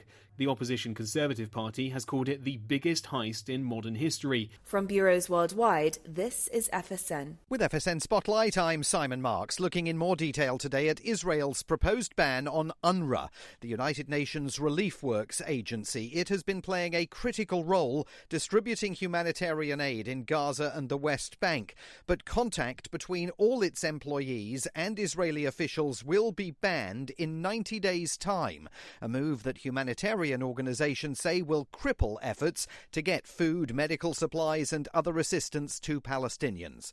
Ricardo Perez is with UNICEF. In a situation where UNRWA is unable to operate in the Gaza Strip, the humanitarian system would collapse even further. We are already operating, let's say, with one hand. If they tie that hand behind our backs, we will try and deliver with our teeth, but that's going to become increasingly difficult. UNRWA has facilities, staff, equipment, even food assistance, primary health care services, informal education. All these services would cease to exist for over 1 million children across the Strip. So we're very concerned about this bill, and indeed it would be a huge blow to the entire humanitarian operation on the ground. Israel is defending the move, saying UNRWA needs to face consequences over allegations that 450 of its staffers were involved in the Hamas attacks on Israel last October. The UN says it investigated those claims and could only find 9 staff members who had played a role and were then fired. With FSN Spotlight, I'm Simon Marks. The main news again. Former President Donald Trump and Vice President Kamala Harris held events in key battleground states, with just days to go before the US presidential election. At least 95 people have died as Spain battles its deadliest floods in decades. The government fears the death toll could climb even higher. Tax hikes, big borrowing and big spending plans. The UK's Labour government unveiled its new budget plan. And that is the latest Feature Story news. Laura Westbrook reporting. It's coming. Crisp fall mornings turn bitter cold. You climb into your diesel and it feels like you're sitting on an ice cube. Imagine how your engine feels after a frosty night. Freezing temperatures impact your diesel's fluids, especially fuel. As the temperatures drop, water that is emulsified within your fuel is released, adding more water into your system. Frozen water in your fuel lines, filter, or bowl will simply slow the flow, or worse, stop the flow of fuel in your system. No fuel flow, no start.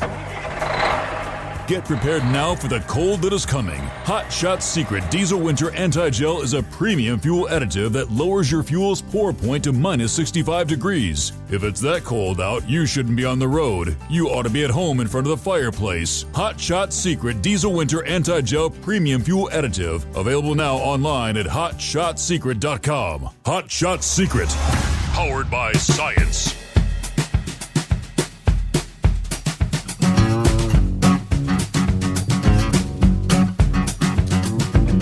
All right, get our final hour underway.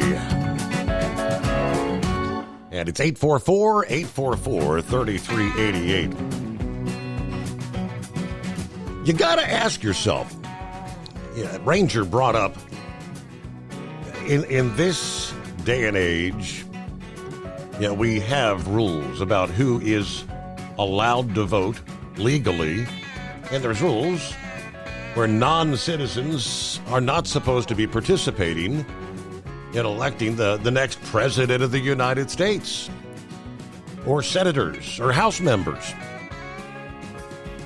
But more and more states, like Virginia, where some want them to be on the voter rolls. They try to tell us, well, they're not going to vote. They know they're not allowed to vote, so just leave them there. There has to be an ulterior motive. They want them to vote. And it comes down to, believe it or not, yes, the Supreme Court of the United States had to intervene. And coming back this past day saying, no. The Biden-Harris Department of Justice actually sued Virginia earlier this month, trying to kill an initiative that would have removed thousands of non-citizens from the voter rolls. The Youngkin administration fought back and ultimately won.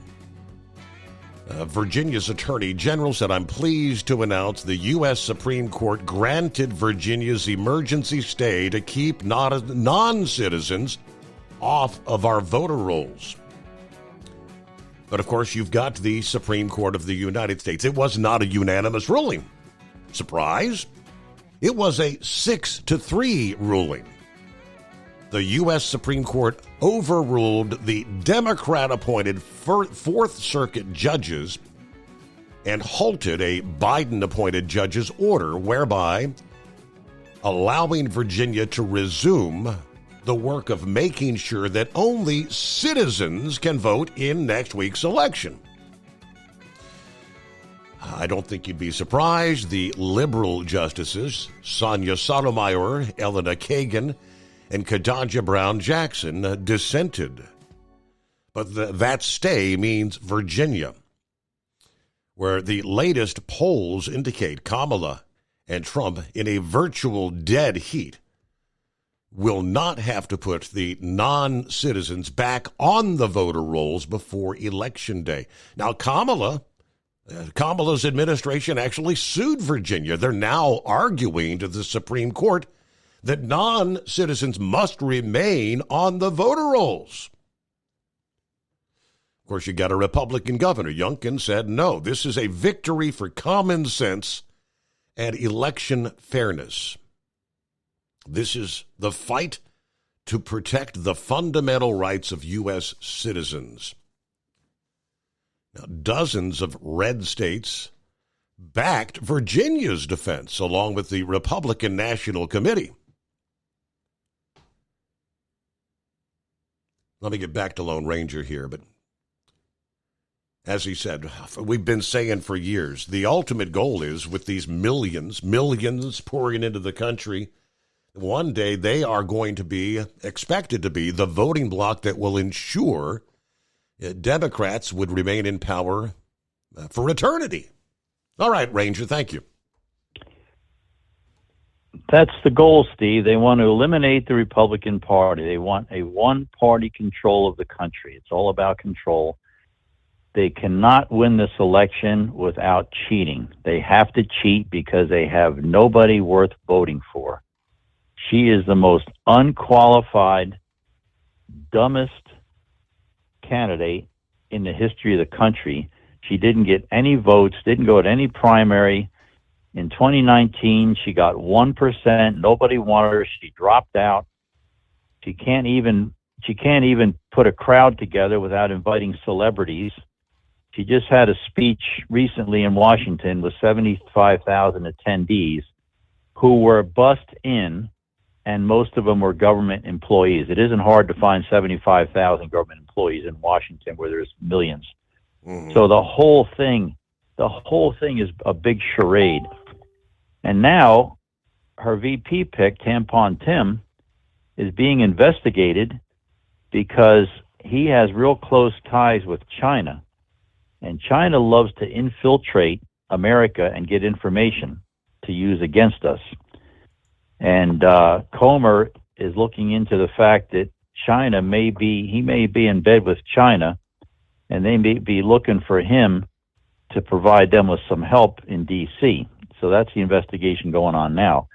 Now, she picked Tampon Tim over the governor of Pennsylvania, Shapiro, who's a smart guy. He's a good talker. He would have been the smarter choice, but she couldn't pick Governor Shapiro because he's Jewish.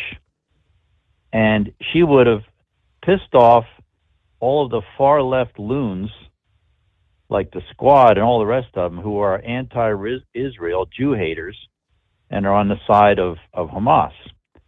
So her radical base would have been upset, so she picked Tampon Tim.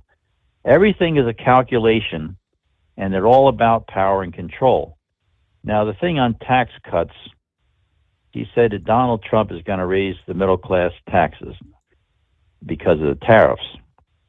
Well, it was Donald Trump that gave us a middle-class tax cut in 2017, which is going to expire in 2025, and Biden-Harris said they would not renew it. So that's the truth to that story. I've heard 100 times that Donald Trump is a threat to democracy. Yes. That's one of their talking points. Not one stupid airhead, waterhead reporter has said to her, please explain what that threat is, because he was there for 4 years and we didn't see any threat to democracy. So what exactly is a threat? She speaks in generalizations. She can talk for a half hour and be asked a bunch of questions about her policies, and you never get an answer. She's been asked, that I saw 10 times, are people better off now than they were 4 years ago? Her standard answer is, I came from the middle class, blah, blah, blah, blah, blah. She never answered the question because she knows that people are not better off now than they were 4 years ago. She knows the answer, but she's a politician and has to give a phony answer. Now, Texas, talking about, oh, by the way, your news guy has a left-wing bias. English accent. Yes. Left-wing bias. Yep. Yeah, he's well, England is a far-left country, liberal country anyway, if he's from England. Texas, since Biden has been in office, Texas has found 100,000 unqualified, fraudulent voters on their rolls and have removed them. 100,000. Yeah, I talked about this a long time ago. There's enough illegals in this country to sway this election. Try to imagine, Steve, that people who don't even belong in this country have control of our presidential election because of their numbers. Try to imagine that. They're not even Americans and are going to control an American election if this is allowed to go on. Another thing here, of course, legalize marriage. Oh, that's another thing. She insulted when she came up with that proposal to give black entrepreneurs all this money. one of the other things in that proposal was legalizing marijuana. So is she trying to imply that black men walk around high all the time? Is that what the implication is? I saw a couple of black guests on talk shows who were highly insulted over that. You know, we don't just walk around smoking pot and looking for handouts. That was the implication. That's probably why she's not talking about it no more. The thing with the comment about Puerto Rico being a garbage dump, they're trying to say that was Trump. It didn't come out of Trump's mouth. It came out of a comedian who was not hired by Trump. It was a comedian in very poor taste, obviously. But now they're trying to spin that into Trump not liking Puerto Ricans. And he's done more for Hispanics than anybody ever did. And they're actually coming to his side because most Hispanics have strong family values, they're hardworking, and many of them are very religious.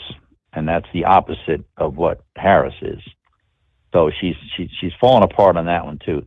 Now, one of the big disappointments for me is I heard that evangelicals vote in very low percentages. That surprised me. And the worst one than that is that gun owners vote in very small percentages. Now, she is all about taking away the guns. So if gun owners don't get out and vote, then they might as well just hand her guns over if she gets in. So I was shocked when I heard the gun owners vote in very low percentages. That was a real shocker to me. So the lies just go on and on. They get worse every time she speaks. They get worse. But you got these far left loons that are lapping this all up. They're believing her. They don't remember 2019 when she said what she really was all about. That's the real Kamala. 2019. This is the reinvented Kamala, who's pandering and kissing ass in every way she can to try to garner votes from various groups. She's all over the place. She won't even say anything negative about Biden, even though she knows he's a total disaster. I don't know of any other time in history, Steve, when a party removed their candidate because he was such a disaster, such a bum. I never saw that before. Did you ever see that before? No. When a party removed a candidate and replaced them with somebody? I never saw it in my life. So now he comes out right when she was looking good at her speech with 75,000 hired people. He comes out with this garbage comment. He refers to half of the country as garbage because they support Trump. Well, I was rolling last night when Trump turned that into a comedy skit. With the garbage truck. Wearing a How great was that? That was garbage awesome. man's vest. He sat in a garbage truck and talked to reporters. And then it got even better. People picked up on it. And, it's Halloween. There's people going out and dressed up, and all they put on is a garbage bag over their head, and they go out for Halloween wearing a garbage bag to show that they're a Trump supporter, I guess. Wow. But, Steve, here's what I wish would happen. I wish on November 5th, everybody who is going to the polls, and I hope there's a bunch of them, because if you don't vote, you surrender your right to complain. I hope every Trump voter goes to the polls to vote wearing a garbage bag. That's my hope. I think that would be hilarious. And that's all I have, and thanks for listening. I'll talk to you later. I had one quick question there. Brother Perry McDaniel, the Rambler. He wanted me to ask, has the Lone Ranger purchased any of that crevice deodorant that you love so much? Steve, I have a bad habit of taking a shower every day, so I've never really had a need for that. But I will tell you, I'm not dating anymore. I'm pretty much just dedicated single and staying in my garage and stuff. I've had my share and probably 3 other guys' share, so I'm good. But if I would ask a girl for a date and she told me that she hadn't, now that cream you put on in your butt crack is supposed to be good for 72 hours. If I meet a girl who tells me she hasn't had a shower in 72 hours, I will be exiting stage left in a rapid speed. That's the most incredible advertisement I have ever seen. Smearing stuff in your butt crack and under your boobs and under your arms and in your area. Quote, if your gynecologist tells you that you need some cream to smear on your crotch because you have an odor, I don't see anybody asking that girl for a date. I know I wouldn't, because when I catch a whiff, I'm out the door. I am gone. I'll dive through the window on the third floor to get out of that bedroom. All right, I'll talk to you later. That's my answer. That's a great answer. I'm sure Brother McDaniel is rolling on the floor. Taxes for Truckers provides full-service accounting solutions for owner-operators. Taxes for Truckers is the driver's financial co-pilot. We help independent truckers keep their taxes, filings, and bookkeeping running smoothly so they can focus on the road ahead.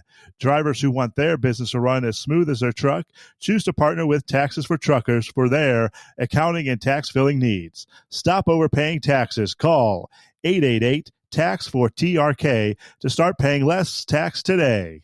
At Hot Shot Secret, we share the science behind common diesel problems. For example, ultra-low sulfur fuels. Fuel has two purposes, combustion and lubrication. Ultra-low sulfur fuels have diminished the fuel's ability to lubricate. Hot Shot Secret Everyday Diesel Treatment with LX4 restores lubricity, protects your engine, and optimizes performance. Everyday Diesel Treatment is available at truck stops, Tractor Supply, O'Reilly's Auto Parts, and online at HotShotSecret.com. Hot Shot Secret, powered by science. Building relationships with their team drivers and customers still matter at IBI Security Transport. Since 1966, IBI and its team of drivers have been leaders and innovators in providing white glove service to its exclusive client base for transporting high-value freight safely and securely.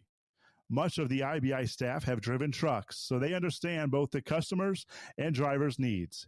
If you're seeking a career that values you as a person, not just a number, and offers great benefits and good home time, then IBI is the place for you. Call 800-582-5912 to discover why we are the leaders in team freight and start building a relationship with you.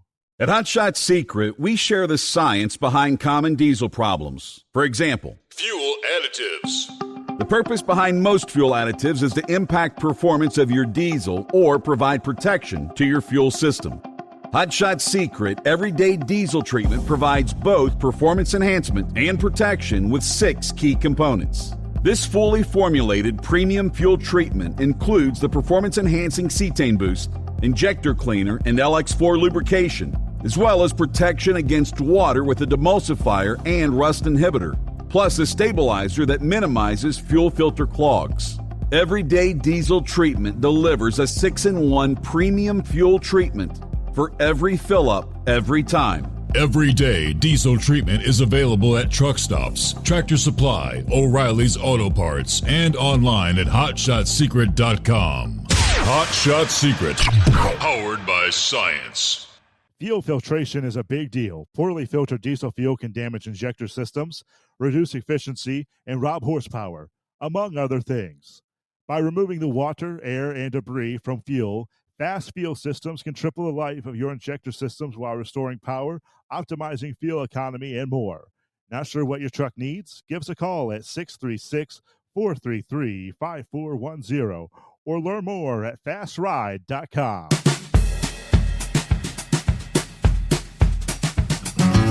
What else? We've got a checks and balances. Ain't nobody gonna cheat. A 19-year-old University of Michigan student from China voted in our general election Sunday using only a school ID and proof of residency. He was able to cast a ballot as a foreigner who's temporarily residing in the United States. Many of us have been screaming it from the rooftops. Still, alas, with Democrats making laws that make it easier to cheat, it leaves one wondering, if there will ever be a chance for a free, fair elections in Michigan again. According to the report by the Detroit News, the Chinese student was caught, but only because he came back to the clerk after he had already cast his vote and asked to have his ballot back. Once he walked away from the polling place where he cast his ballot, there was no way to know he was a non-U.S. citizen from China that just voted in our elections. The person is being charged with perjury, making a false statement on an affidavit to secure voter registration, and being an unauthorized elector who attempted to vote. According to Michigan law, the latter allegation is a felony punishable by up to 4 years behind bars and a fine up to $2,000. The standard penalty for perjury in Michigan is 15 years. It's not clear what it would be in this case involving lying on an application to vote. Now, because Michigan only uses tabulators to count their votes, once a ballot has been sent through the electronic counting device, it becomes an anonymous ballot. It is impossible to retrieve. So now what? Well, if you guessed the votes cast by a 19-year-old from China in our general election will be counted in the same way a legal, registered, legitimate voter in the state of Michigan's ballot would be counted, you would be correct. For example, if you voted for Donald Trump for president and Republican Mike Rogers for U.S. Senate, and the 19-year-old from China voted for Kamala Harris and Democrat Elisa Stolkin for Senate, essentially your vote was just canceled by a citizen of China. Ever since the 2020 election fiasco in Michigan, the Secretary of State, Jocelyn Benson, has been supposedly going out of her way to assure the voters that her state's elections are safe and secure. Only U.S. citizens can vote. Speaking to the local Fox station back in May, calling anyone who might be concerned about non-citizens voting in our elections as purveyors of misinformation. She says we have many checks in place to ensure the law is followed by everyone. Okay, well, in this case, I guess that didn't work. As simply a school ID and what is proof of residency. An electric bill, a water bill, phone bill, I don't know what it would be, but that's all he needed to vote. Have no fear. There's nothing to see here. All right, we'll get to some of the other industry headlines coming up here. RFK, Robert F. Kennedy Jr., says, I guess as he's looking for Trump to take the victory next week, that I guess Trump wants him to, he says, run some of the agencies, Health and Human Services, and maybe the Food and Drug Administration. I think those would be good roles for him, but tell you a bit more of what he had to say coming up here. First, a news break, the Steve Summers Overnight Drive. Happy Halloween, live from the Hot Shot Secret Studios. From Feature Story News in Hong Kong, I'm Laura Westbrook. US Vice President Kamala Harris and former President Donald Trump are hot on each other's heels, campaigning in the same battleground states with days to go until the election. The White House hopefuls will be in Wisconsin and North Carolina, laying out their closing arguments to the American people. Benji Hire reports. The candidates are again hitting the states that'll swing this election, following Kamala Harris's finely toned address to 75,000 people last night, in which she promised a future of freedom and hope. Sitting just meters behind her in the White House, President Joe Biden was undoing some of that hard work, calling his predecessor's supporters, or as he later clarified, their language, garbage, the very word used by a speaker at a Trump rally to describe a US territory.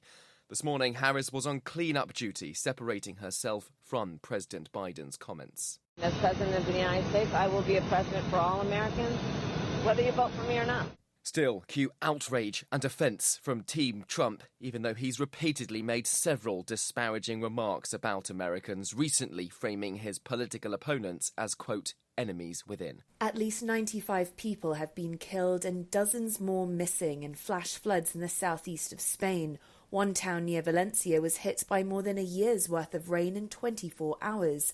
Giles Gibson has more. Search and rescue teams are battling their way through flooded streets looking for potential missing persons. Meanwhile, more than 100,000 people in the area surrounding Valencia are also still waiting for their electricity to be restored. Spanish Prime Minister Pedro Sanchez has told residents that his government will not abandon them. Forecasters say the most intense weather conditions have now moved through the area, but they're still warning that 80 to 100 millimetres of rain could fall over the next 12 hours. Flying by private jet, buying a second home, and the cost of employing people will all become more expensive as the UK Chancellor announced the first budget by the Labour government elected earlier in the year.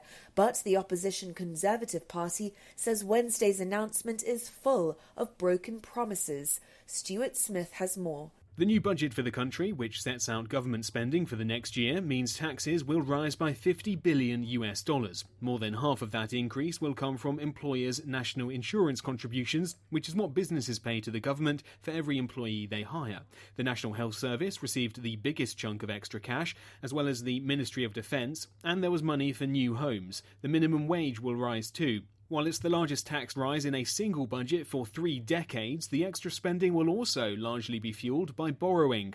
The opposition Conservative Party has called it the biggest heist in modern history. From bureaus worldwide, this is FSN. Increase fuel economy up to 7.9% with Hot Shot Secret Gasoline Extreme. The solution to maximize your engine's performance and fuel economy. Whether you're driving a sports car or a daily commuter, Gasoline Extreme is specially formulated with PEA to deep clean. Don't settle for an average driving experience. Upgrade to Hot Shot Secret Gasoline Extreme and go further on each tank. Order now on Amazon or HotShotSecret.com. Hot Shot Secret. Powered by science. At Hot Shot Secret, we share the science behind common diesel problems. For example, ultra-low sulfur fuels. Fuel has 2 purposes, combustion and lubrication. Ultra-low sulfur fuels have diminished the fuel's ability to lubricate. Hot Shot Secret Everyday Diesel Treatment with LX4 restores lubricity, protects your engine, and optimizes performance. Everyday diesel treatment is available at truck stops, Tractor Supply, O'Reilly's Auto Parts, and online at HotShotSecret.com. Hot Shot Secret. Powered by science. Building relationships with their team drivers and customers still matter at IBI Security Transport. Since 1966, IBI and its team of drivers have been leaders and innovators in providing white glove service to its exclusive client base for transporting high-value freight safely and securely. Much of the IBI staff have driven trucks, so they understand both the customers' and drivers' needs. If you're seeking a career that values you as a person, not just a number, and offers great benefits and good home time, then IBI is the place for you. Call 800-582-5912 to discover why we are the leaders in team freight and start building a relationship with you. Attention all truckers, are you ready to own your own truck? Lone Mountain Truck Leasing makes it easy. Our lease-to-own program puts you in the driver's seat. Our inventory is always changing, and we have a variety of rigs, including Kenworths, Freightliners, automatics, and manuals. Once you make your last payment, the truck is yours. No interest, no balloons, and no buyouts. Take the first steps towards independence and financial freedom. Visit LoneMountainTruck.com or call 866-944-0383.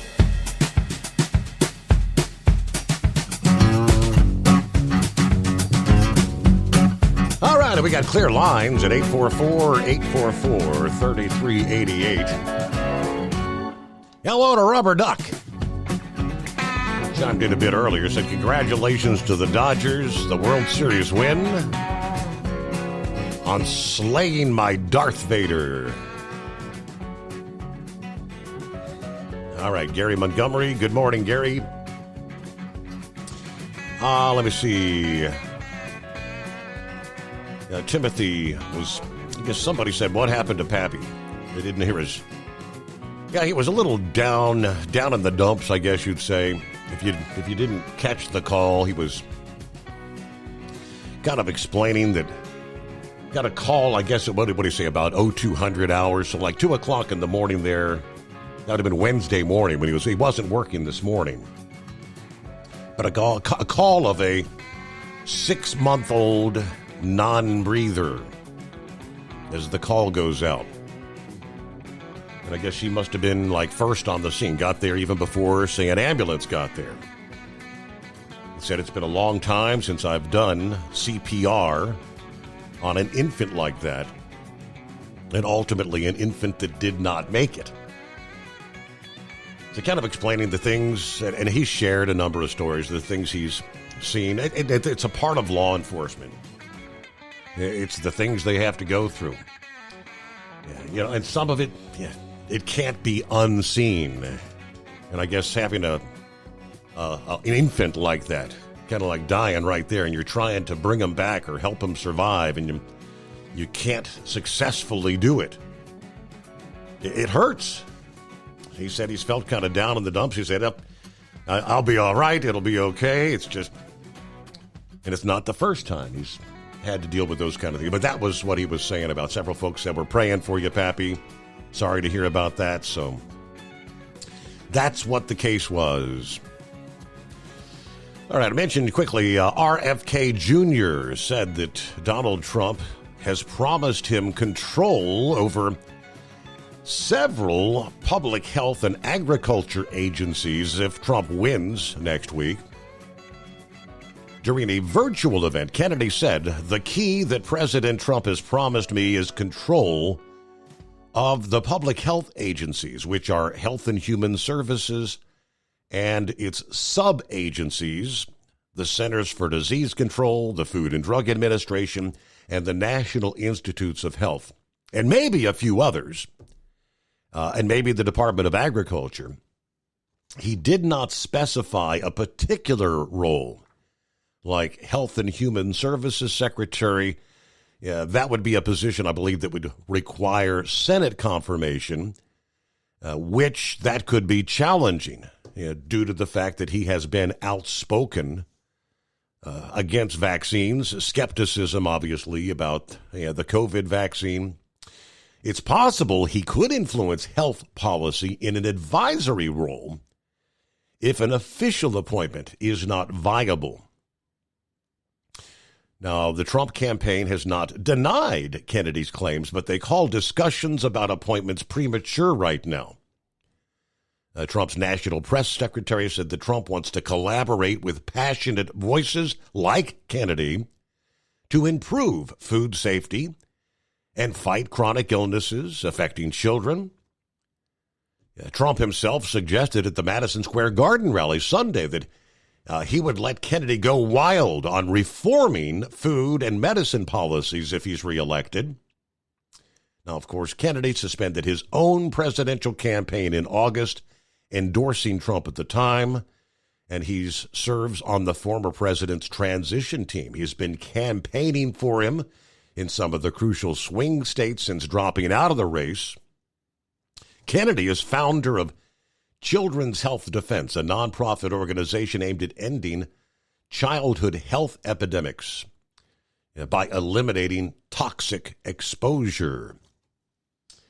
There's been a lot of those discussions. Recently, even some testimony on Capitol Hill about some of the products that are banned in many other countries, but are allowed to be placed into products that you and I and our children consume every day in this country. And why? And they show a number of products with things like the red food dye and sugars. I saw in one segment of the sampling, they had a box of Fruit Loops that would be sold in, I believe it was the UK. And they pulled the bag out of the box showing the coloring. And it was really bland. I mean, not quite as bland as a bag of Cheerios, but then they pulled a box of Fruit Loops that are sold here in the United States out, in all those beautiful, bright colors, the reds, the blues, the purples, the greens. And I said, this is what the kids want, the pretty colors. Even though other countries say that what they're using to make those pretty colors is toxic in our children. Those are the kind of things that RFK would definitely be looking to change. So we shall see. Meanwhile, there's Brother Rambler. Good morning. Well, good morning, sir. And Pappy, we love you and we're praying for you. Kind of like being out here 26 years, you've seen so many accidents, you kind of become desensitized to it. I have a friend, and he's also a listener when he can listen as well, goes by Kickstand.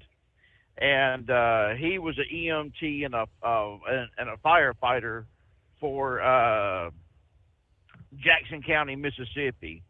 And, we've talked, personally and everything like that about some of the things he has witnessed and horrendous accidents he has worked. And he had told me, he's like, Brother Rambler, he's like, what the straw that broke the camel's back that made me just get out of it. He said, I had a bloodhound puppy that I'd raised since, I raised and I taught him, trained him myself. And when someone would go missing, they would always contact me, and I'd always get that dog, and we'd always go and find them.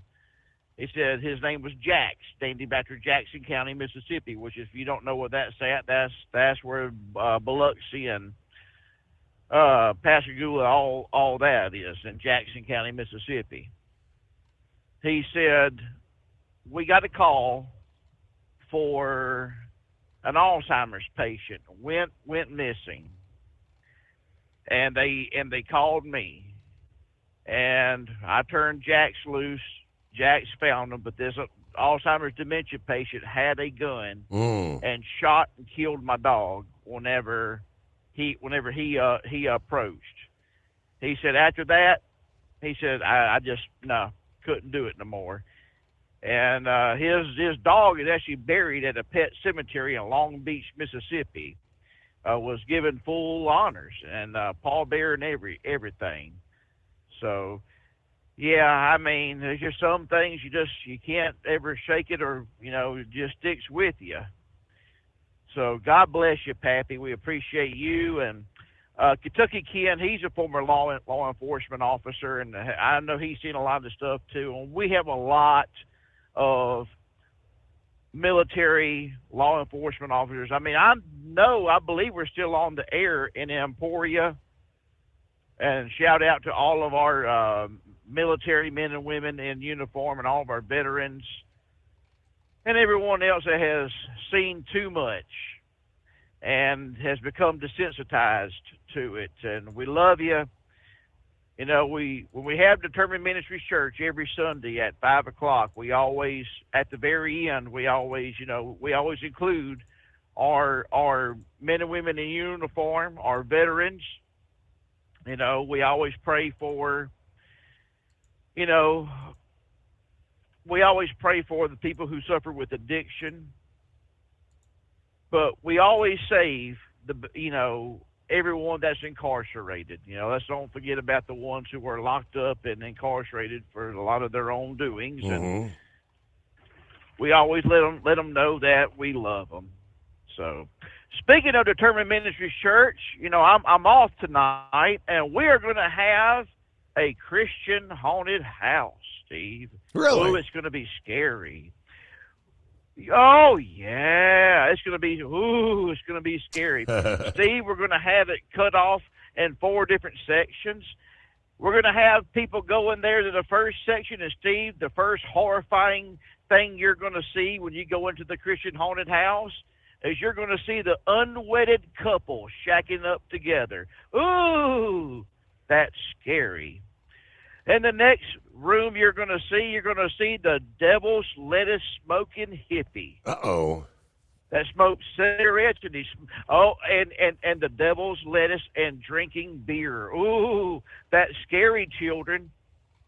Then the most horrifying thing, we're going to have a Kamala Harris look-alike. Oh, and she's going to put on the crevice deodorant because she looks like a person that don't take a shower, Lone Ranger. Oh boy! No, really, I am joking, guys. We're not doing the haunted house, and I got that skit from John Boy and Billy, Reverend Billy Ray Collins, skit that they do on there called the Christian Haunted House and everything like that. But now we're just going to be taking the couple nights off, and a lot of these Cajuns over here, they can get rowdy. I'm gonna let someone else just handle it, and I'm gonna sit at home, and we don't do Halloween or celebrate Halloween. I mean, and I'm not against right. it. I know my kids are all grown. Yeah, and I'm not against it, but all my kids are grown, and to each his own, just like I put on Facebook. And I'm not upset about this. I just wanted to know. I don't know why straight men, I understand, homosexual men, why they do it, and I understand the goth culture, why they do it, but I just asked a question, well, why on God's green earth are straight men painting their fingernails and toenails? And I appreciate excuse me, everyone that has responded, and I got a lot of good responses. So thank you, everyone that participated and made that possible. We thank you. God, I want you to be safe out there. Remember, there will be trick-or-treaters out there. When you go into these neighborhoods, go into it like it's a school zone. Yeah. Be cautious, be careful. Parents, if you're going to be having your children out trick-or-treating, put some reflective tape, put something on them so we can see them. And everyone, be safe. Inspect your candy, please. There are some crazies out there that might put LSD or something else in it that'll cause your children to trip. So I want to remember for you all to come and visit us this Sunday at Determined Ministries Church, 5 o'clock Central Standard Time. We go live, and God will always have a message. And if you want to support something, we talked about last night, tithing and, giving money to, on the cruise ship to the Children's Hospital in Memphis. And I have a preacher friend of mine. I'll tell you this one quick story, and I'll hurry up and get off. I know you got folks on hold. Children's Hospital, I had a good friend of mine, Brother Kenny Fillingham. His son had a rare blood cancer, and they were at Dave Thomas Hospital in Memphis getting treatment. And Brother Kenny, he called me one night. He said, Brother Rambler. I said, what's that, brother? He said, I'm sitting there, and I'm staying, across the hall from Kyler B, and this decent-looking woman and I, we just started talking, and he said she had a couple of folks with her, but I didn't pay attention to them. So we're just talking back and forth, and she realized I had no idea who she was. So she acted like a regular human being, and we had a good conversation. He said, Brother Perry, you know who I was talking to? I said, Brother Kenny, I ain't got a clue. It was daggum Lady Gaga. Really? She was there visiting kids, doing some Make-A-Wish. Yes. Having a full-on conversation, and when she realized that he didn't have a clue who she was, she kind of put that facade down and become a regular person, and they had a regular conversation, and even had a conversation about the Lord. He even told me about. Wow. He said, she says that she knows who Jesus is, and that's real assuring. So hats off to Lady Gaga, even though I heard her latest movie with her and Joaquin Phoenix really stunk to the lower pits of Hades, but that was the Joker Part 2, and I said, Donovan said that movie was horrible because he works at AMC Theaters, but Anyway, Steve, I know you got other people on the line, and before I go, we talked about tithing once again.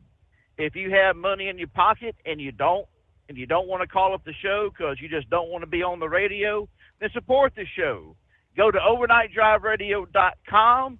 That's where you can find all your overnight drive needs, anywhere from your 32-ounce cups to your trucker hats to your T-shirts, even to HotShotSecret.com. I mean, Shot Secret, which you can go there too, but I would rather you go to overnightdriveradio.com. Support the show and buy 2 or 3 of them 50-cent stickers. We love you, God's children. Have a happy and safe weekend. I'm going to say this, and Dingbat's going to kill me, but go Bulldogs. I don't like the Florida Gators, so go Georgia. That's in memory of my father, Dirty Diapers. He was a diehard UGA fan. We love you, God's children. Remember this: love is just not another 4-letter word. It's something you have to do. It's something you have to enact. And if Jesus can love you, and He does, Brother Rambler can love you, and I do. And Long Ranger, we're still praying for you and that cancer. We love you, God's children. Bye now. Thank you much, Brother Rambler. Yeah, so he won't be with us tomorrow night, but we'll get our Pick 6. Are you with me from Big Ed? Probably in our first hour. See what we got on tap for college football this weekend. I'm thinking the biggest game of the week is going to be Ohio State versus Penn, right? Number 2 versus number 3. There can only be one winner. Taxes for Truckers provides full-service accounting solutions for owner-operators. Taxes for Truckers is the driver's financial co-pilot. We help independent truckers keep their taxes, filings, and bookkeeping running smoothly so they can focus on the road ahead. Drivers who want their business to run as smooth as their truck choose to partner with Taxes for Truckers for their accounting and tax filing needs. Stop overpaying taxes. Call 888-TAX-4TRK to start paying less tax today. At Hot Shot Secret, we share the science behind common diesel problems. For example, ultra-low sulfur fuels. Fuel has 2 purposes, combustion and lubrication. Ultra-low sulfur fuels have diminished the fuel's ability to lubricate. Hot Shot Secret Everyday Diesel Treatment with LX4 restores lubricity, protects your engine, and optimizes performance. Everyday diesel treatment is available at truck stops, Tractor Supply, O'Reilly's Auto Parts, and online at HotShotSecret.com. Hot Shot Secret, powered by science. Building relationships with their team drivers and customers still matter at IBI Security Transport. Since 1966, IBI and its team of drivers have been leaders and innovators in providing white glove service to its exclusive client base for transporting high-value freight safely and securely. Much of the IBI staff have driven trucks, so they understand both the customers' and drivers' needs. If you're seeking a career that values you as a person, not just a number, and offers great benefits and good home time, then IBI is the place for you. Call 800-582-5912 to discover why we are the leaders in team freight and start building a relationship with you. At Hot Shot Secret, we share the science behind common diesel problems. For example, fuel additives.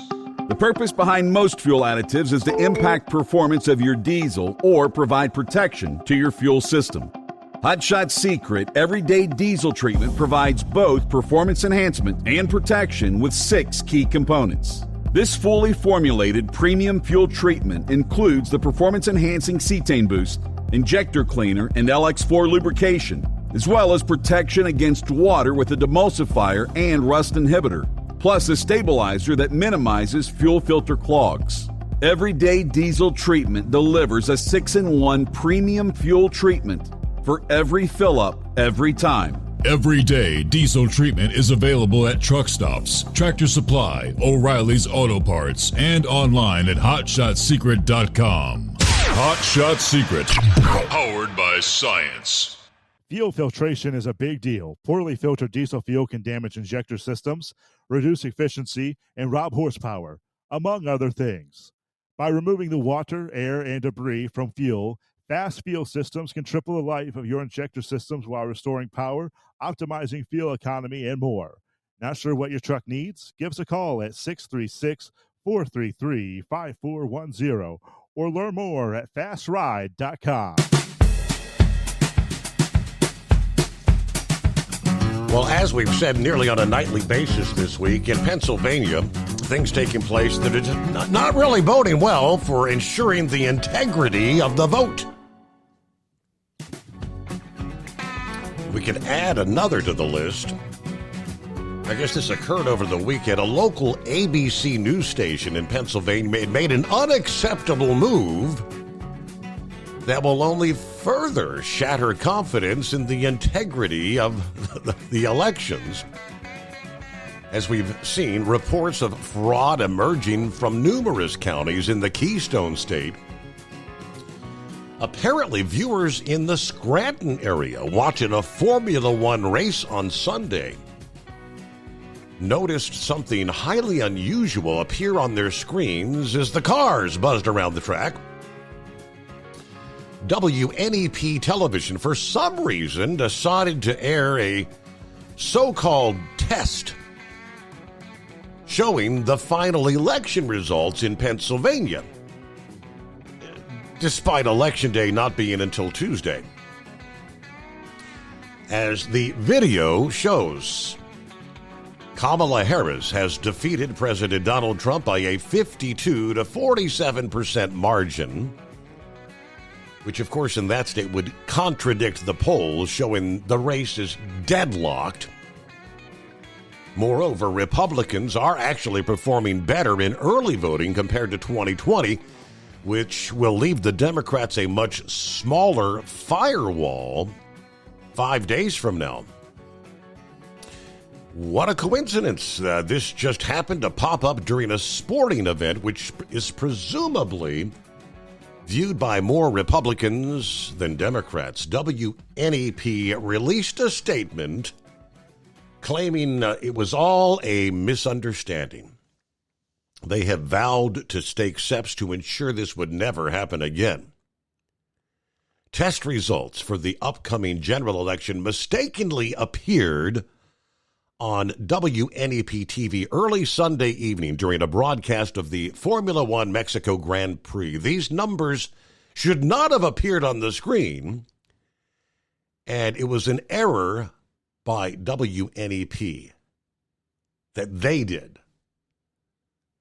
The numbers on the screen, they say, were randomly generated test results sent out to help news organizations make sure their equipment is working properly in advance of election night. The numbers shown were not reflective of any actual vote count. We regret the error and apologize for any confusion. We have taken steps to ensure this does not happen again. I'm assuming somebody behind the scenes probably lost their job, but all right, just a coincidence? I don't know. Have a great day. Happy Halloween, right? Be safe. Watch out for the little ghosts and goblins later on this evening, and we'll see you back here at the midnight hour Eastern tonight.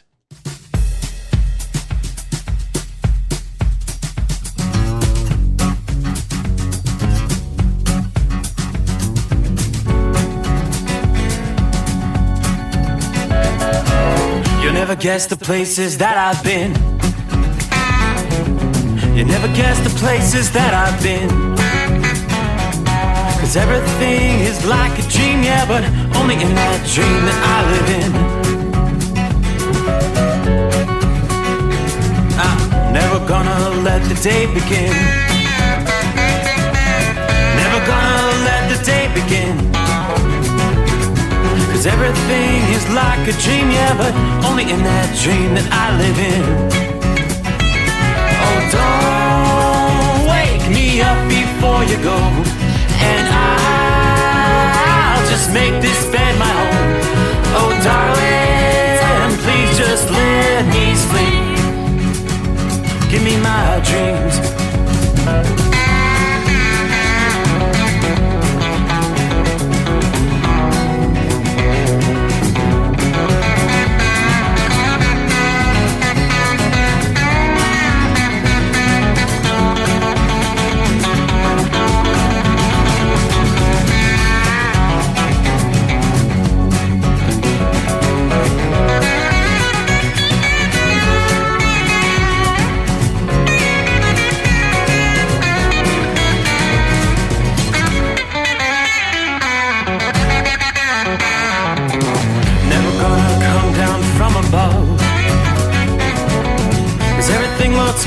from above.